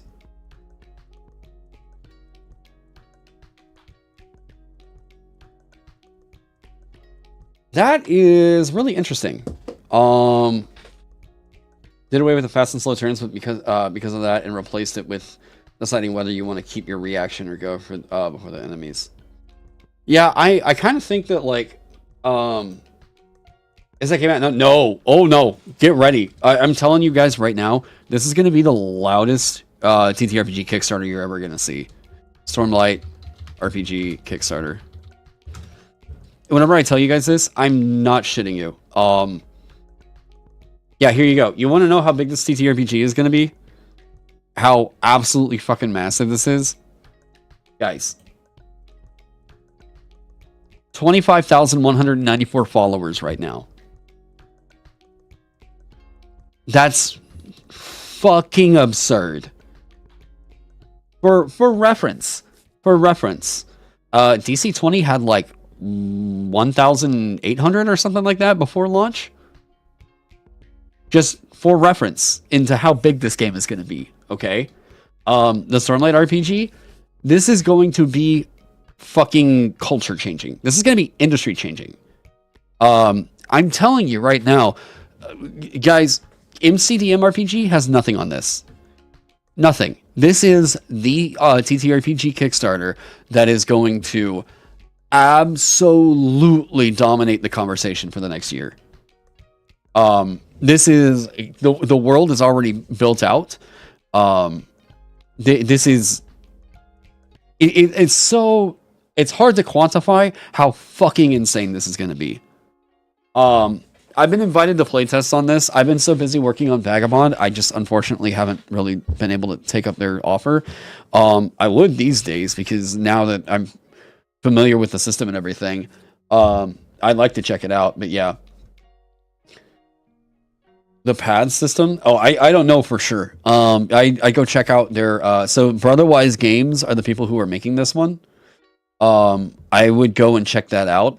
I do know that based off of what I know with the Cosmere, your character leveling up has an in-universe narrative for like ascending, right? It less so feels like it's going to be about a level up, and more so feels like it's about an ascended state, like each time you go through this progress. More so akin to like Zweihander or Warhammer Fantasy Roleplay. So I don't know specifically that you're going to be doing level ups, but I do think that there are certain beats in the story in which you're going to be like ascending to a different state, right? You'll be interested in seeing the lasting effect, because no matter how loud the Kickstarter is, it very realistically could become radio silent in 3 months. Not with this guy involved. Not with Brandon Sanderson. I have zero fucking doubt in my mind this thing is not going to just fund. This thing is going to bust down fucking doors, and this is going to actually have a real impact. There's other games that are probably going to be flashes in the pans about, like, there was excitement about this Kickstarter and people were like eager to throw money at it, and then it just didn't materialize after 2 years. Of course that's going to happen. Of course it's going to happen. This right here, though, this is like we have motherfucking J.R.R. Tolkien walking amongst us right now, who has already had multiple successful Kickstarters. He has the largest Kickstarter of all time under his belt. This guy is... It is so hard to quantify how fucking impactful this guy is. His fan base is massive. He is the fantasy man on Earth right now. George R.R. Martin can't hold a fucking candle to Brandon Sanderson. Like, legitimately. And here's the crazy thing. Y'all are just right now beginning to see the impact of what this guy's career is going to do. You might not be excited. Well, I mean, if you don't know anything about Brandon Sanderson, then yeah, of course not. I'd say for a TTRPG, if we're looking at the impact of it, for me personally, I don't think it's the kind of thing that I would say is like, this is going to hit, and then like, boosh, it's the only way that we play TTRPGs from here on out. I don't think that anything should ever be trying to do that. What I do think this is this is going to feel like a breath of fresh air for a second. This is going to pull a lot of wind out of the sails of D&D for a second. Honestly, I think that this game is going to have a moment where there for a while, people are playing this and no one's talking about D&D.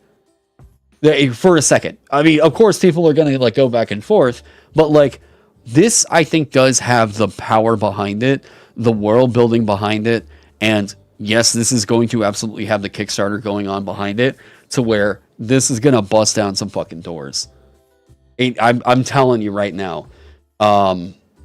This is... Yeah. This is going to be oh my god. This is going to be a really fucking impactful game.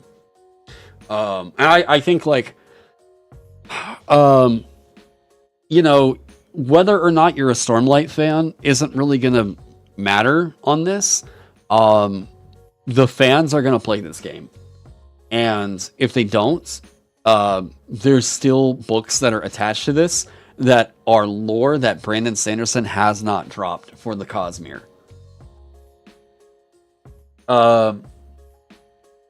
So, like, here's the thing. Yes, it's this guy, but, like, Taron, do you want to live in a world where the CTRPG burns out under the shadow of D&D like most others?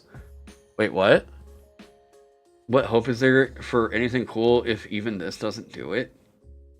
Well, like, what is it? What are you talking about? What is it? Like, what is the ultimate goal here? If the ultimate goal is, like, we're going to dethrone D&D, that's like, who cares about that goal? Who gives a fuck, you know? I think the goal should just be to have, like, other options and, like, cool shit to play. Focusing too much on, like, this is going to take down Wizards of the Coast.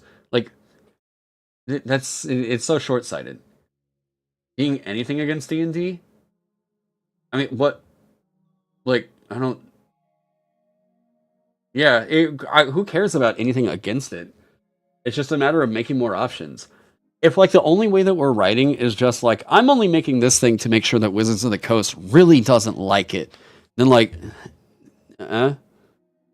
It doesn't even have to win, but be more than a wet fart. But you're not giving me a specific. I'm asking for a specific, right? What's the specific? What does it need to do? What are you telling it? What are you saying? Like, if it doesn't do this, I'm disappointed. You know, like that's what I gotta pin down.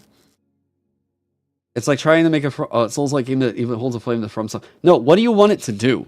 That's a direct question.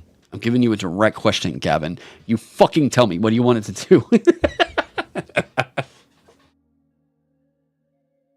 Like, is the intent for it to just be, yeah, shout out Liza P, or like Crab's Treasure, yeah. Don't make me get on. What do you want it to? No, I'm just asking. Like, what do you want it to do? Like, that's the thing. What do you like? Here, okay, I'll get on, boys. Oh shit, I got a lot of. Oh, I don't know what's going on there. I'll have to get on that later. There, I'm on voice, Gavin.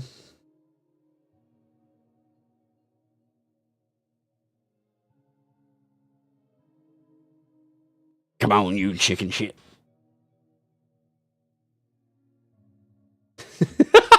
Hey, what's going on? Oh shit, I'm speech jammed because your stream is on and you're talking to me. Oh, hold on a second. There we go.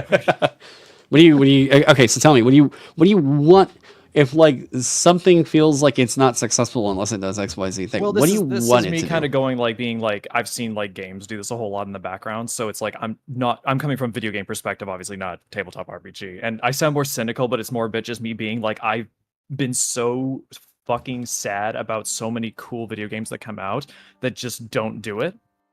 And it's so gut-wrenchingly shit every time. What is it happens. What is it?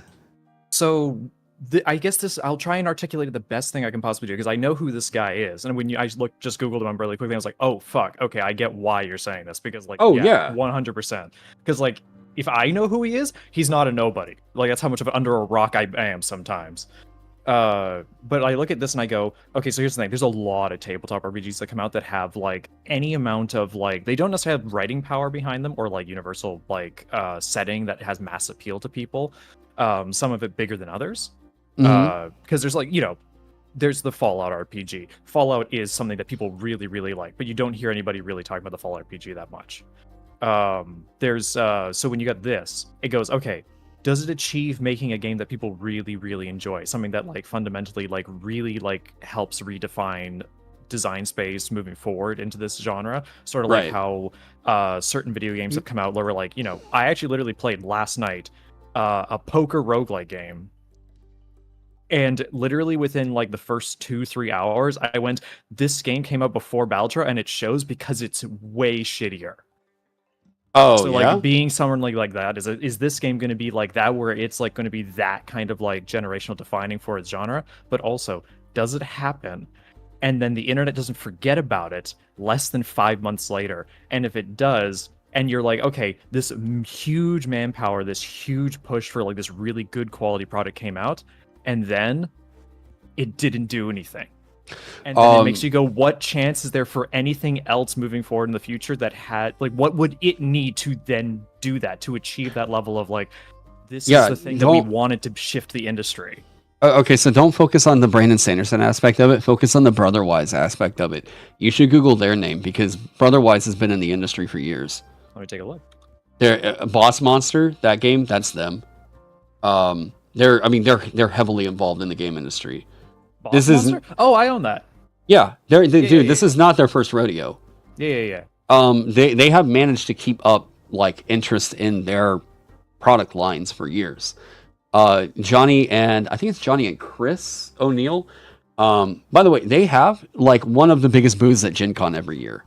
Pog? Like, their booth was bigger than Paizo's last year. So they're not small fries, dude. Like, this is a company, man. And they're based out of Los Angeles.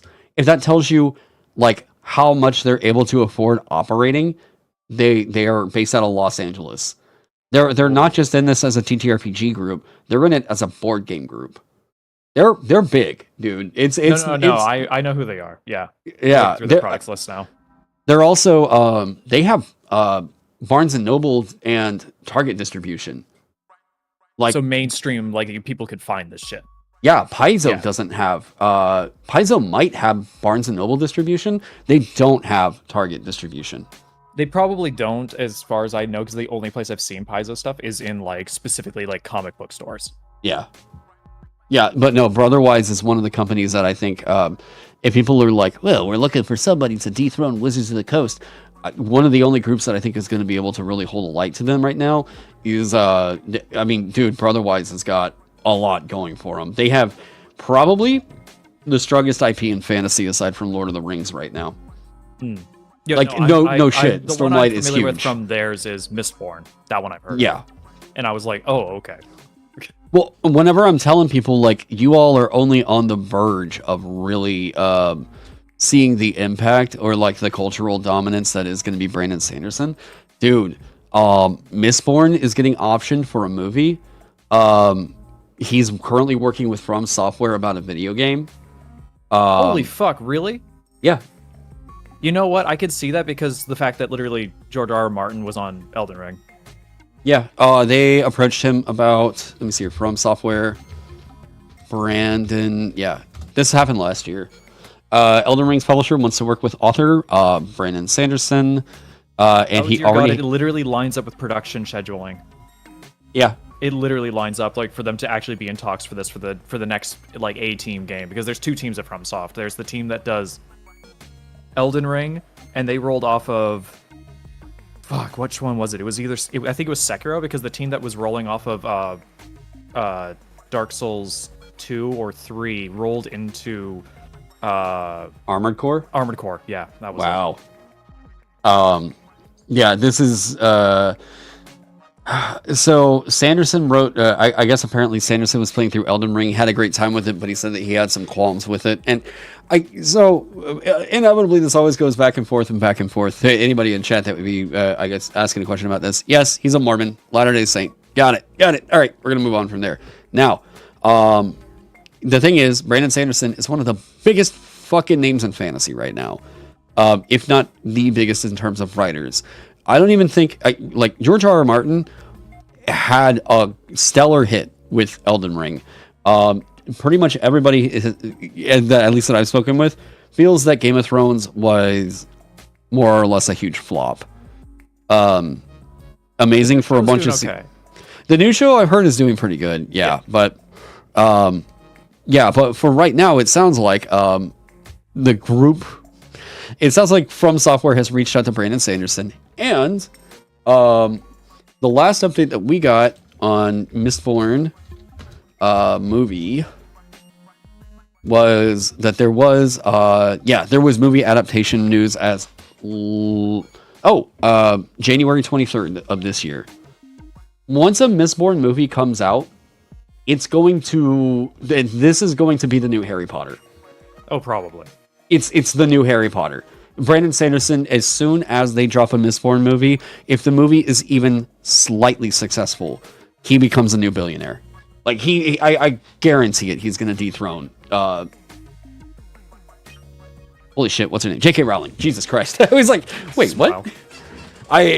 God. Yeah, and... he's already massive. He's massive already. Yeah, but he's going to get even bigger. Popola Pictures will be PG over R in rating. Popola Pictures. Oh, did this just get formed for? Oh, this is like a thing Brandon Sanderson is forming to option his books. Gotcha. Okay. Yeah. Mistborn movie needs to be R. Please let it. I know that people want it to be PG-13 in order to make Ven the next Harry Potter. Please let it be R. Oh, shit, that would be so good. Ugh. Yeah, Rowling. Anyways, is that all that was on your mind? No, not really. I mean, like, I have a pretty open weekend, so I mean, like, I was bored enough to be around here, so it's fine. But no, I mean, like, the only thing I've been doing on the background is, for me, the last little bit, because I, like, just went through a huge work crunch. I got my fucking wisdom teeth pulled in the middle of all that. Thankfully, I healed in, like, a day, because I'm, like, a lizard person, so, like, I'm fine. But like I've just been like off and on just like poking at my own stuff and then just going like, yeah, let's just get this all sorted and stuff like that. And I literally actually just nuked my change note list for my system because it got so long and I was just like, ah, fuck it, no one cares. I'll just tell them like too much has changed. God. Yeah. So like, wait. So you've been doing patch notes and everything for your system as you go along? It's mostly for my own sanity's sake because of the fact that I want to try and like maintain like a chronology of understanding what I have changed, because then when I go back and I reread things, I have enough of an internal memory to know what mechanics touch on every other thing, because I've had to jump around a whole lot to make sure that when I make one change, it doesn't massively fuck another. Because like one thing I did, and it was from the first playtest I did, was the ability to, people said that they wanted more options to consider for their turn on combat. Because, you know, basically it's the same issue that, you know, some spellcasters have in 5e versus martialists in 5e as well, where it's like you just attack every turn or you just cast a spell every turn. And they want a little bit more that they can do, like, so that way they can have one meaningful thing that they can do that they don't always do every other turn. And I created like something similar to what you've done, where you've had like the ability to convert movement into something else that you can do. Core innately, I made a rush motion, which specifically allows you to rush an action. It just, the degree of success required to succeed on that action then just goes up. So it's harder to do the thing that you're rushing to do. But then I realized a metric shit ton of other mechanics in the game needed to be adjusted to make sure that that didn't blow it out of the water. Because, you know, what happens if you rush big AoE spells? What happens if you rush things that don't require checks versus using your main action to then perform a check normally? Yada, yada, yada. So it's a lot of like delicate balancing act to try and get like making sure everything is all there and okay. Now, that said, I'm very happy actually with where everything is now after like, you know, a play test or so and doing a lot of revision. It's like, I'm like, I thought I was ready to like take 3 years of work and throw it out, but like, no, it's like, I'm actually like really pog about where I am right now. Like what I have is like feeling fun. Nice. But that's just the part of the, you know, the process that actually feels validating when I actually go reach out to like my small group of friends and go, hey, I need more people to play this with. And they're like, oh, fuck yeah, let's do that, because they just like actually like enjoy having fun. Well, hell yeah. Yeah, I'm trying to kind of focus on just like terminology and shit right now at the moment. Oh, trust me, it's the fucking me having to stare at sentences over and over again and going like, how do I write this in the most like English way possible without it actually being misinterpreted and wrong is annoying. Yeah. Or the simple thing where it's like, do I need a comma in the sentence, and which way do I order which side of the comma? It's driving me up the wall in terms of like writing stuff and then being like, why do I care? Unlike you, I'm not selling this. It doesn't have to be this polished. Well, okay, so like there's also just benefit in it like being a thing you're making, right? And having like as a portfolio piece. It always depends though. Like if you're just making it because you're just like, oh, okay, I'm just gonna make it to like make it. I still think there's worth in publishing it anyways. I would love to do it just for the flex of being able to. That's what I almost did with my novel like 20 years ago. Sorry, it's not 20 years ago. I'm not that old yet. It was like 18 years ago. I wrote a dark fantasy novel. I was around on DeviantArt for a while, writing it for like I think 3 years, drafting it. I drafted it 7 times. The whole thing. And then I got to the point where I had some peer readers on DeviantArt that were giving me lots of feedback and editing notes and such like that. And one of them was like, hey, I actually know like a publishing house that specifically specializes in dark fantasy. Do you want to get in touch with them? And I was like, yeah, sure, fuck it. And I did. And they were all like, yeah, no, we work with people like this all the time that are just like, you know, random ones-off peoples that want to get like their stuff out there, and we can probably help you with that. And I said, okay, cool, I'll reach out to you if I finish it. I never did finish it, but like it's one of those things where it's like that would have been cool to have been able to just say like, yes, checkmark, done in your life. You've written and published one book kind of thing. Yeah. And I feel like this could be like that for me as well, as long as I just put it in the right space. But it just needs to be at the point where like once I'm done with it, I don't want to touch it again kind of mentality. I don't like when I released my indie computer games way back in the day too, like 15 years ago. The one thing I was on Yo-Yo Games. Do you know them? I've heard of it. Yeah. They were early on before Steam started letting more games on the platform, because Greenlight was a thing over there. Yo-Yo was where a lot of people went to go publish their free indie games, and a lot of like YouTubers would pay attention to that website as well, because it was pretty active for pulling stuff in. There's a lot of notable indie games that have come from Yo-Yo Games as well, like Crypt of the Necrodancer was originally on there before it got mainstream appeal. Yeah, it was over there. No Gods Were Watching Us, I think, was also on there as well. I don't know if that's the name of the game exactly, but that one I originally talked with the devs about feedback for their game when they were there, because they had only like 1/5 of the game or 1/7 of the game done for that site release. And there's some other ones, but some of the people that were on there reviewing my stuff and my games when I was building on them, they were like, they said like, how long have you been indie dev? I was like 14, 15 years or something like that. And they were like, your games are some of the least buggy games we've ever checked out. And I was like, yeah, because like I make my games like very, very deliberately and very cleanly because it's just how I do my work. But it's like if I get that with the tabletop system, it'll be like, I want to make sure that when I publish it, it doesn't have the giant fucking hole in it. It's not like I don't want to leave silvery barbs in the fucking game and like have that ruin everything. I mean, like, I think the statement as to the overall like legacy that it leaves behind is only there for as long as you're willing to like not correct the problem. This has been a repeat issue with Wizards of the Coast where they just won't. Honestly, like I told people constantly, I wouldn't give Wizards of the Coast as much hell if they would just fix their mistakes. They don't. They're too cocky. They are not willing to admit that like something may have been a problem. God, it's like that in Pokemon, where the only time you get any kind of minor change is when a whole new generation comes out. They don't patch or anything their current generation. Well, and the worst thing with Wizards of the Coast is it's not a problem to them until someone on Twitter says it's a problem. Because like this is what happened with Vola's Guide and the Orcs. This is what happened with Spelljammer. And it was like, okay, well, how does he have a clear exploit that happens with their mechanics? We have a clear problem that's going on with the mechanic. We have a clear problem of what's going on with the mechanic. We told them about this. Hey, Watsy, a year ago, there is a problem with this mechanic as it appears in the Unearthed Arcana. They ignored it. They ignored it. They ignored it. They ignored it. Someone finally goes, hey, Watsy, it seems like your artist used minstrelsy art for the Space Monkey race in Spelljammer, and that's pretty bad whenever you're doing a race of monkeys, and monkey is a slur for black people.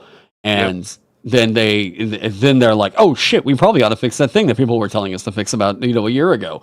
It's like, wait, what? Like, why not? Wait, you fixed a mechanical issue because somebody pointed out the racism? Wait, like, why didn't you fix the mechanical issues when we brought them up a year ago? Like, yeah, fix the racism too, but like, what the fuck? Why'd you wait? What happened? It definitely feels like there is a priority in terms of there's a level of like, we can ignore this because our investors don't care about it. And then there's this thing that comes up and it's like, we can't ignore this because our investors care about it. Yeah, but then why would they fix the mechanic? Because they happen to be you know what actually the problem is? HTGP was? Hang on, Gavin. HTGPI, no, that's absolutely 100% wrong. Monkey is absolutely a slur. Monkey is absolutely used as a slur. You call everybody a monkey in League, you should probably stop. That is actually a slur. Like I mean, you can debate me whatever you want to say on there. I don't know, but the rest of the world's going to disagree with you. Monkey is a slur. You should probably stop calling people that. I'm just saying. If you were talking earlier about having social issues and everything, probably stop calling people monkey for one thing. Yeah. Anyway, sorry, Gavin. No, it's fine. I like to point out, saying somebody is monkey brained is like not a slur, which is just the connotation. No, yeah, it's like, literally calling someone a monkey. You say that they're monkey brained, and it's like, oh, okay, whatever. You call them a monkey, then it's that's a whole other. It's a whole other thing. Yeah.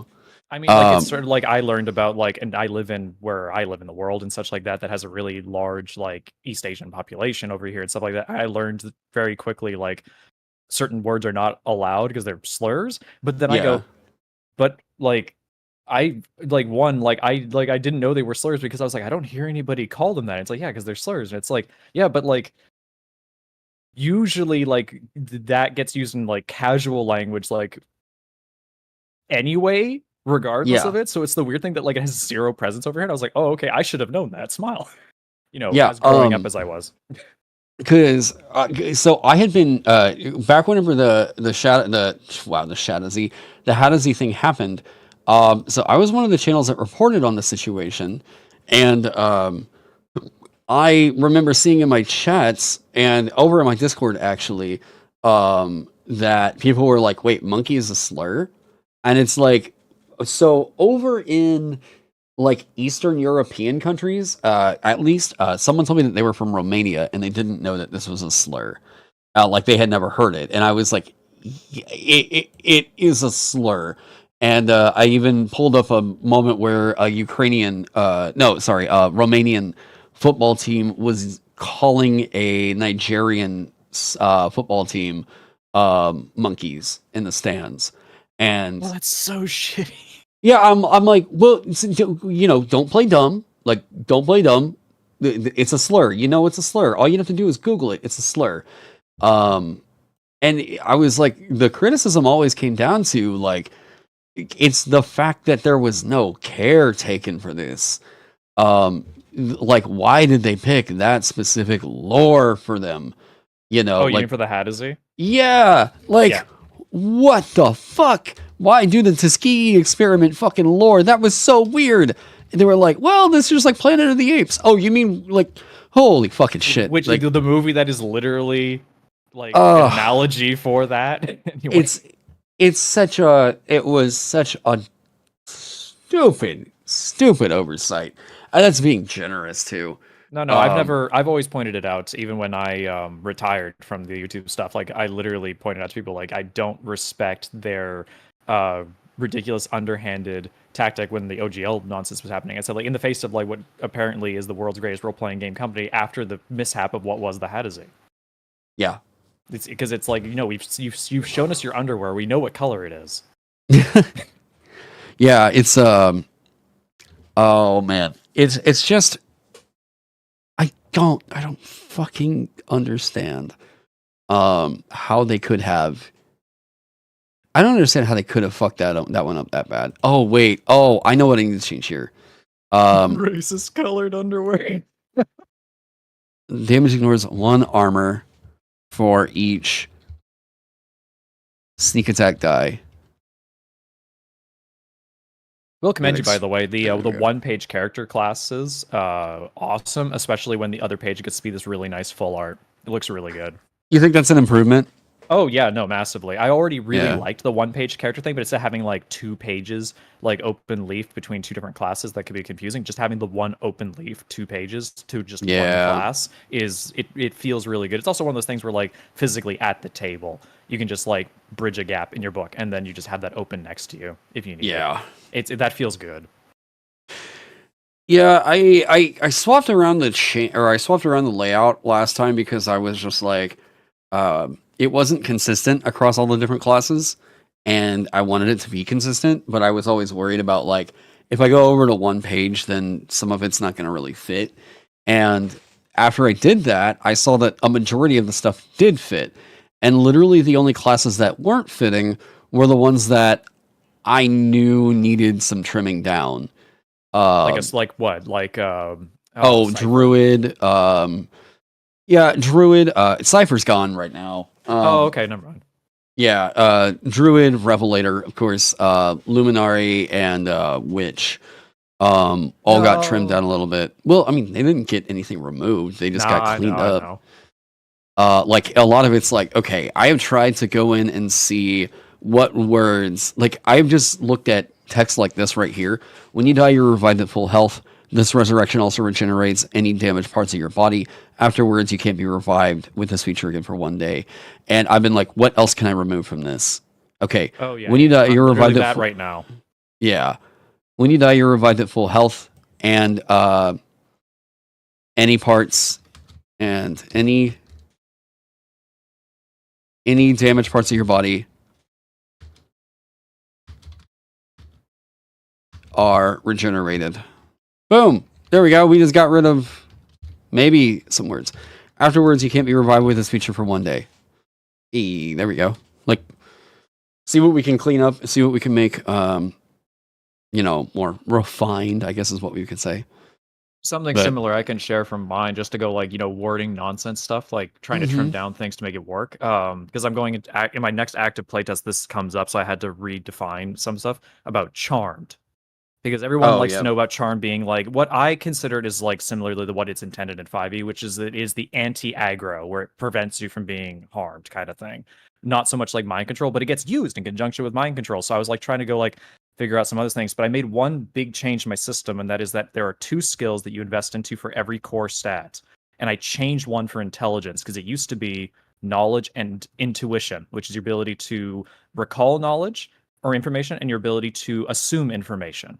I changed that because intuition just wasn't pairing very well with the fact that it scaled your intelligence spellcasting, and it had weird effects that just weren't providing a whole lot. No one was picking it in the playtesting. So I was like, okay, let's make it Giga. We changed intuition to strategy. So now you are a strategist on that side of your knowledge, your ability to apply known knowledge instead of your ability to recall known knowledge. And it all interacts with the ability to command your allies. Like you can just go like, yeah, command normally works on only things that naturally obey you. But now you can pick somebody that would willingly obey you, and you can give them the ability to do things like move, switch positions with somebody, or attack as a reaction kind of thing. And that felt good. And people were like, that opens up some new fun playstyles. But then I looked at Charmed, and I made one change to it, and I had to make sure it was still going to work. And that was Charmed. You ignore commands given to you except for those given to you by the Charmer. But there's one key thing that was in there. Command only works if the creature obeys you. Charm does not make you obey the Charmer, but magic tied to charming you can. And specifically with rules saying like you obey any commands that result in you doing things like moving this way, or result in commands that result in you attacking this way. So that way the magic determines all that. And I'm like, okay, like just fucking walk around in like a 3-point triangle for a quick second in a circle, maybe 4 times. Then I'm like, yeah, no, this loops. This doesn't have any weird interaction now. But it took me like literally jumping around the book 3 times before it got there. Right. Oh shit, I just had a crash. I'm trying to make sure everything's chill. No, I was wondering what happened to your stuff on screen. Yeah, I had a crash. Yeah, I'm trying to. I just thought of a wording that was a little bit confusing in the classes that I was like, oh wait, I can clean this up. And as soon as I started in on it, the whole fucking program just crashed. Something funny I changed with mine that I said to one of my friends who's like a rogue aficionado. He was like, yeah, this will need to be tested. And it was my new Skulker feed. It was like, you're more successful at hiding, but I made a change to it with the rules and stealth. And I said, you can remain hidden while visible. And he's like, is this like Skyrim crouching now? And I said, like, I mean, narratively, it will be. It's the way that so many people try to make it work. And technically it's the way that 5e's like hiding works, which is so baffling to me. And there's always this like, okay, what do you want versus like what is going to be the fun thing, versus what is going to be the like expectation, what's people's buy-in for the narrative. Because no matter what, you'll always have somebody that goes like, this doesn't really make too much sense whenever they do a review of your thing. So like, it's who are you really trying to make happy? And at the end of it, it's just got to be like, are the players really having fun? Mechanically, it needs to be sound, and narratively, it can be very like dropped around in terms of like establishing. Yeah. Because to me, like the ability to remain hidden while visible is the equivalent of being the ninja that can strike somebody, and they're like, "What? Who's there?" kind of thing. Like they just don't even know they're there. And it's like that, must have been nothing. Yeah, you can get that to work in a fantasy setting, and like people would buy into it, and they'd be like, "Oh, that's cool." And it's like, yeah, there's just take the cooler way of explaining the narrative, not the moron way of explaining the narrative. Which is, like just you crouch down in front of their face and like, what was that noise? Yeah. You learn another spell every 3 levels in this class hereafter. You learn one other spell. Very every Batman. 3 Yeah, it is very Batman, actually, yeah. You learn 2 spells, one of which must be light. You learn one other spell every 3 levels in this class hereafter. That's all it needs, right? You learn 2 spells, one of which must be light. You learn one other spell every 3 levels in this class hereafter. How scaffolding held up, or how much scaffolding holds up for your classes as they infinite scale? Is it present in everybody still? Everybody kind of gets a little bit of something that does something, right? But again, it's like I have a lot of people that are focusing very hard on whether or not that works, and I'm like, guys, that's not really the way that it's intended to be played. Like, it's just it's a thing where, how do I put this? Is it like a holdover compatibility almost for basic expert? No. It's not even that. It's not even that. Like, it's literally just a thing where it's like, this is a theoretically funny thing that could work, but I'm not programming it into the game to be the way that it's anticipated to work. And then suddenly, because I said something like that, now I have a bunch of people who are like, oh, well, you must have planned for everything for infinite levels. And I'm like, that's not really the practical way that most people are going to play the game. So no, I don't really think about that. Well, it's like enemy design in 5e with the fact that it's like, oh yeah, this falls apart the moment you're 20th level. It's like the whole game falls apart once you're 20th level. Yeah. Like it's there, but it's not designed around it. You learn 4 spells. Gotta give the Baldur's Gate 3 credit, by the way, that the level cap is 12. You know what that means? There's exactly the right number of levels to take one in every class. Yeah. There's you learn one for doing that, by the way. In Baldur's Gate. One sec. Spell zone is equal to 3 plus half your sorcerer level round up. So that's the equivalent of 4 right now. And then, so I would get one at second. I wouldn't be getting one at second, but I would get one at third. But that's fine because at second we have kind of a lot of weight getting thrown out there. So we're delaying a little bit into when they would actually be getting their spell, but it's fine because we're cleaning up the wording in this, and like, who cares all that much? Yeah, we delay you getting a new spell by 3rd level. Okay, so at 3rd level, you're also just getting your feat. So you get your feat and you get a spell and you get more mana. That's fine. That's fine. Yeah, there we go. Are sorcerers still your strength casters, kind of? They're not really a strength caster. You can get benefits out of building them using might. This is the same right here. You can get benefits out of building them using might because like they can draw into their hit points and like blast shit a lot harder.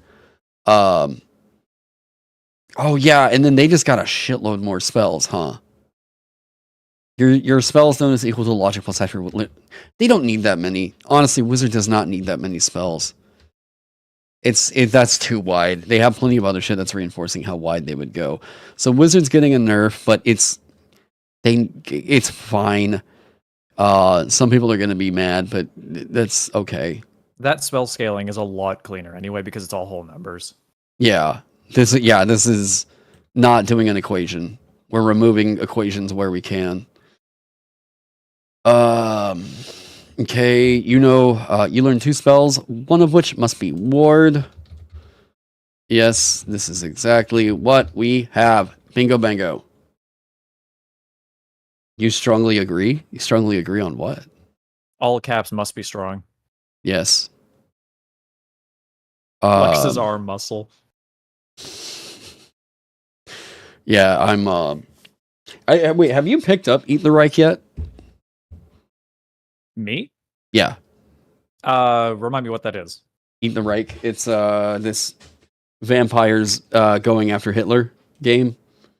What the fuck is that? I've never heard of it. You never seen this? Eat the Reich? No. Dude, this is up for like all kinds of ENnies this year.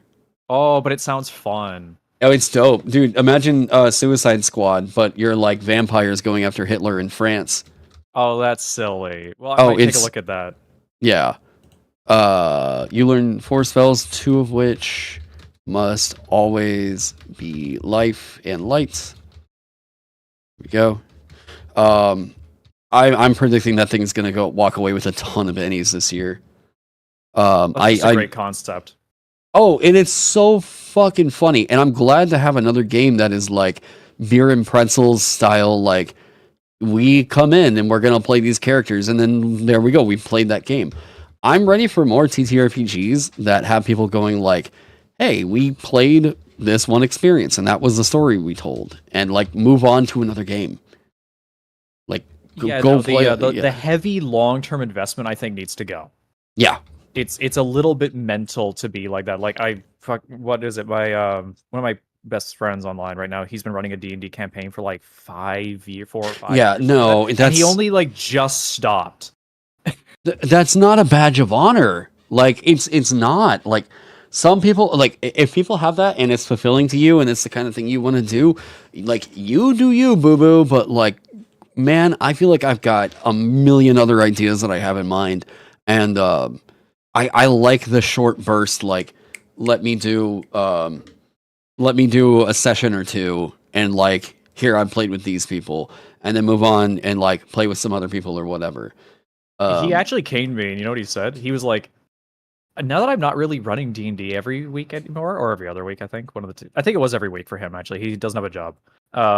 He was like, I don't know what to do with my free time anymore. And I was like, yes, dude, it's go get a life, you know, like literally, like go find another hobby.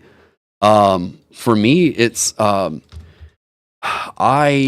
whenever I'm feeling just taking up your entire existence for a while. Yeah. The reduced spells known to a stable 4 plus half your level. Okay, this is getting unified across the board for everybody. Hang on, let me update this to 2 plus I think it's a third of your level, something like that. Yeah, so like for me, whenever I'm feeling like overwhelmed by a lot of shit going on with Vagabond, I just get up and walk away, and I go grab a guitar and I put on like a backing track for a jazz head, and I just start like improvising and soloing over that, and just like let me reconfigure my mind for the moment. Let me get away from like try to learn a bebop head and not be thinking about a goddamn dungeon or a dragon for a second. I did the same thing. Like end of July, I went on vacation for a few days just to go out of the city with my wife. Yeah. And then when I came back, I was like, well, it was sick because I got hit by the worst cold of all fucking time.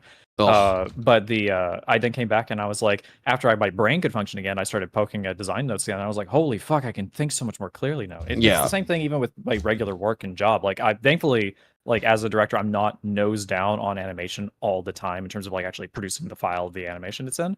But it becomes evident of like why I'm the director and why I'm not necessarily doing that, because when the animators are doing that, it becomes very evident that sometimes they just don't see things that are very apparently obvious because they've had their heads down so long. And then when it comes to me, it's like, no, you're not making mistakes. It's just a matter of like, no, hold on. Let me just help you out there kind of thing. And then I fix their work for them a little bit, and then we send it forward kind of thing. Right. And then it's like, yeah, no, there you go. I mean, hell, right now, like I have another one of my animators that's off for 2 weeks. And I'm like, yeah, you know, it's summer. It's the worst time of production because everyone takes vacation at different times. Unlike Christmas where everyone takes time off. So we all just close the studio. And then they come back and I'm like, okay, well, who's covering you? Looks at the schedule. No one? I guess I'm doing it then. You can't be charmed, confused, or harmed by psychic damage. If I just call this mindless rage. There we go. There we go. That's joking little jab at fucking D&D. Because you already can't be frightened in this system if you're berserk. So there's that. Rancor will replace mindless rage. I'm glad Rip and Tear stayed. It got buffed really big. Nice.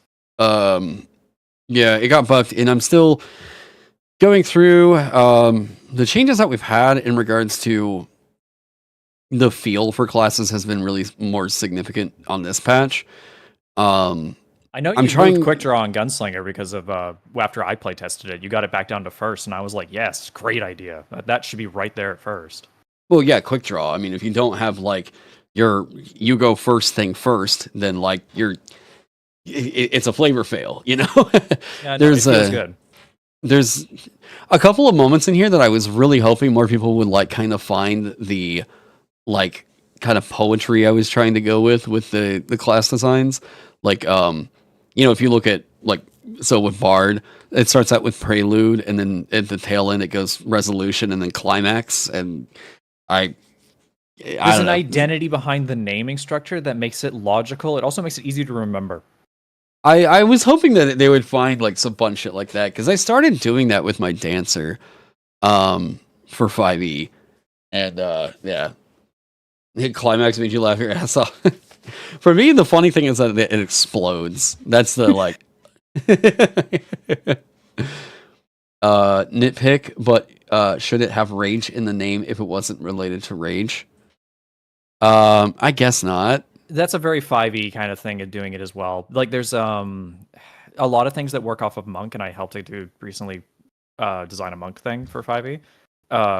You have to be very careful about using like the term strike because of the fact that it's used for certain attacks especially on other subclasses, and stunning strike itself, and then other terminology as well. There was a thing he came up with which was like, oh, you can do like patient defense and step of the wind, and or you could do flurry of blows and step of the wind at the same time. So I said, okay, well then just call it flurry of the wind.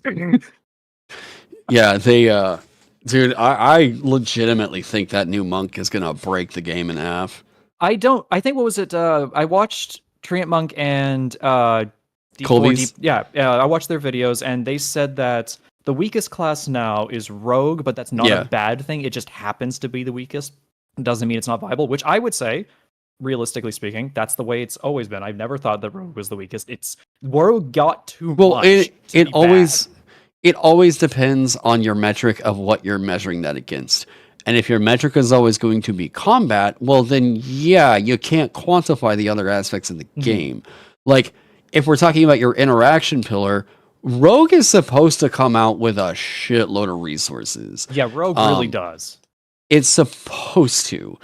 The problem is 5e has a really hard time allowing itself to be a game of fiction. They want it to be a hyper-simulationist game. And to me, you're telling a story of fiction, and you should be able to like lean in on it's a game of fiction. So like let your game of fiction and your heroes of fiction be heroes of fiction. This is a thing that Blades in the Dark does extremely well. Rogue, I'm telling you right now, the number one thing that Rogue needs is fucking the flashback mechanic from Blades in the Dark. Allow them to be able to just pull out something that they didn't know that they were going to need. Like they have an item on them that they suddenly remember they packed, while they're there. Like, oh yeah, I've got, here's my thieves tools right here. Or like, I've got, oh shit, what do we need for this? Wow, it's really lucky that we need flour because I just so happen to pack that right here. A fucking bag of flour, as you do in your sock. Yeah, I mean, but that's the thing is it doesn't need to be so specific. That's a MacGyver thing. MacGyver's like one of the best rogues ever. So like, let it be that like goofy, fun, fantasy thing. But the problem is D&D is also trying to be this like hyper simulationist game, and it's not. Yeah, it's not good at that. It's really not. They really need to lean in a lot harder on the goofy, fun, like dick joke idea of D&D, not the like our exploration rules are super compelling and yada yada. No, it's not. I genuinely think the D&D movie, Honor Among Thieves, actually hit the tone of D&D as a campaign game that you're playing with your friends extremely well, because it really went in on that. And I was like, wow, this is great. This is like not tonally like completely misaligned with what we as D&D players expect from the game. It feels like, this is right. This feels right. Yep, because it was. So I think it was. So I watch a lot of BookTube, and I was watching Daniel Green talking about it, and Daniel Green was like, my least favorite thing that they could possibly do right now is turn this into a serious fantasy movie. He was like, honestly, they need to go with the buddy cop feel. He said that like 3 years before the movie was out, and I was like, I hope to God he's right. I really hope that like they drop this and this movie hits the vibe of like this is tabletop fantasy, like the doofiness of it. And I mean, by all intents and purposes, it sounds like they got it right. Like they got that right, There's only one thing I genuinely feel they should have done if they really wanted to have like that stupid fucking climax moment. The main character is a bard, but he was used to be a paladin, right? Okay. Which they're both charisma casters. I think it would have been funny if right at the very end, in a moment of desperation, he divine smites. By accident. And just to be like, nah, your place in the world, the gods have a place in the world for you kind of moment. And it's like, and it's right here. And it's like, Bro, I'm surprised he didn't do that because it was set up so well for it to happen. That's funny. But it would have been a good moment because then everybody would have been like, "Oh, Poggy, he goes paladin again." That's one of those things where like there's a wink, wink, nudge, nudge over to the audience of like, hey, we all our audience members are video game fans, right? Here's this mechanic from that video game you guys remember, or that sound effect, and then the audience is like, oh, soy face, and yeah. That was me when the villain pulled out Finger of Death. That's like my favorite spell in D&D. The finger came out, I was like, oh shit, yeah, let's go. God, that's again identity things that they got really right in the movie. Admittedly, by the way, something that just came up to me because you were talking about like the whole like thieves preparation thing. I have a funny way I did that in my system with a trait that you can take. The trait is Skullduggery. You can exchange items between your hands and the inventory of another willing creature within like 30 feet of you.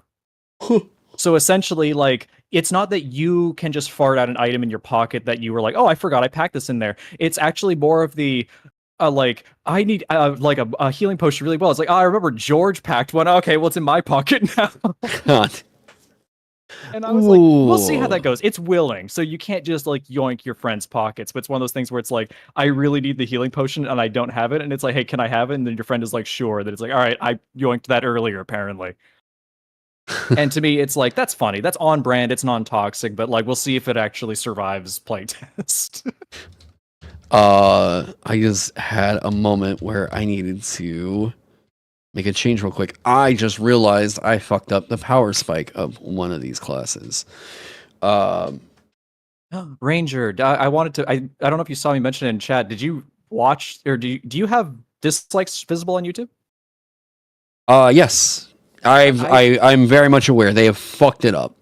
So yeah, the Ranger class. I looked at that. I was like, I wonder how like people are like reacting to that. It's like even on the official D&D video about talking about the new Ranger, it's like over 50% negative. Yeah, they've absolutely destroyed it. I mean, I'll say straight up, that thing is irredeemable. And it has nothing to do with the concentration on Hunter's Mark. They are failing to recognize the core issue of the class. And they're also just like completely unable to settle on a specific narrative that they're trying to evoke.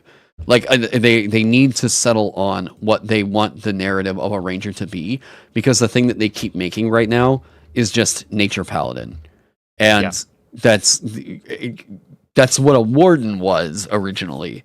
So like they've broken that off, and subclasses are handling that now with Oath of the Ancients. And so what they could do that would be interesting is they could break off the ranger into being like, I mean, the way that Vagabond handles it over here is the ranger is a feral assassin.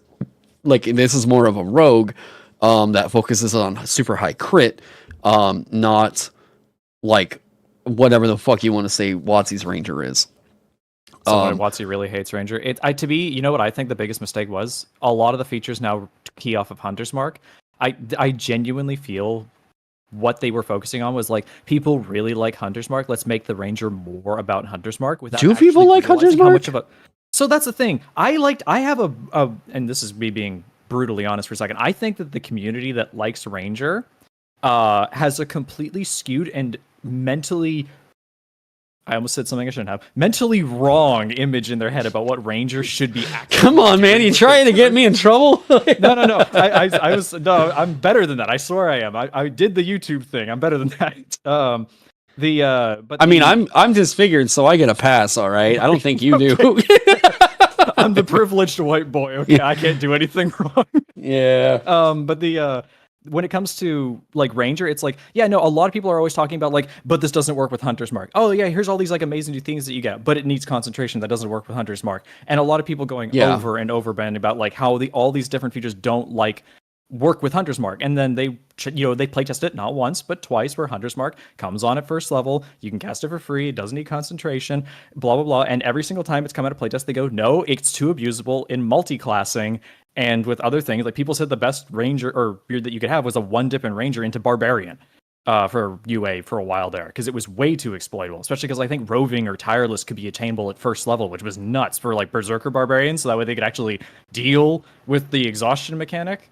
Yeah. But ultimately, it's like, here you go. We've done all these things to go like, yeah, everybody really likes Hunter's Mark, so let's just put it that way without addressing all of the other fucking concerns that were the problem with Hunter's Mark. Taking a bonus action, taking up your concentration, being a first level fucking spell that I swear to God, people need to stop casting because it's first level. You're gonna be like 17th, was it 20th level? Oh yeah, you get a D10 instead of a D6 extra damage. What would he fucking do? Just cast a 5th level spell! Right. Oh shit, I need to, there's a thing I need to do in here. The bonus that you get to checks. Yes. I need to get rid of this in here because this is just sort of boring. I mean, it's more damage, but like, who fucking cares? It's so boring. That also is, I'm trying to figure out places where I can neuter a little bit of the, yeah, here. So, Killer Instinct. Now, this needs to be your bonus to saves. When you make a subsequent check, when you make a check against it, you can roll a d4 and add it to the d20 roll. If this addition brings a total of 20, it counts as a crit. Go down here to Killer Instinct. Your bonus to checks with your Hunter's Mark also applies to saves provoked by the marked being. Boom. Okay, there we go. Yes, survival instinct, maybe. Killer instinct, sure. That doesn't sound quite as lethal and crazy. But this is good, and this is not a damage spike. We're toning down the damage overall because with basic experts, like, kind of damage structure, it's a lot more rare than what I was originally giving in Vagabond. So the fact that you're already critting more means that we're going to tear through enemies a lot quicker than we would even in basic expert, but I don't need to be giving you a bunch of extra damage dice on top of every single effect, and the feedback has been that people are just kind of bored with that. So I'm kind of calling that in. I feel like you need the functionality right up front to be able to get the identity and the thought process ingrained into a person, like this is how you play your character right away at first level, and then it says this just makes you better at being that at higher level. Like there's the game I played last night that I said was just bad Balatro is called Aces and Adventures. I think it's still a good game, but there's a problem, and I'll explain this as quickly as I can. The starting character is a warrior character. Of course it is. It's to introduce you to the game. You play it's like poker. You play poker hands. But the thing is, like, unlike Balatro, where you draw like 8 cards and then you can like sort through them, be able to get your poker hands done it properly. You only draw 5 cards like regular poker. But also, like, if you were to play high card, you can't dump junk with high card. It has to be the one card. And also, 2 pair is not allowed because of game balancing reasons. So it's like, okay, so you're already putting in some weird restrictions into this. So that way it's more like whatever I happen to have in my hand just happens to be whatever the fuck I can do on my turn. If I get a bad draw and the enemies get theirs, like the enemy doesn't have a hand. They just top deck cards. So when you play 3 of a kind and they top deck a better 3 of a kind, you fucking flip the table. That they just happen to have that on deck. And then it's like, well, the warrior at first level, what do you think his unique ability is? And this is in a poker game, right? This isn't a poker game where you are a warrior character. What do you think that mechanic is he gets at first level is? Oh god, now I'm genuinely kind of interested. Hang on. What if I was concepting out a poker game where I was playing as a warrior? How is poker evoking that? I would say so. Spades are typically tied into swords and weapons. Does it let me ask that question. Does it have anything to do with a specific suit? So it's higher level mechanics too, but you're on the right track. So I'm just curious to see what you're going to say. So, well, I guess real quick, does it have to do with a suit? This mechanic, no. No. Okay. Okay. So, and what is my health I'm subtracting away from? So typically everybody has a HP pool that's depicted by a die. So you're a warrior, you have a D8 for your HP. And every other enemy might have like a D6, or, bosses might have like a D12, and that's just how many hit points they have. But when you do attacks, you play a poker hand with as many cards as you want, and then the defender has to play that many cards back to you and either match or beat you to avoid taking damage. If they match you, nothing happens. If they beat you, the damage is actually reversed back at you. So, okay. So then that's like for the king. I think sorry, no, I'm wrong on that. Root. I think Root does that where It might be, yeah. if you if you start a fight and your rolls are bad, you're taking damage instead. Yes. I think that's the way that goes. So it's actually the tension of the cards that I play, the hand that I play is whether or not I'm damaging the other guy. Mm-hmm. The only advantage you get by going first is that you get to pick the number of cards that get played. But in defense, you actually get to choose carefully what you are defending with. So then I would say that as a warrior, most likely, what are the different classes? Warrior, rogue. There's like warrior, rogue. I think they have a wizard and a druid in this game as well. Like there's a few like that in core identity. Okay. So I would probably assume that the warrior has something defensive right up front where it's like you're taking slightly less damage on a certain loss if you make an attack. Great idea. Maybe that's how it works in a roundabout way. Their ability is that they can take one card from their hand and discard it and redraw a new card. But it also means they can't attack when they do that. So it's like they're getting a different weapon out of their pack. Kind of. It makes more sense when they level up, because when they level up, that's where the identity comes in, and that bothered the shit out of me. When they level up to level 2, if they defend with a card that is a heart suit, all the cards that are in their defending hand that are hearts, they take 1 less damage for. Yeah, so I'm sure like the cleric or the priest is the one that's like specializing in hearts, and then wizard is probably the one that's specializing in diamonds, and I can easily see that. Yeah. And then there's also at level 3, you go, if you defend with a spade, instead of subtracting 1 HP like you do with a heart, every spade you do, you deflect 1 damage back. So it's like thorns. And I was like, oh my god. I was like, so the redraw is actually really good, because it means that then if you want to go on the defensive and you don't have any hearts or any spades in your hands to help you with your defending, you can redraw your diamonds and your clubs to try and get one in your hand in advance of the defense. And I'm like, that makes it feel good. But also, I was so pissed off, because it has meta progression, because it's a roguelike. I leveled up the warrior to level meta progression 30, because it's at 10 levels for everything. It's only level 3. And it's like, at the start of every turn, you get 1 temporary shield. I'm like, that makes a huge fucking difference. Why is that not at level 1? There were, I fucking love Balatro. It's an incredible game. But one of the, there are a couple things about that game that I've seen now that I'm like, God, this is great, but only if it had this. One of the things that I think Balatro desperately needs is a basic Joker loadout, where I would love a mode of it where we can pick give me I can start out with 1 Joker. I just want to feel so nice. I just want to feel what it's like to play the game, knowing that there's a Joker I'm building into and build around that, right? Especially with certain decks that really need it. Dude, if you could start with Marathon Runner when you're playing Plasma deck, for example. Yeah. Or Wii Joker. If I could start out with just give me 2s, please, let me just see how insane that could get. Not because I want it to officially count towards any achievements or anything. I just want to see. There are some cards where pivoting into them is way too much. Even if you're the second shop, it's bruh, it's too late. I've already played a Spectre card, and fucking 10 of my cards are now or 20 of my cards are now a different suit kind of thing. Yeah, I'm gonna actually open it up and just show chat what we mean by this. Balatro is probably one of the biggest cases of you cannot pivot. If you start choosing a build in Balatro, you kind of have to stay to it, especially at higher stakes. Oh, is this gonna work? Yeah, I'm glad that they did change higher stakes in a patch, but I'm just ugh. Yeah, I don't even know that I want to go in gold on that. Good on you to getting to gold, though. Oh, dude, I've got it on 5 different decks now. Oh, there you go. Whenever I told you I'm addicted. Yeah, I'm fucking addicted, man.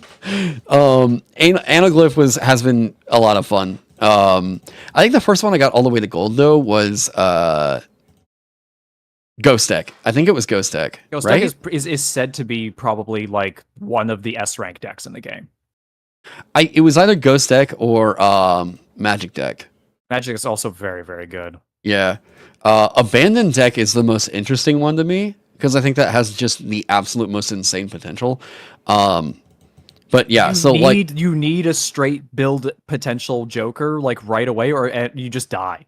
That's the only thing I've noticed, is that it's if you just don't get anything that works with like straights to enable them to make them so they're more reliable to play, that deck just won't scale.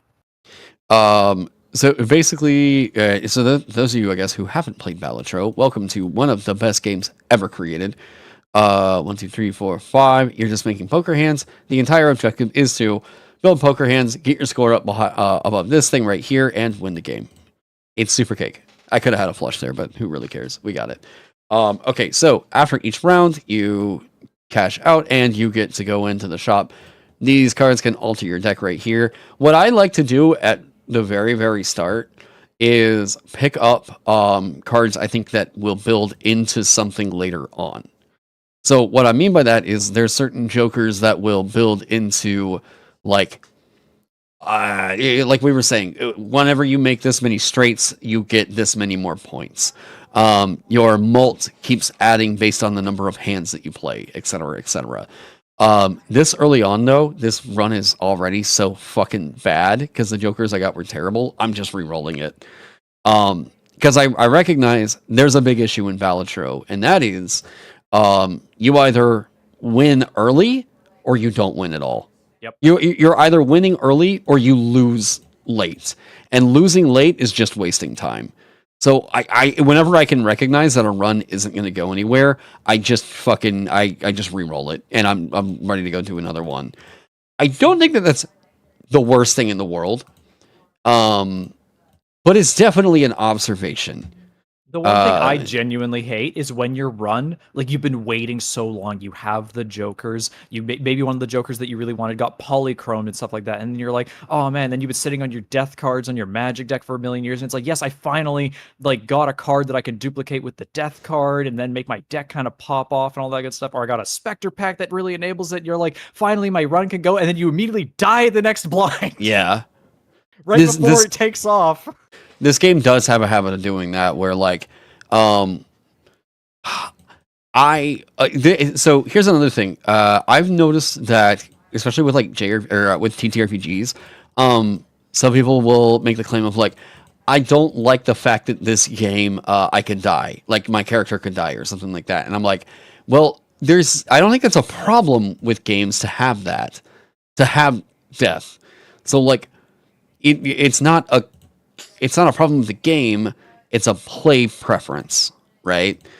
And with Balatro in particular, I think I can see a lot of people that are like, I am sick and tired of losing at this goddamn game. And I'm like, well, but it's getting better, right? It's like the same thing with like Dark Souls games. It's about getting better. Like it's the objective, right? Like I would hope.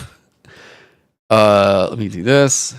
I prefer games that are not high demand of the player, but are like it requires like some element of challenge still. Like Balatro, I think, does a pretty good job of that. Where the fact is that Balatro is a turn-based game with no timer that makes it very easy to approach into. It's a potato chip game. It is a great game to be chilling with. I think I put like 30, 40 hours into it now. Oh, dude, like easily, yeah. I've seen you online like every night for like weeks, man. Oh, I mean, not every night. I mean, but I've got 380 hours on it, you know. But that's because, yeah, I 380 hours. I leave it on sometimes whenever I like go to bed and I just forget about it. I'm not literally, I'm not literally on here playing Balatro all night long. 45 hours. That's what I did, and that was just for me to get all of the collection finished. That's when I kind of.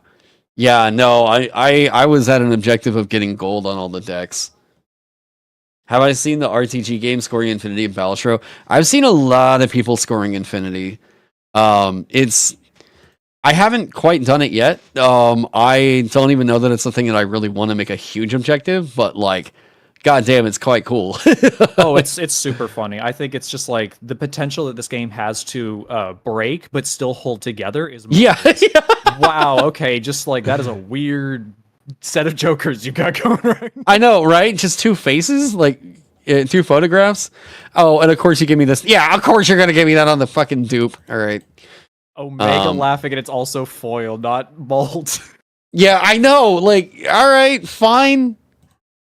Yeah, but this is another case, chat, where like, I mean, I don't really feel like this run is really going much of anywhere. Yeah,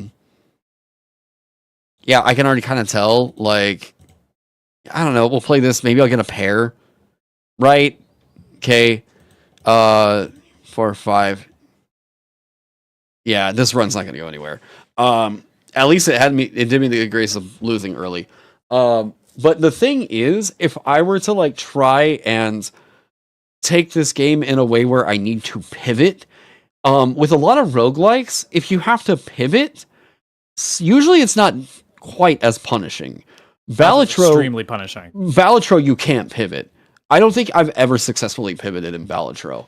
The hardest pivot to make in the game is Plasma Deck, because from what I understand, and I was misconceptioned about this for a while, was that you do chips with Plasma Deck because it's the best scaling score.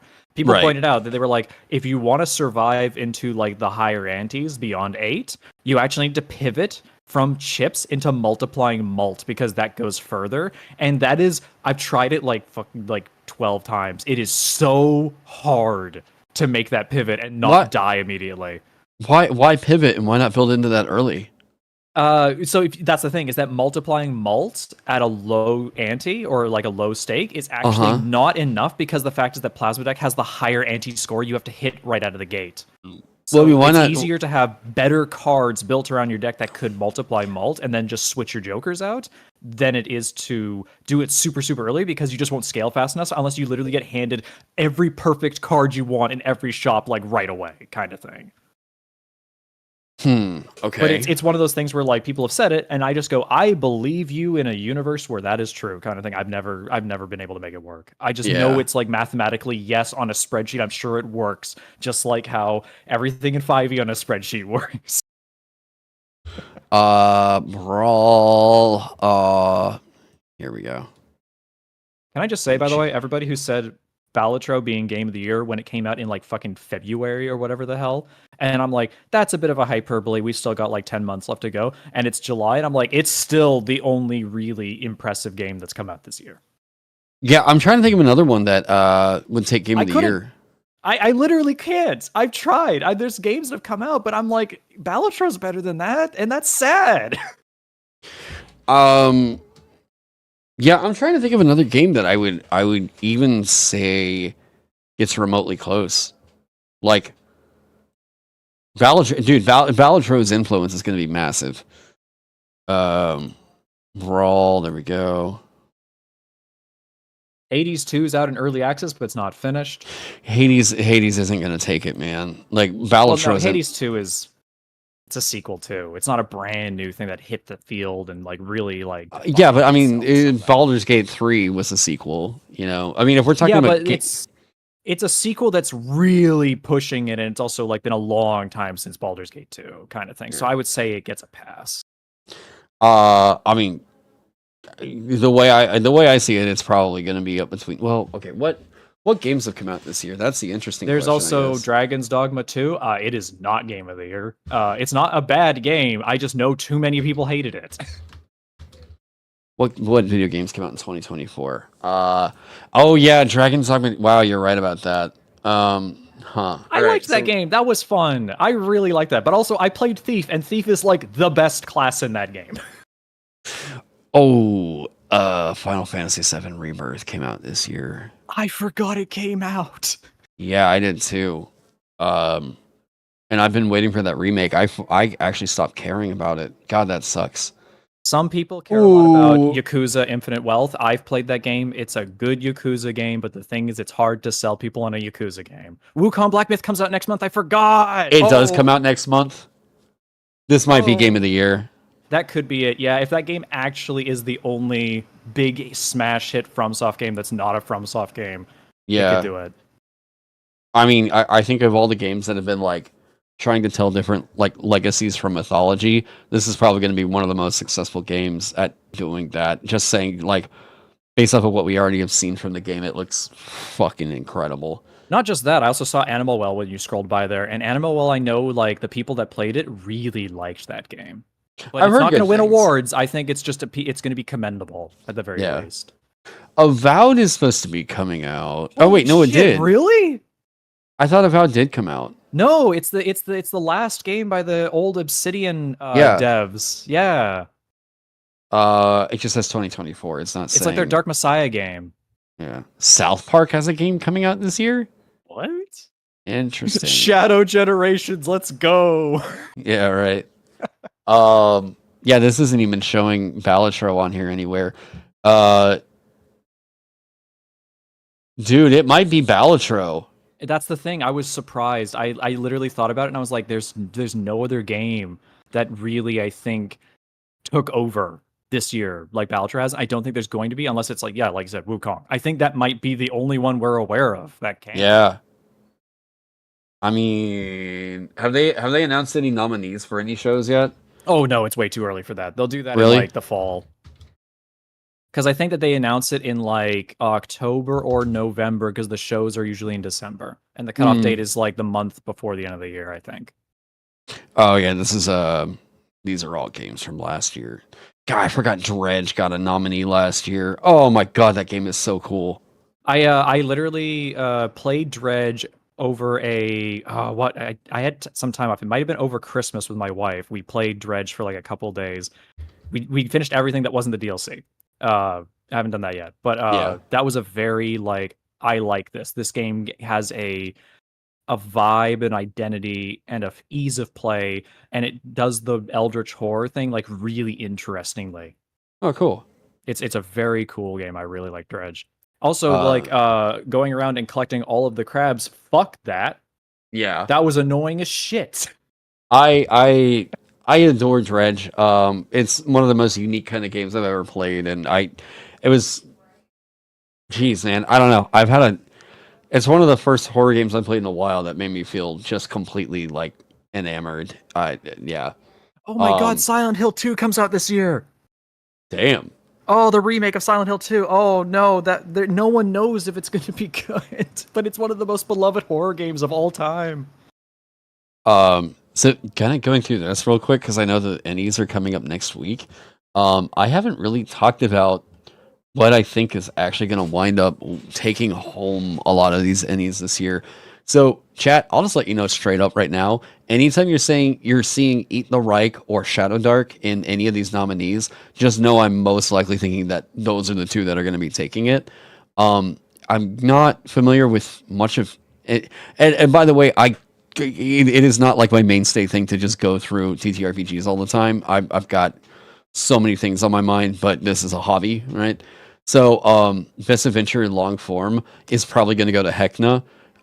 Hit Point Press has worked on this thing for a while, and I've already heard about Hecna taking Best Adventure and a lot of other award shows.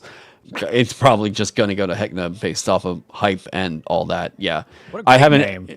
I haven't seen it yet either. I haven't read it, but I know that this one is, according to all the critics and everything, apparently enough that this one's taking home awards already.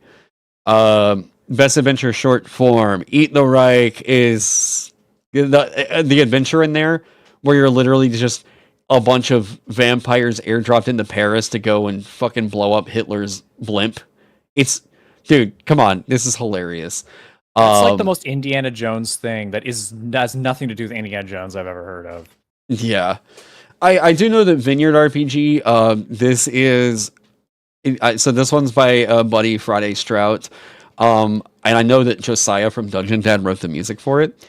I've heard a lot of support behind this one. I think that, like, you know, having more LGBTQ content out there, awesome. But Eat the Reich has probably just got it has the style going for it that I think is going to be a huge pull for fans, really, honestly. I don't really know. I'm not familiar with a lot of the others. I know Pelgrane Press, Miskasonic Repository, I'm not very familiar with, but I think this is going to Eat the Reich. Best Aid or Accessory is going to... I don't know. I'm not familiar with any of these. I misread the company pen, Dyson paper being like, wow, that's a weird breakthrough in accessibility. Yeah. Best aid or accessory. Pen Dyson paper, yeah. Yeah, not super familiar with these. Oh, digital aids. That's why I don't play digital. So best aid or accessory non-digital. Here we go. This is going to Hexcrawl Toolbox. I would put $50 on this right now. This is going to Hexcrawl Toolbox. I did. It's the best TTRPG accessory that has been made probably in the last 5 years. This is the coolest fucking thing. The only thing I think you could make to improve this would be a little bit of a grid that gives it a bit more like security on the table. Other than that, I fucking love this, and they can keep expanding on this for years, and I'd happily buy every single goddamn toolkit. This is gonna win. This is winning the ENnie this year. I can just fucking guarantee it. Best art cover. It's going to eat the Reich. It's going to eat the Reich. However, I will pull up the covers for the other ones, as well. Okay, so there's Tomorrow's Cities. I know that you guys can't see this yet, but I am just going to pull these up to take a look. But definitely some artists out there that are like really vying to be like, I want my work to win. Yeah, Eat the Reich is out though. Like Stories from Mana Tribe Project. That's a good one. Oh, Kingdom Come Deliverance 2 is actually scheduled for this year. I forgot about that. Yes, that is actually a game that I don't think it'll be like Game of the Year, but abso-fucking-lutely that game is going to be a marvelous step forward after the last game. Because the first game was already like really good, just jank, and now it's getting like a lot of budget behind it. That game's going to be great. Okay, so I'm still getting these pulled up. Yeah, I don't know how this doesn't go to Eat the Reich this year. This is oh my god, it's an easy bet. Across 1,000 Dead Worlds sounds sick. Black Oath Entertainment. Unfortunately, it looks a bit like a lot of Adobe stock images, though. I mean, like, you know, art, good, yes. I'm not digging any artists, but whenever I'm looking at what's going to win the award this year, we have to put them up against each other. That's literally the job of this thing. Eat the Reich is going to win it. I'm letting y'all know. Yes. Give me that. Where's that cover art? And I'll get it pulled up here in just a second. Sorry, it's taking a second. Whoa. The fuck is here? Orf. Okay. All right, so here is Diesel Punk role playing for Tomorrow's City. It's cool. It's cool. I get the steampunk vibe, but it's cool. It feels very Bioshocky. Atomic Heart, actually, yeah, especially with the cyborg lady. Yeah, it almost like Art Deco-y sort of what World's Fair kind of feel, right? Yeah. Stories. So this is another one that's up. God, I just don't know what it's communicating about the project. I couldn't tell you about anything involved with this. It's pretty. That is art. Kariko. This is another one that's up, right? So Ghibli inspired. I think this is gonna feel. I don't know. I'm gonna guess you're playing a witch delivery service, Kiki's delivery service, right? It's cute. That is cute. Here's Across 1,000 Dead Worlds. I'd say Kiriko actually looks like a vinyl cover. Yeah, a little bit, right? So here's Across 1,000 Dead Worlds, and it's good.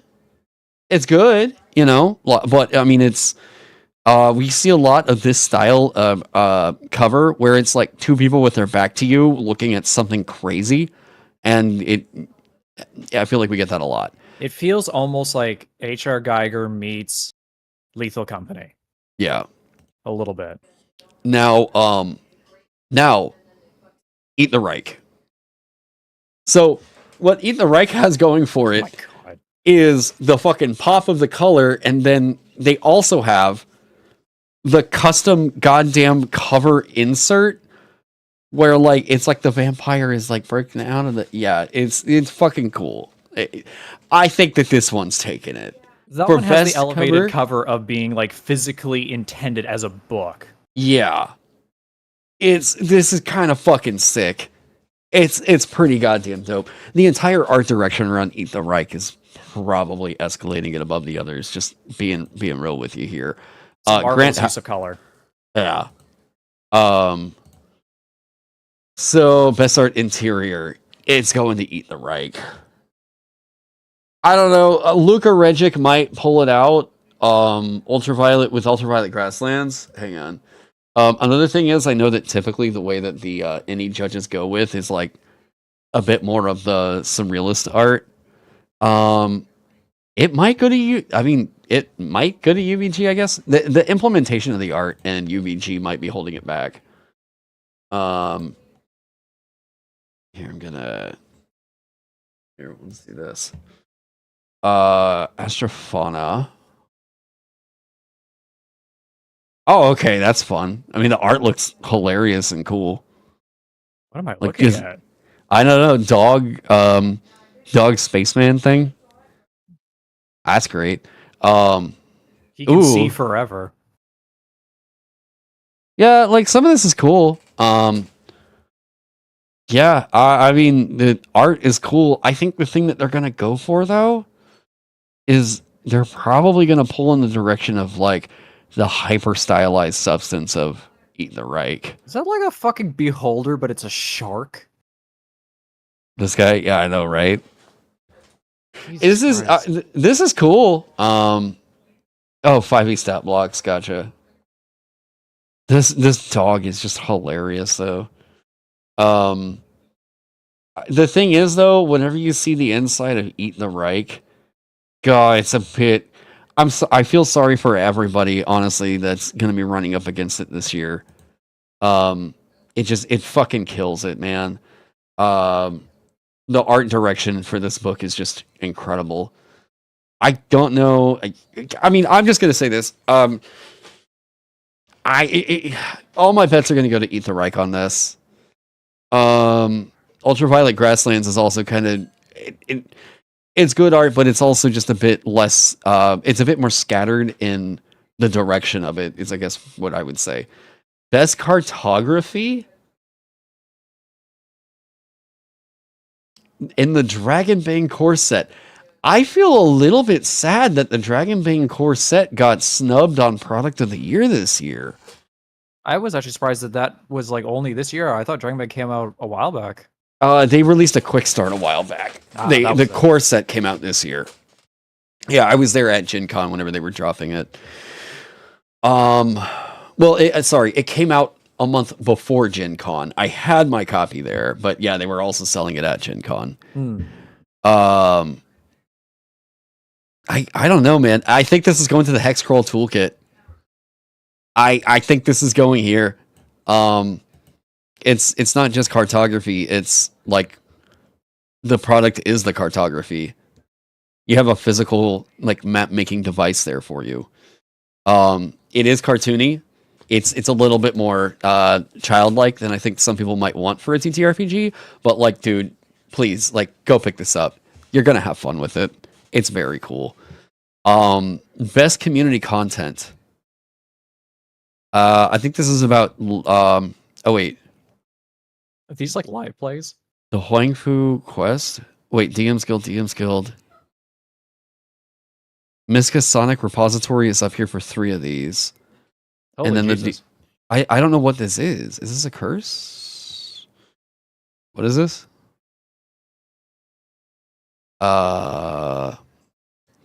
This is literally content that was made. Community content. Okay, so is it grab bag community content?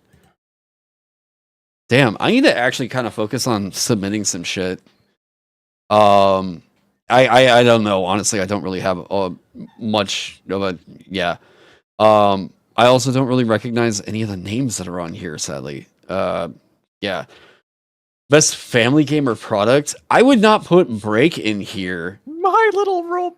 Oh my god! I forgot that was even a thing that came out. Yeah.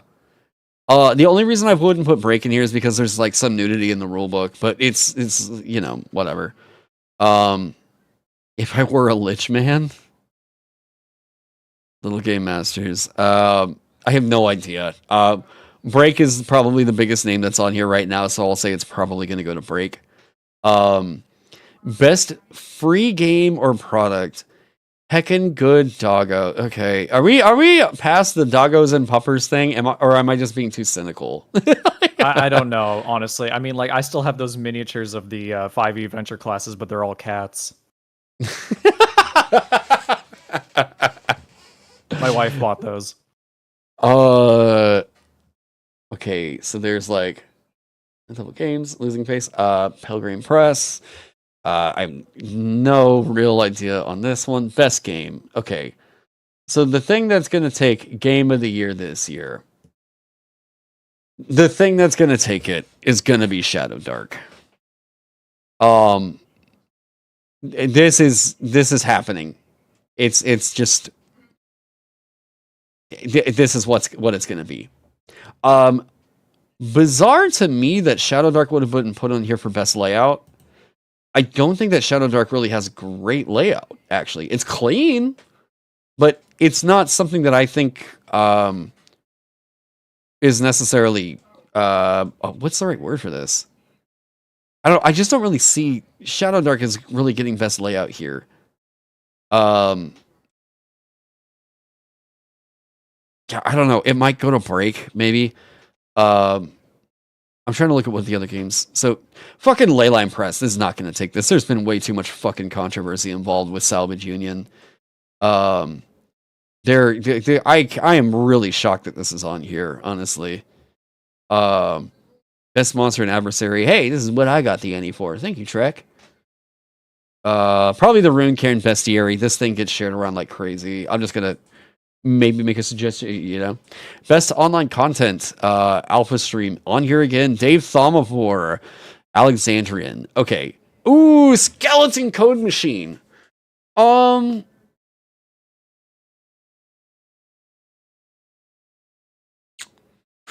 Ooh, I look at these and I go like, man, I really should know who these people are. And then I remember at the Game Awards whenever they're like, yeah, best like online or esports player. I don't know who any of those fucking people are either, so it's fine. So the Alexandrian is Justin Alexander. He's the guy that wrote So You Want to Be a Dungeon Master. Alpha Stream is Tios Adiba or Abita, if I'm remembering right. So a lot of these are blogs. Dave Thomavor has been putting in the motherfucking work in a way that I wish I could, where I could crank out a system review within a week. I have too much that I try to keep saying in my scripts, and I have a horrible time editing them down. And I just honestly, I don't have that fucking dog in me. That's for sure. Dave Thomavor puts out great content. Skeleton Code Machine. The reason why I think it's going to be these guys right here, though, is because insofar as content creation goes in the TTRPG sphere, if you're trying to make anything, this website will come up. So Skeleton Code Machine and Exeunt Press are like the resource by which we find all our public domain images. It's where we find tips and tricks on like layout, where we can find cheap and free resources for making TTRPG content. Exeunt Press is not only a fantastic blogger, but just in general, a great thing that you should have bookmarked if you're doing TTRPG content creation. Yeah, I haven't seen these guys on here before, which makes me think that they're taking it this year.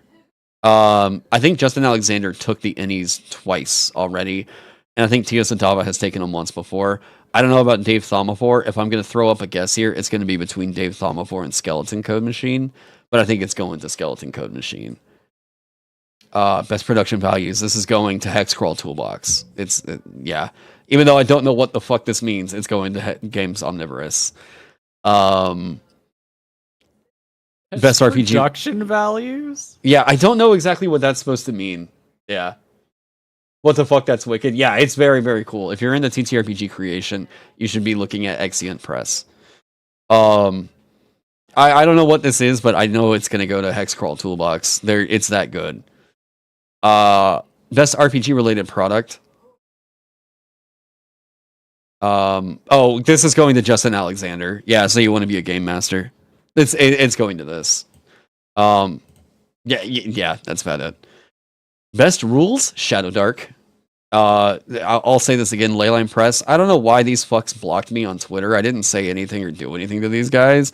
I just saw that they were getting really fucking like persnickety with a bunch of people, and I was like, who are these guys? And I went and looked at their profiles, and they both had me blocked. So I was like, all right, well, fuck you then. I don't know who the fuck you are. That's just the how best it kind goes. of feeling. Oh yeah, man. I was like, who the fuck are these people? Because I saw that they had like what was it? They had forced out an editor because he had previously worked on Lamentations of the Flame Princess, and I was like, okay, that's cringe. Like, fuck out of here. But yeah, there's a whole controversy involved with these people, and the fact that they seem like a bunch of wang rods who just want to block people for, like, I don't know, not being in their little secret handshake group. I don't know, what the fuck ever. Something you worked on is in here. You had nothing to do with its nomination though. With what it was nominated for.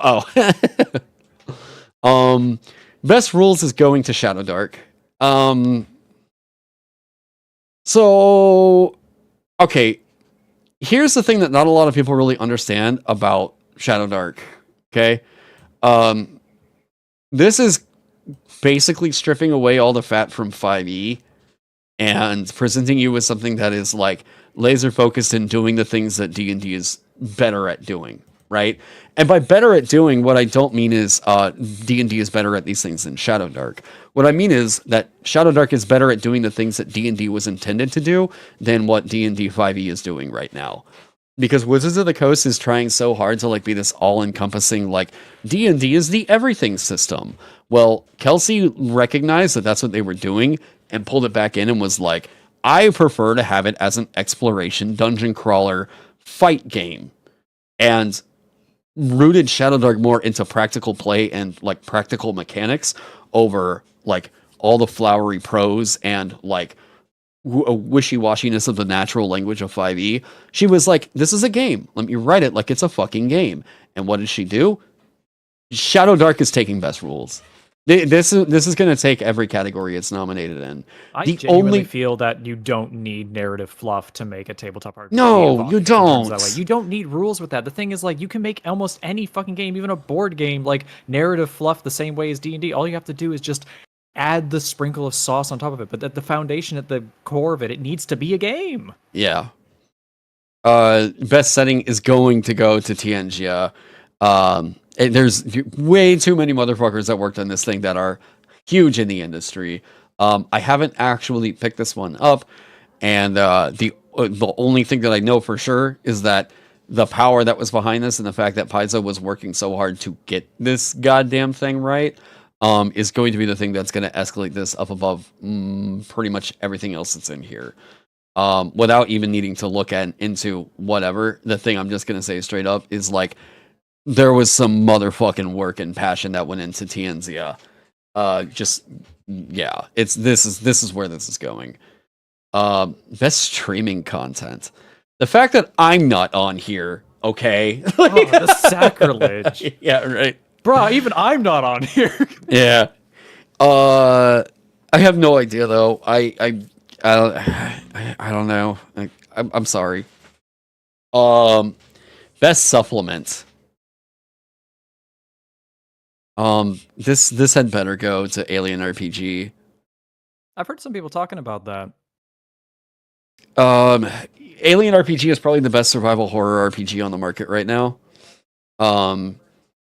Without really knowing much of anything else that's going on in here, I'm just sick and tired of seeing 5e. This is a thing for 5e. This is a thing for 5e. This is actually, I don't know that this is a thing for 5e. Sorry.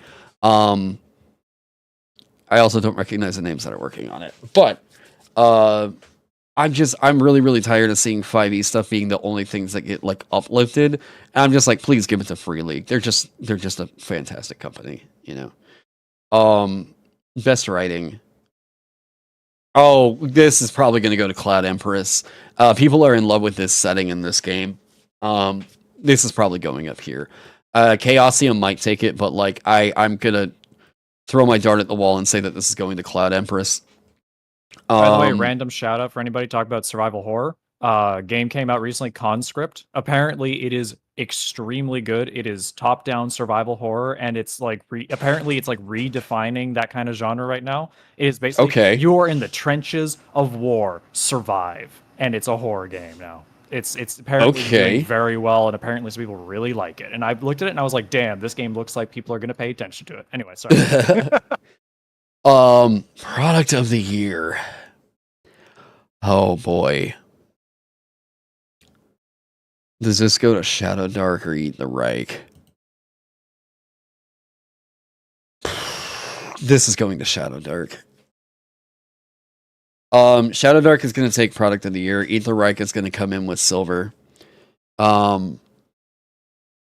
Otherwise, if I was to throw in like a wild guess as to what would maybe get silver instead, it's probably going to this Vampire the Masquerade thing, I guess.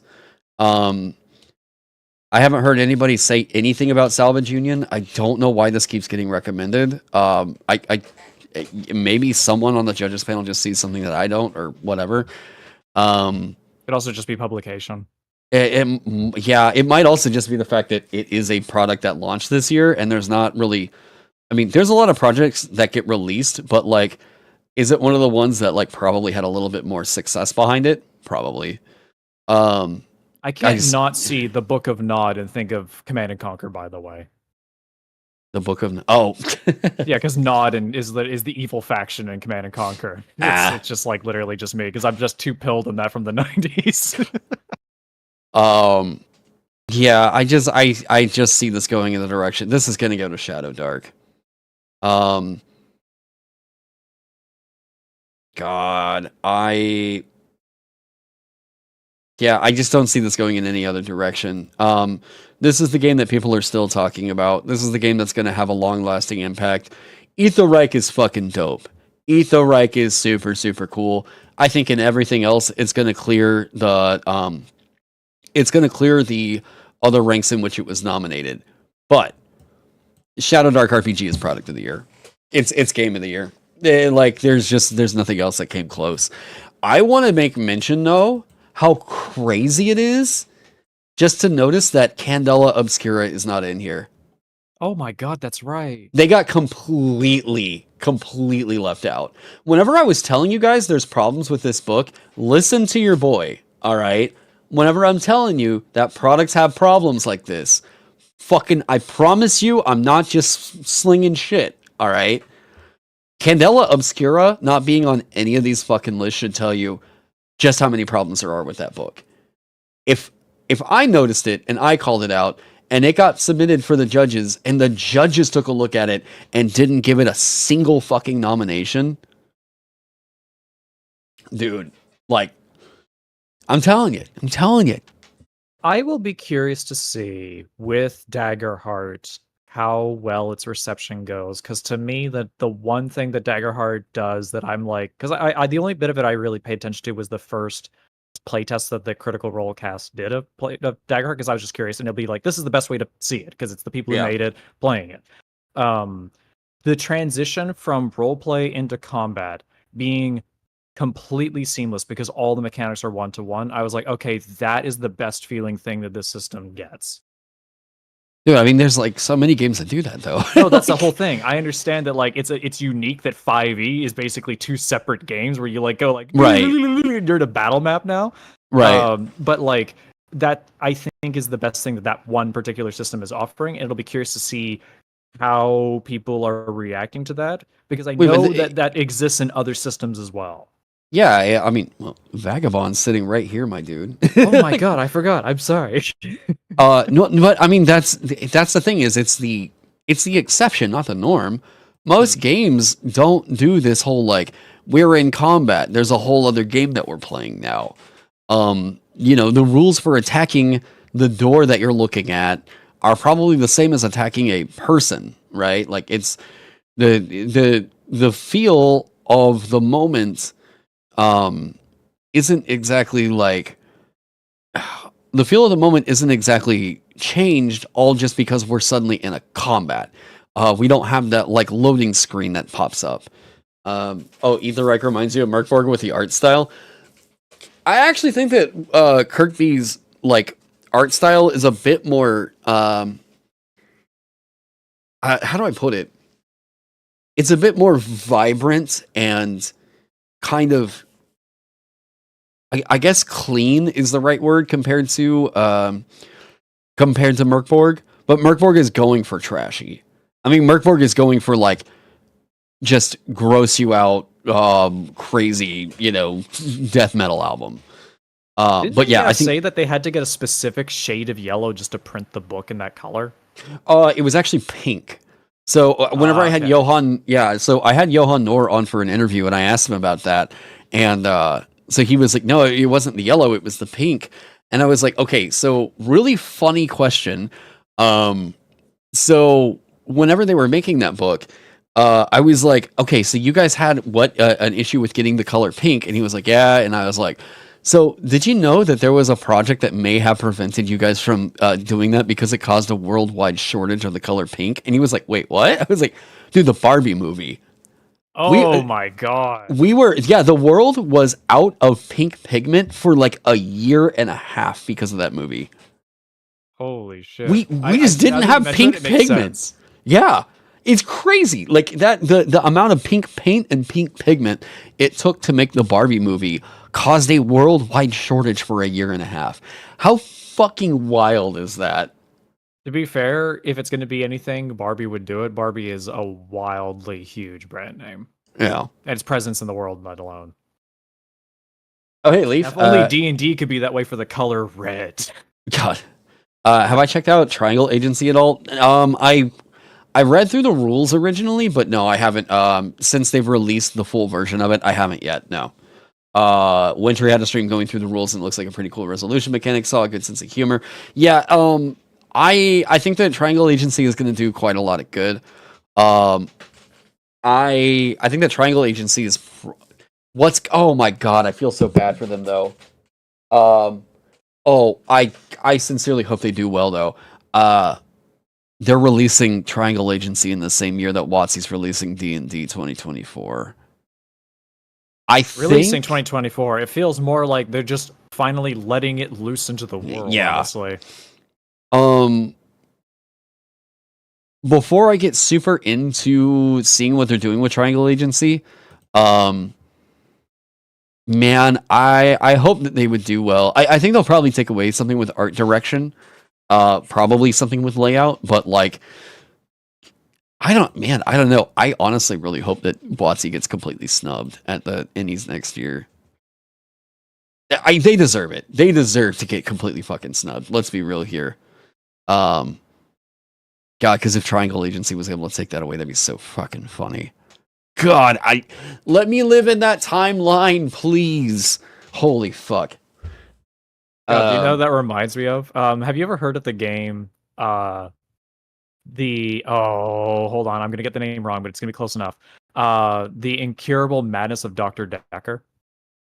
No. It is an FMV horror game where you play as a psychiatrist. It's very Lovecraft Eldritch in its lore.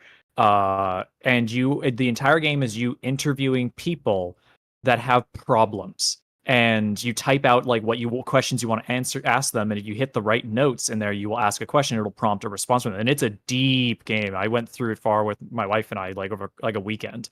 One of the patients you have is a guy who he is a chronic gambler, and he's found a way to force himself to exist in the timeline where he always wins. So like all he has to do is he has to push the stakes of whatever he's putting at stake to the point where he will risk his life. And as long as he does it, he knows he believes that he can force himself into the timeline where he lives and survives and wins whatever he's betting.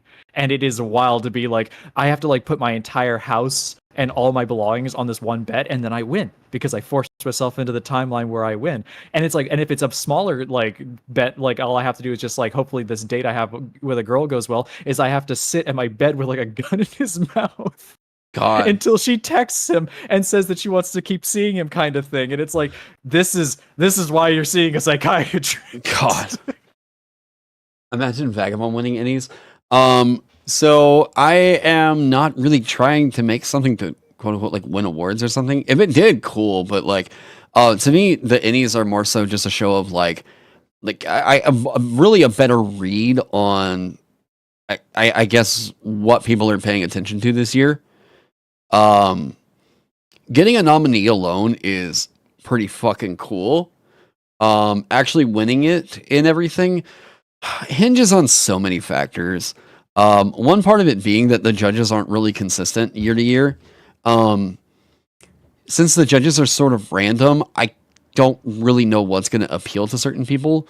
I also just like, I don't know, I kind of do and I don't look at innies as a measure of something's success. To me, it's more so a matter of like, it's a resume builder. Like, really, it's, to me, being able to say that like, you know, I won an ENnie before, is like, oh, okay, well, whenever I'm going in and applying on a for an interview in the industry, that's kind of cool to have on there, I guess. But it's not like I don't know. They do and they don't matter, I guess is the way I kind of think of it. Cough politics of the TTRPG space. It's gotten better, honestly.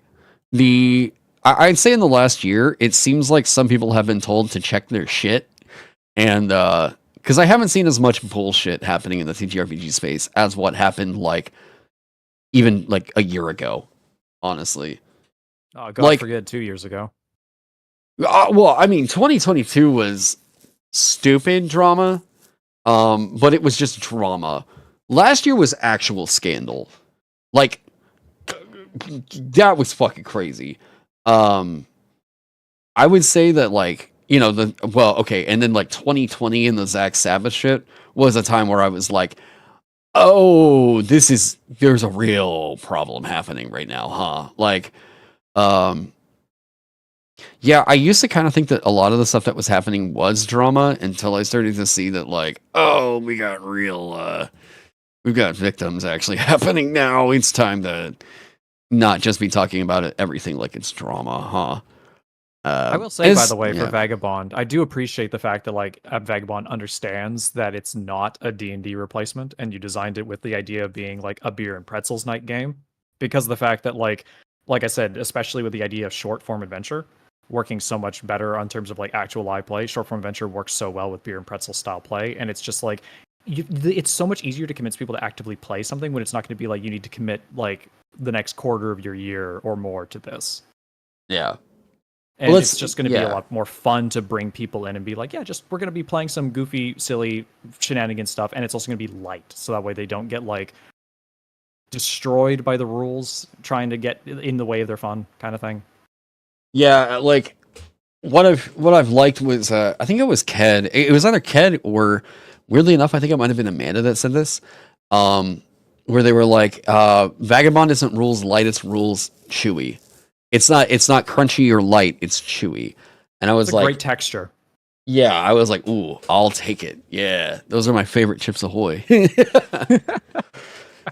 Since the iconic art gets a full Since the iconic art gets a full page, each class should have some cool title or splash text to go with it. What do you mean? Like over here somewhere? Maybe. Like, I kind of thought about one point, like, taking the quotes and moving them over here instead, but I don't know. It's, yeah. Okay, so I was looking for block. I was looking for instances of, oh, fuck, what was it? Reflex and dodge. So we're going to start trying to unify terms like that. Potency, I need to take a look at. So potency is very, very good. Your damage and healing rolls with alchemical items gain 1 additional die, and gain another die every 4 levels in the class hereafter. Is very unusual. Oh god, I didn't know if I was getting a bloody nose or not. I think we're good. No, don't die. Oh, no, dude, I get bloody noses all the time. What are you talking about? Well, like, that's my wife. She does the same thing. Meanwhile, me, I'm just, like, apparently a lizard, so I just don't have problems. Oh, really? Yeah, Amanda never gets them either. Yeah. But because of my deviated septum ass. Well, yeah, no, for your sake, it makes sense. Yeah. Oh, and my nosebleeds are not, like, nothing burgers. They turn into, like... Thank goodness. Yeah. like instead of having a headline there, it can almost be a logo that says Alchemist. Like an Overwatch character splash screen. Yeah, I know, right? That feels a little bit like like each splash do a book cover or something. I'm all right. I'm all right. I wouldn't really want to take away from the art that's there. It has to be designed with it in mind, I would say. Yeah. Okay, so potency. Your damage and healing rolls with alchemical items gain 1 additional die, and another die every 4 levels you take in this class hereafter. If the die is a countdown, and this is too complicated. The fact that we've gotten that far into this one and we're still explaining how things work is too complicated. Potency is do hereafter abilities count like if you play? Yes, yeah, that's what that's there for. Yeah, you're already getting lab rat in there. So like potency, your damage and healing rolls with alchemical items gain 1 additional die, and gain another die every 4 levels in this class hereafter. If the die is a countdown die, only the first die qualifies as a countdown die. I don't like how complicated this is to explain. You do need something like that in there, though, because they need their potential of infinite scaling somewhere. They already have it. They've got Labrat keeps scaling up, allowing them to take additional study die to more easily make items and shit. Yeah, but I mean, like on the combat side of them as well, not just on the No. VX scaling VX damage scaling does not scale up at any point with a class feature. Okay. So the damage structure does not scale up.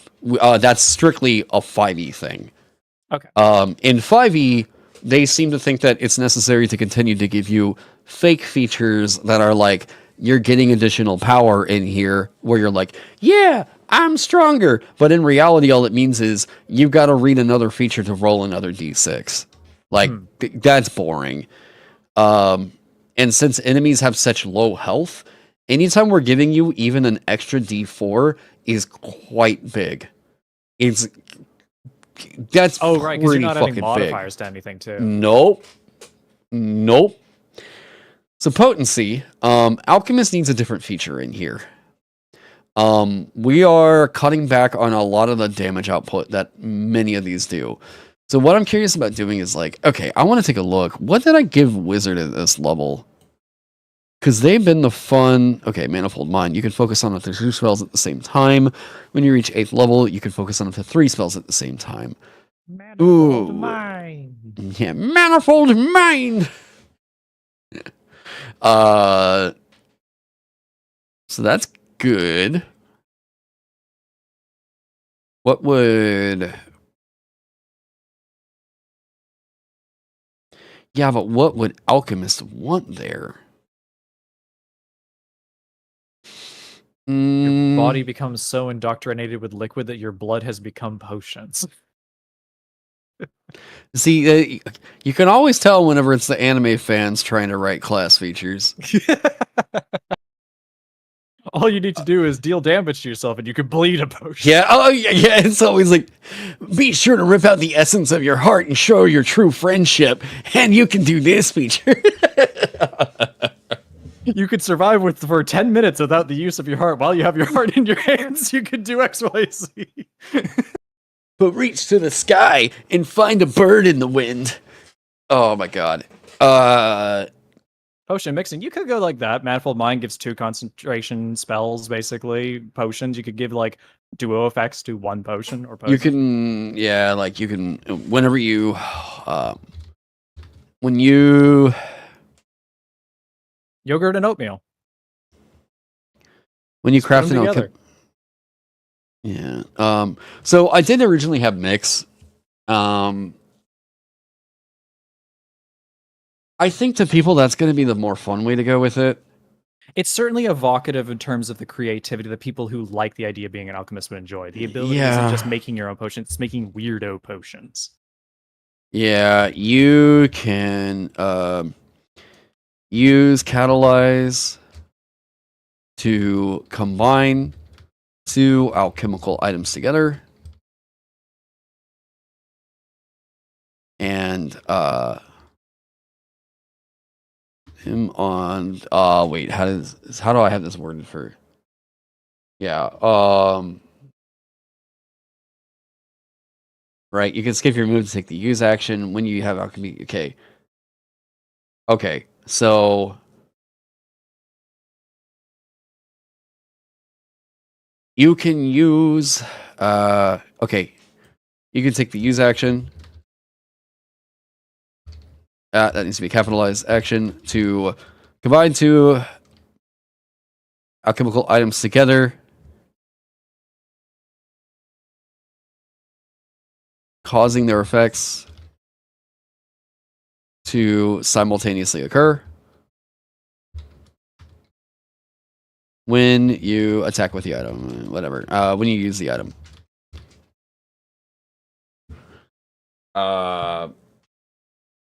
Would it require 10 silver as materials as well? No, it doesn't. No. That's literally only to create the thing.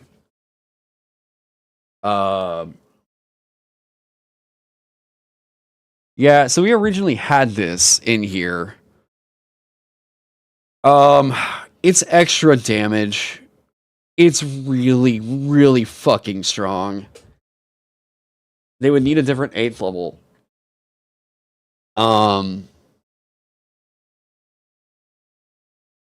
3 potions in 1. Yeah, see, it doesn't really scale that well. Nah. I love the idea that the first thing came to my mind about mixing a stupid bogus moron potion was something called Cat Scratch. What does it do? It deals 1d6 damage, but also heals 1d6 damage. God. It's like that meme where the cat bites you, you slap it, and then it just kisses your hand instead afterwards. Your attacks with alchemical items can be made as craft checks. Okay. Further, you only need to provide 5 silver of materials to craft alchemical items. You can otherwise craft in a single shift. Yes, you can do so by using coins or other wealth rather than raw materials. This is already kind of covered.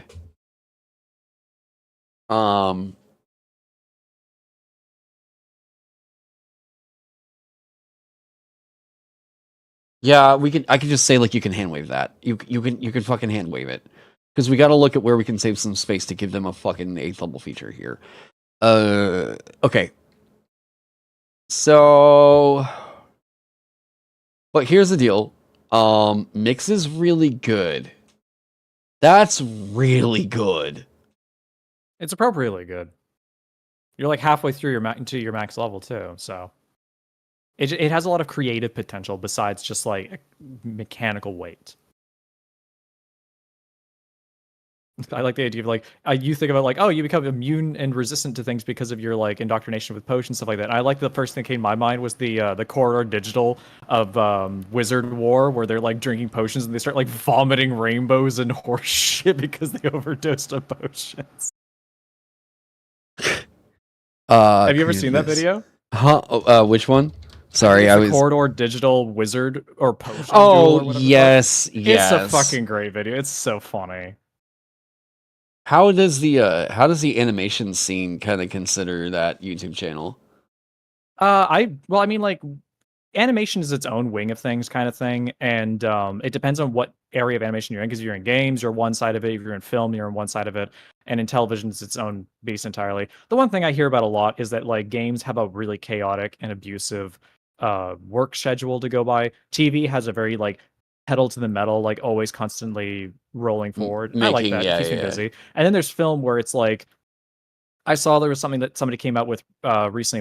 It was a talk. It was an animator who worked on one of the How to Train Your Dragon movies for Sony DreamWorks. Okay. I think it's DreamWorks. And he was like talking about how he got basically like screwed massively by the effects department when he was doing his shots, because he had these big reveal shots of like the giant dragon at the end of the movie, doing all these cool big weighty things. He did a lot of detail in terms of like selling the scale and the ripples that go through the body of this giant dragon. And then it's like all covered up with like smoke and water, so you can't see any of it. And I'm kind of looking at it going, but he described like, I spent an entire week doing on this shot. It's like, you spent a week on that shot?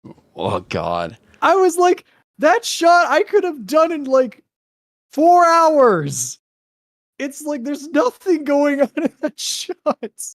And I'm thinking to myself, like, I bet he only did the one character too, and everybody else was doing other characters. And I'm like, oh, that's the main thing when it comes to like the different aspects of like animation in terms of the industry. It's that our perspective in terms of like what we're doing every single day is vastly different, just depending on what area we're actually employed in. Though that said, when it comes to like live effects channels and stuff like that. Animation one way, yeah, sure, you're slightly involved with it. It's mostly effects in that regard, and effects has very simulation-driven programming that goes into it. They work more closely with shader artists as well. There was I think Corridor Digital had a video talking about just like one of the most difficult things to render realistically because of how much computer power is required is, do you know when you look at the bottom of a pool, you have like all those beams of light that scatter around because it's reflecting off of the surface of the water going down the bottom, reflecting back up? That effect apparently is wild because of the amount of light calculations that are required for it. That it's like, hey, you want to do like, you know, like a few seconds of like something with like this kind of effect on its back as it's swimming through the water. Yeah, that'll take you like 8 years of render time at like high resolution. So that's why we come up with shortcuts where like we image project a fake image down that reflects the light up, and it just adds like an extra layer of texture on top of it that to us as humans, it's not 100% realistic, but it looks so realistic that we look at the video and go, that looks right. And it also, that render time takes minutes, not 8 years. Right. Yeah, I just always been curious about like, because I saw how Corridor Crew did like their we made an AI anime or whatever thing, and that got them a whole lot of shit. I just wasn't really sure. That I did hear about that. No, the only thing I've heard about from like AI regarding like anything that goes into the industry and stuff like that is a lot of people just sort of internally we're just sort of laughing at it because it's bad. And I'm glad that the audience and industry, or sorry, the audience, the consumers, typically they don't like it. And that's the thing that I'm glad about, is the fact that like, yeah, it's cheap, yeah, it's easy, yeah, you can do this, that, and blah blah blah. It's at the end of the day, we don't want just cheap, we don't want just easy, we want something that like when we pay money for it, we go yay and have a good time. And if it's artist catered, like even rogue like random generation started to get a stigma after a little while, especially after the Minecraft explosion, because people started to realize that handcraft intentional levels, especially when we started to really like FromSoft games. Oh, yeah. People realize there's a value to having a very catered experience that was intended by very intelligent design. And now that we're starting to recognize that, we're going like, we like this a lot. There can be random generation, but even that has changed. Like if you go back to like the Binding of Isaac, Spelunky, FTL, in terms of like their kind of like random generated content, it's very different from Slay the Spire. Slay the Spire is not so much random generation as it is like we have like a very clear path of progression in mind. And the random generation that goes into it is all just like the varying degrees in which you are nudged forward. It is not like Isaac where you get a spacebar item for 5 or 6 treasure rooms and therefore you can't pick up multiple spacebar items, so you just fucking die. Right. Yeah. Let me see here. Sorry, I was trying to like. No, I get I'm distracting you. Sorry. No, you're fine. I'm just I'm trying to figure out. Without doing find and replace on everything, I just find dodge, change to reflex. Adam Savage been on the show a few times too. Adam Savage has been a wonderful presence in the internet ever since Mythbusters ended. I saw his video recently. I don't know if it's new, probably not likely, where he showed off this like high quality model replica of the Darksaber from Star Wars, and I was just like, man, that shit is so cool. Because I know that the Darksaber made an appearance in The Mandalorian, if I'm recalling. I will admit, obviously, do I care about Star Wars? I have to. I'm currently working on Star Wars. Oh, are you? Yeah, no, actually, we just announced recently the season 2 of the show that I'm working on. Oh, hell yeah. It's Young Jedi Adventures. It's on Disney Plus. It's for young kids.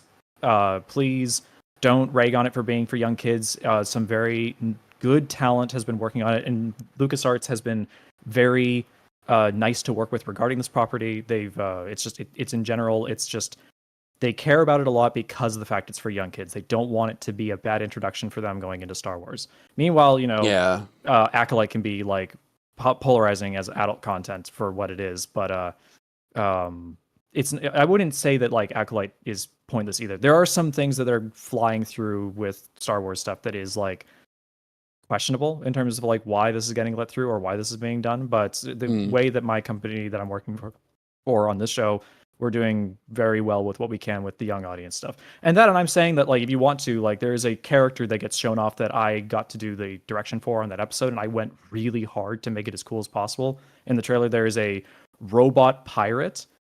That episode is my favorite episode I've worked on in a really long time. I really flexed as hard as I could to make that look as cool as possible. And the LucasArts was really fun to work with me, going like, hey, I understand this is for young kids, but I have some really cool ideas to make him look as scary as possible.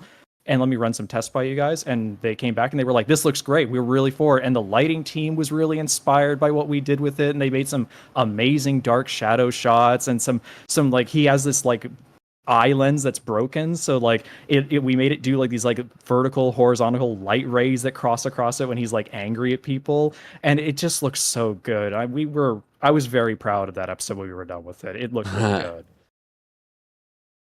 Also, it's a pirate and I'm fucking love pirates, so of course I'm gonna make it look fun. Wait, why didn't you ever do animation over on your YouTube channel? Sorry, was that you cut out? Why didn't you ever really do like animation on your YouTube channel? One more time? Sorry, you keep cutting out. What do I? Are we good? What? Yeah, go for it. Why weren't you ever really doing a lot of animation on your YouTube channel? Why wasn't I doing a lot of animation on your YouTube channel? Oh, on my YouTube. Sorry, yeah, you kept. Yeah. Sorry, I have no idea why you kept cutting out. Yeah, I'm like, what? It might be me. My internet sometimes does that. So anyway, why don't I do animation on my YouTube channel? Because it's actually really annoying to do animation like out of home, because especially if you're doing it 3D, because when you have to model and rig a character and then you have to render the final animation when you're done with it, and that's just like, it's basically like independently developing your own game. You're doing every aspect of it, which is really annoying. And if you're not doing that, you're just getting like a rig from somewhere online and you're just doing like raw playblast capture of it, so it's not fully rendered nicely and everything like that. Which you can do. Getting software to do it on is annoying because Blender exists and is free, but Blender isn't really well made for animation. It's okay for if you're doing like shader work and modeling and such like that, but like its animation prowess and its technical level isn't there quite yet to make it so that way it's really good at making good looking animation easily. Whereas with Maya, which is the industry standard program that we use, and there's some other ones there, but Maya is the big one. I mean, even I've heard of Maya. Using a license of Maya for your own personal recreational use has become more and more difficult over time, to the point where like I used to have a student license that was like for a while indefinitely signed, and then it's just gone, and now you cannot get stuff like that anymore. And really? It's like, oh, you want to get like a license for the program, stuff like that. It's either like subscribe to a service that's extremely expensive. I'm talking hundreds of dollars a month for this license, or buy a license, which I don't think you can even do, but if you could, back before they stopped allowing it, it was like thousands of dollars just to even get a basic license.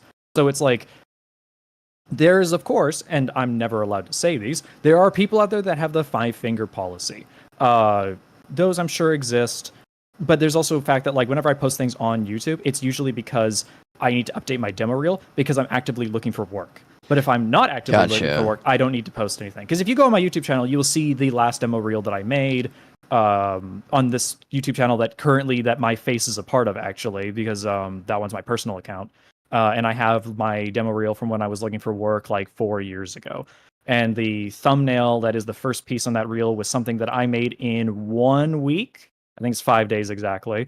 And it was just like an action screen test that I did that I was like, I need to update my capabilities before I start showing off like things of other stuff. So I made a few quick tests of stuff that just modernized my stuff. And then I had a second reel that was my professional reel, which is everything I've done over the last like 10 years. And well, at least the stuff that looks good. And all I got told from my director when I got hired into the company I'm at now, because now I'm director, lo and behold, I made it. He looked at me and said, you had a lot of stuff from the same episode in some of those shots, and you worked at NerdCorp? And I was like, yeah. And he's like, you did a lot at NerdCorp. And I said, I was passed around from a lot of episodes when they fell behind because I was the person that could catch them back up. And he was like, Jesus. And then they said, after my 1 month review, which is supposed to be 3 months, they gave me a 1 month review. They said, no, you're like flying colors, everything we need you to be a lead at the time. And they were like, do you have any desire to be a director? Yes, of course. When I get a chance that's a good opportunity to do that, I would like to make that opportunity, but I'm not striving for it right now. I just want to solidify because I've lost work for so many months. So I wanted to just solidify as a job for right now. And they said, right. Do you have any desire to work elsewhere or on like any particular projects? I said, if you give me a fun project, should we fire you? No, I was like, I do. I was like, I will work on literally anything you give me as long as it's fun. Why? And they said, oh, well, we have like zero desire to ever let you go. Well, like, hang on to it, man. That's I'm 100% doing it. I'm very happy with where I am right now. Yeah, the scariest thing that I'm experiencing right now is just how fucking bad the job market is. Yep. Holy shit. Because I've been, Amanda and I really love to move out to Denver and do all that good shit, but like, the problem is, job market up in Denver. Well, dude, and like, I mean, because the thing for me is like, I can do product management, I can do print development, I can do, XYZ thing. My portfolio can be stronger. I should get more projects on there is really the big deal. Part of why like doing a whole lot of books like this is like trying to get more and more content on my resume. Despite what a lot of people really seem to think, working in the TTRPG industry is not really my end goal. I mean, you also had music as a thing that you like to do as well, right? Well, I mean, that's like my main career, right? Like, it's like the main thing that I do. But like, I am not really aiming to make a job in the TTRPG industry. If there's one that like just does really well, then sure, I'll do that for a while. But like, it's not really the kind of thing that I had intended to be making for my life, if that makes sense. To be fair, when I went into animation was the first choice that I had, but my passion is in game design. And I just sort of know that like I don't have the drive to get to the point of game design where you have to go through the really hard bit of like learning coding and programming and that whole stuff to really like get into that aspect. Because I don't want to be like I'm the ideas guy, and then people be like, that's a pretty fraud position essentially, and then go like, no, like listen, like there's a difference between being the ideas guy and actually being the design. Yes. But when it comes to that, it's like, just animation, like, is that my fallback? It's like, yes, but you have to keep in mind, it's not a fallback that I hate. Animation is like the 95% of the way there. It's like, it's just short of like the other alternative. I'm just really happy doing either one kind of thing. Yeah, and that's the other thing is like, if I did get offered a job working in like on a TTRPG project, it's not something I hate, right? It's like, it's something that I would do, but it's not like where I see myself staying forever, right? It's like I've got other shit that I'd like to make happen. For sure. Yeah, like after like, because I want to make a game, and I wouldn't be unhappy if I was like making TTRPG shit for a while. I definitely don't want to be in this industry. I don't think that there's many industries that definitely just have a completely like scandal drama free thing or whatever, but there's definitely other industries in which one fucking company doesn't dominate 99% of the discourse. Where one company doesn't have 99% of the customer base. It's not even that way with video games, yeah. Yeah. If I go and I look at like guitars, dude, like it's not Fender has 99% of the market, you know? I worked I interviewed for a position with Fender about, oh god, this is like the first year of the pandemic, so 2020. Yeah. I interviewed for a position with them, and it was going to be as somebody demoing new gear at conventions and talking to customers and things. Oh, interesting. Yeah. It would have been really cool. They wound up going with somebody else for it, but I mean, like a position like that where I get to go move to Scottsdale, Arizona, and like that's, I mean, it was like a $120,000 or $120,000 a year job. It was crazy, and like part of the reason why they had called me was because my degree was in music. They could tell that I've been playing guitar for this many years, but I also had the experience of public presentation from being here on YouTube. I also had experience with InDesign, with Photoshop, with After Effects, with all these other programs where if there was an asset that they didn't have ready for a convention, I could make it, right? I knew how to converse with marketing people about things and assets that we needed made for, conventions, whatever. I just saved us a page on this. But yeah, but that kind of a gig right there, like, sorry to everybody who thinks that, like, well, whatever the ultimate goal is for a TTRPG thing is to make a game that you can sustain off forever. That's not how this industry works. Like, you can make a game and like make a decent living for like maybe a year or two off of that.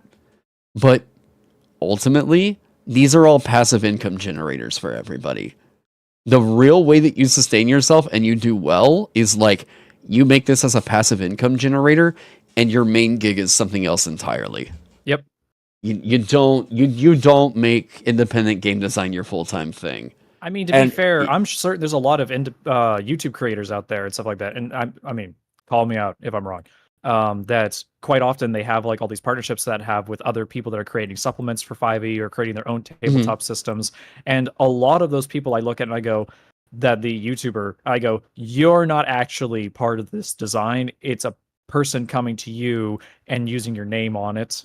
And you're publicizing it as a part of it, but like you didn't sit down with the design team at a table and actually make this product. So you're asking whether or not YouTubers are just kind of lending their names over to certain projects, Yeah. and I'm not saying that's true in all cases. I'm no. just saying that there is definitely there. It's in there.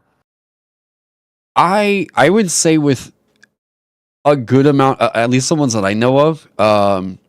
Well, I'll just fucking say them, I guess. Yeah. I know that Jenny D does all her own writing. Mhm. I mean, she's married to a fucking novelist. So like Jenny D does all her own writing. Bob does all his own writing. No, wait. Sorry. Bob does project management.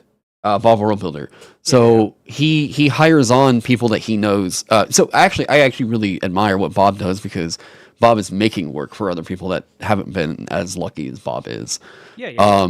Josiah writes all of his own stuff, Dungeon Dad, and he hires me to do layout. I edit it every once in a while just if I see that there's a really clear like issue with a thing, but that's whatever. I don't really know. More often than not, whenever there's people who maybe lend their name or lend a credence to it. Oh, Trekaros worked on Nimble 5e. He did work on that. And I've worked on projects with Trekaros in the past, and Trek knows mechanics. Like Trek is good. Like, I'd happily work on any project that Trek wanted to work on again. But I don't really know, aside from maybe them, what projects may be getting talked about where it's like, well, a YouTuber lent their name over to this thing, and they're in like, yeah. Treant Monk writes his own shit. I'm trying to think of maybe any other stuff that a designer lent their name over to a thing, or like a Kickstarter thing. I have to wonder how involved Matt Mercer was in the development of Daggerheart. Actually, he probably was really involved. Well, no, he's been involved in a bunch of shit. They just hired on professional designers to do that. Oh, okay. Because they have the money for it. They just literally hired a design team. Yeah, it's not a Critical Role thing. It's a Darrington Press thing. Yeah. I'm sorry, I forgot that. Will from D&D Shorts also writes all his own shit.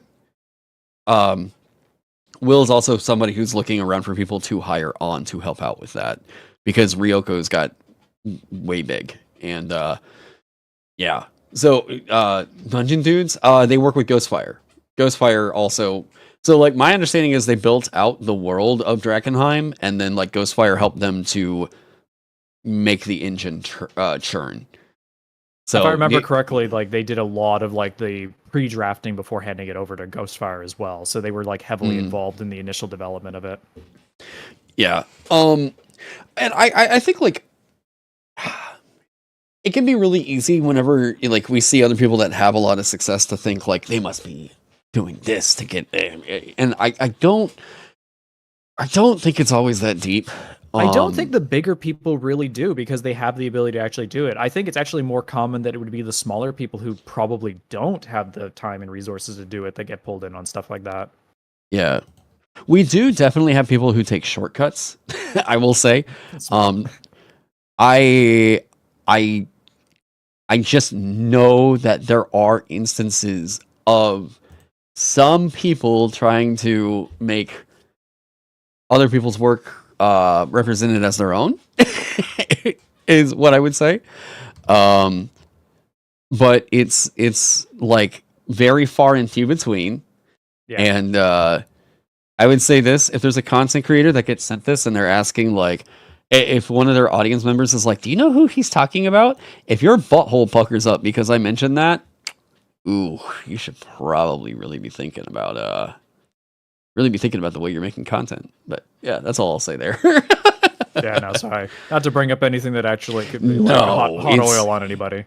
It's extremely rare that it happens. Okay, that's good. Because I was worried it was more prevalent than I was realizing because it didn't make sense for it to be. No. In all honesty, people that actually do that are more likely to get called out. Like, if it were happening on a grand scale, in something that I would think is anyway meaningful and not just a sort of one-off thing, you would be hearing about it happen because the people who actually do put the work in, who would be getting stolen from, they're not quiet about that. Because I've only heard about this really happening with DM's Guild projects where some creators start getting their shit ripped off, and in those cases, there's typically always some form of a sit down that needs to happen. Intervention. Yeah, and in some cases, some people get paid. In other cases, it gets jotted down as a documented series of events. So yeah, it actually kind of reminds me, even in my system, and I would never be coy about this because it's like pretty evident stuff like that. When I was trying to come up with tools for characters to be proficient in my system, because I wanted tools to be like, don't be like 5e where it's just vague understandings of narrative implications. Blech. Have it be where like tools have very clear, like there is a simple task you can do with a tool and a work task you can do with a tool. A simple task is you are proficient in this tool, therefore as an action you just can do this thing. Usually it's make a check to understand how something works, or to quickly do something as like that takes only a few seconds. Then there's a work task that you can do as a part of your rest that usually involves you can expend supplies to do something. Like for example, I'll scroll through like alchemist tools. Like simple task is like you do an intelligence check. If it's a successful test, you determine the properties of any liquid that you have within your reach. So you can find something, you understand what it is. As a work task, you spend one extra supply during your rest, pick a potion of value that's equal to or less than your tools, and you just create that potion during your rest. Very nice and simple. But all of the selection of tools that I have out there's like fucking 40 something tools that you can pick from. Most of them came from something I looked up online that somebody wanted to expand the roster of tools available in 5e. I looked through their list and I was like, these are a great number of options. And most of those I grabbed. Yeah. Well, and I will say that 9 times out of 10, whenever it comes to like, hey, there we go. Sorry. There's my internet cutting out. Yeah. 9 times out of 10, whenever it comes to whether or not someone's going to be cool about that. Well, what I did with it is I took the names of the tools. Like I didn't, all the mechanics are completely, for the most part, completely redone because they have to work in my system. But it's more the fact that like I just needed ideas of like different professions and tools that people could use as sets. And I did change a number of them. And there's a bunch of them I have in there that are all my own choosing as well. But if you look at the list and compare the two of them, there's a lot of like overlap. Because it's no tongue in cheek. It's like very clearly like this guy had a lot of really good ideas. So like I grabbed a lot of them because they were good ideas. But I swear to God, I didn't just copy paste the work because I'm better than that. Yeah. So, I mean, the thing that I always kind of recommend to people is like, I mean, literally it just happened in this scene right here, or this stream right here. I pulled out Into the Odd, right? Because I was like, God, that initiative system is just so much easier. Literally opened the book, started writing it in Vagabond's terminology, but I include the acknowledgement. Yeah, This exactly. fucking game inspired a lot of what I've been doing here. Now, what I did is not theft. What I did is not plagiarism. Plagiarism is to take large swaths of text and start trying to represent it as your own. Like your own thoughts. It's so easy to avoid, like, plagiarism takes work to do. Like, accidental plagiarism is like, oh my god, it's so easy to just say, hey, look, this thing inspired a lot of the text that's in here. As far as copyright goes, you're good. Like, we've all pretty much deemed that, like, it's really hard and kind of like, I don't know, against creativity to fight something or make a plagiarism claim. Something If I has remember to. correctly, information itself cannot be copyrighted. The way the information is presented or told can be copyrighted. I think that's Yeah, one way so to stick it. This is what we refer to as game mechanic expression, right? So game mechanic expression is like whenever I say a DC 3 or like a DC 13 dexterity saving throw. Okay, so there may be an argument to say that that particular expression could be copywritten for 5e. But that's an expression of what to do in a specific situation when challenged with something like a fireball or whatever, right? So that expression of it could be changed, though, into they, on a successful saving throw, they don't take damage. Like, yeah, it's something like that. I don't know why I got the hiccups. Oh my god. What is wrong with me right now?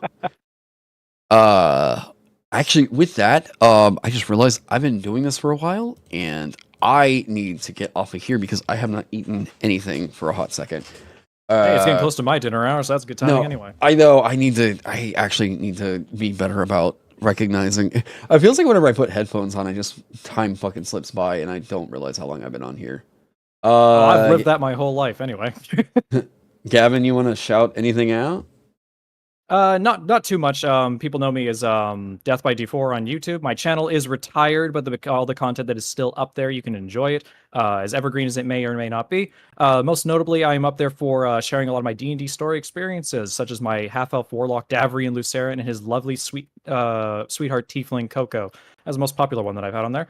And if you guys ever see me floating around on Discord and such like that, and you want to be a nice buddy to me and actually come and playtest my system in the background, as quiet as I am about it, otherwise known as Amid the Rye, feel free to just reach out to me and go like, hey, you said you were doing thing, and I would like to be part of that thing. And I'll be like, thumbs up, and we'll probably get in touch. But that's about it for me. Right on. Everybody here.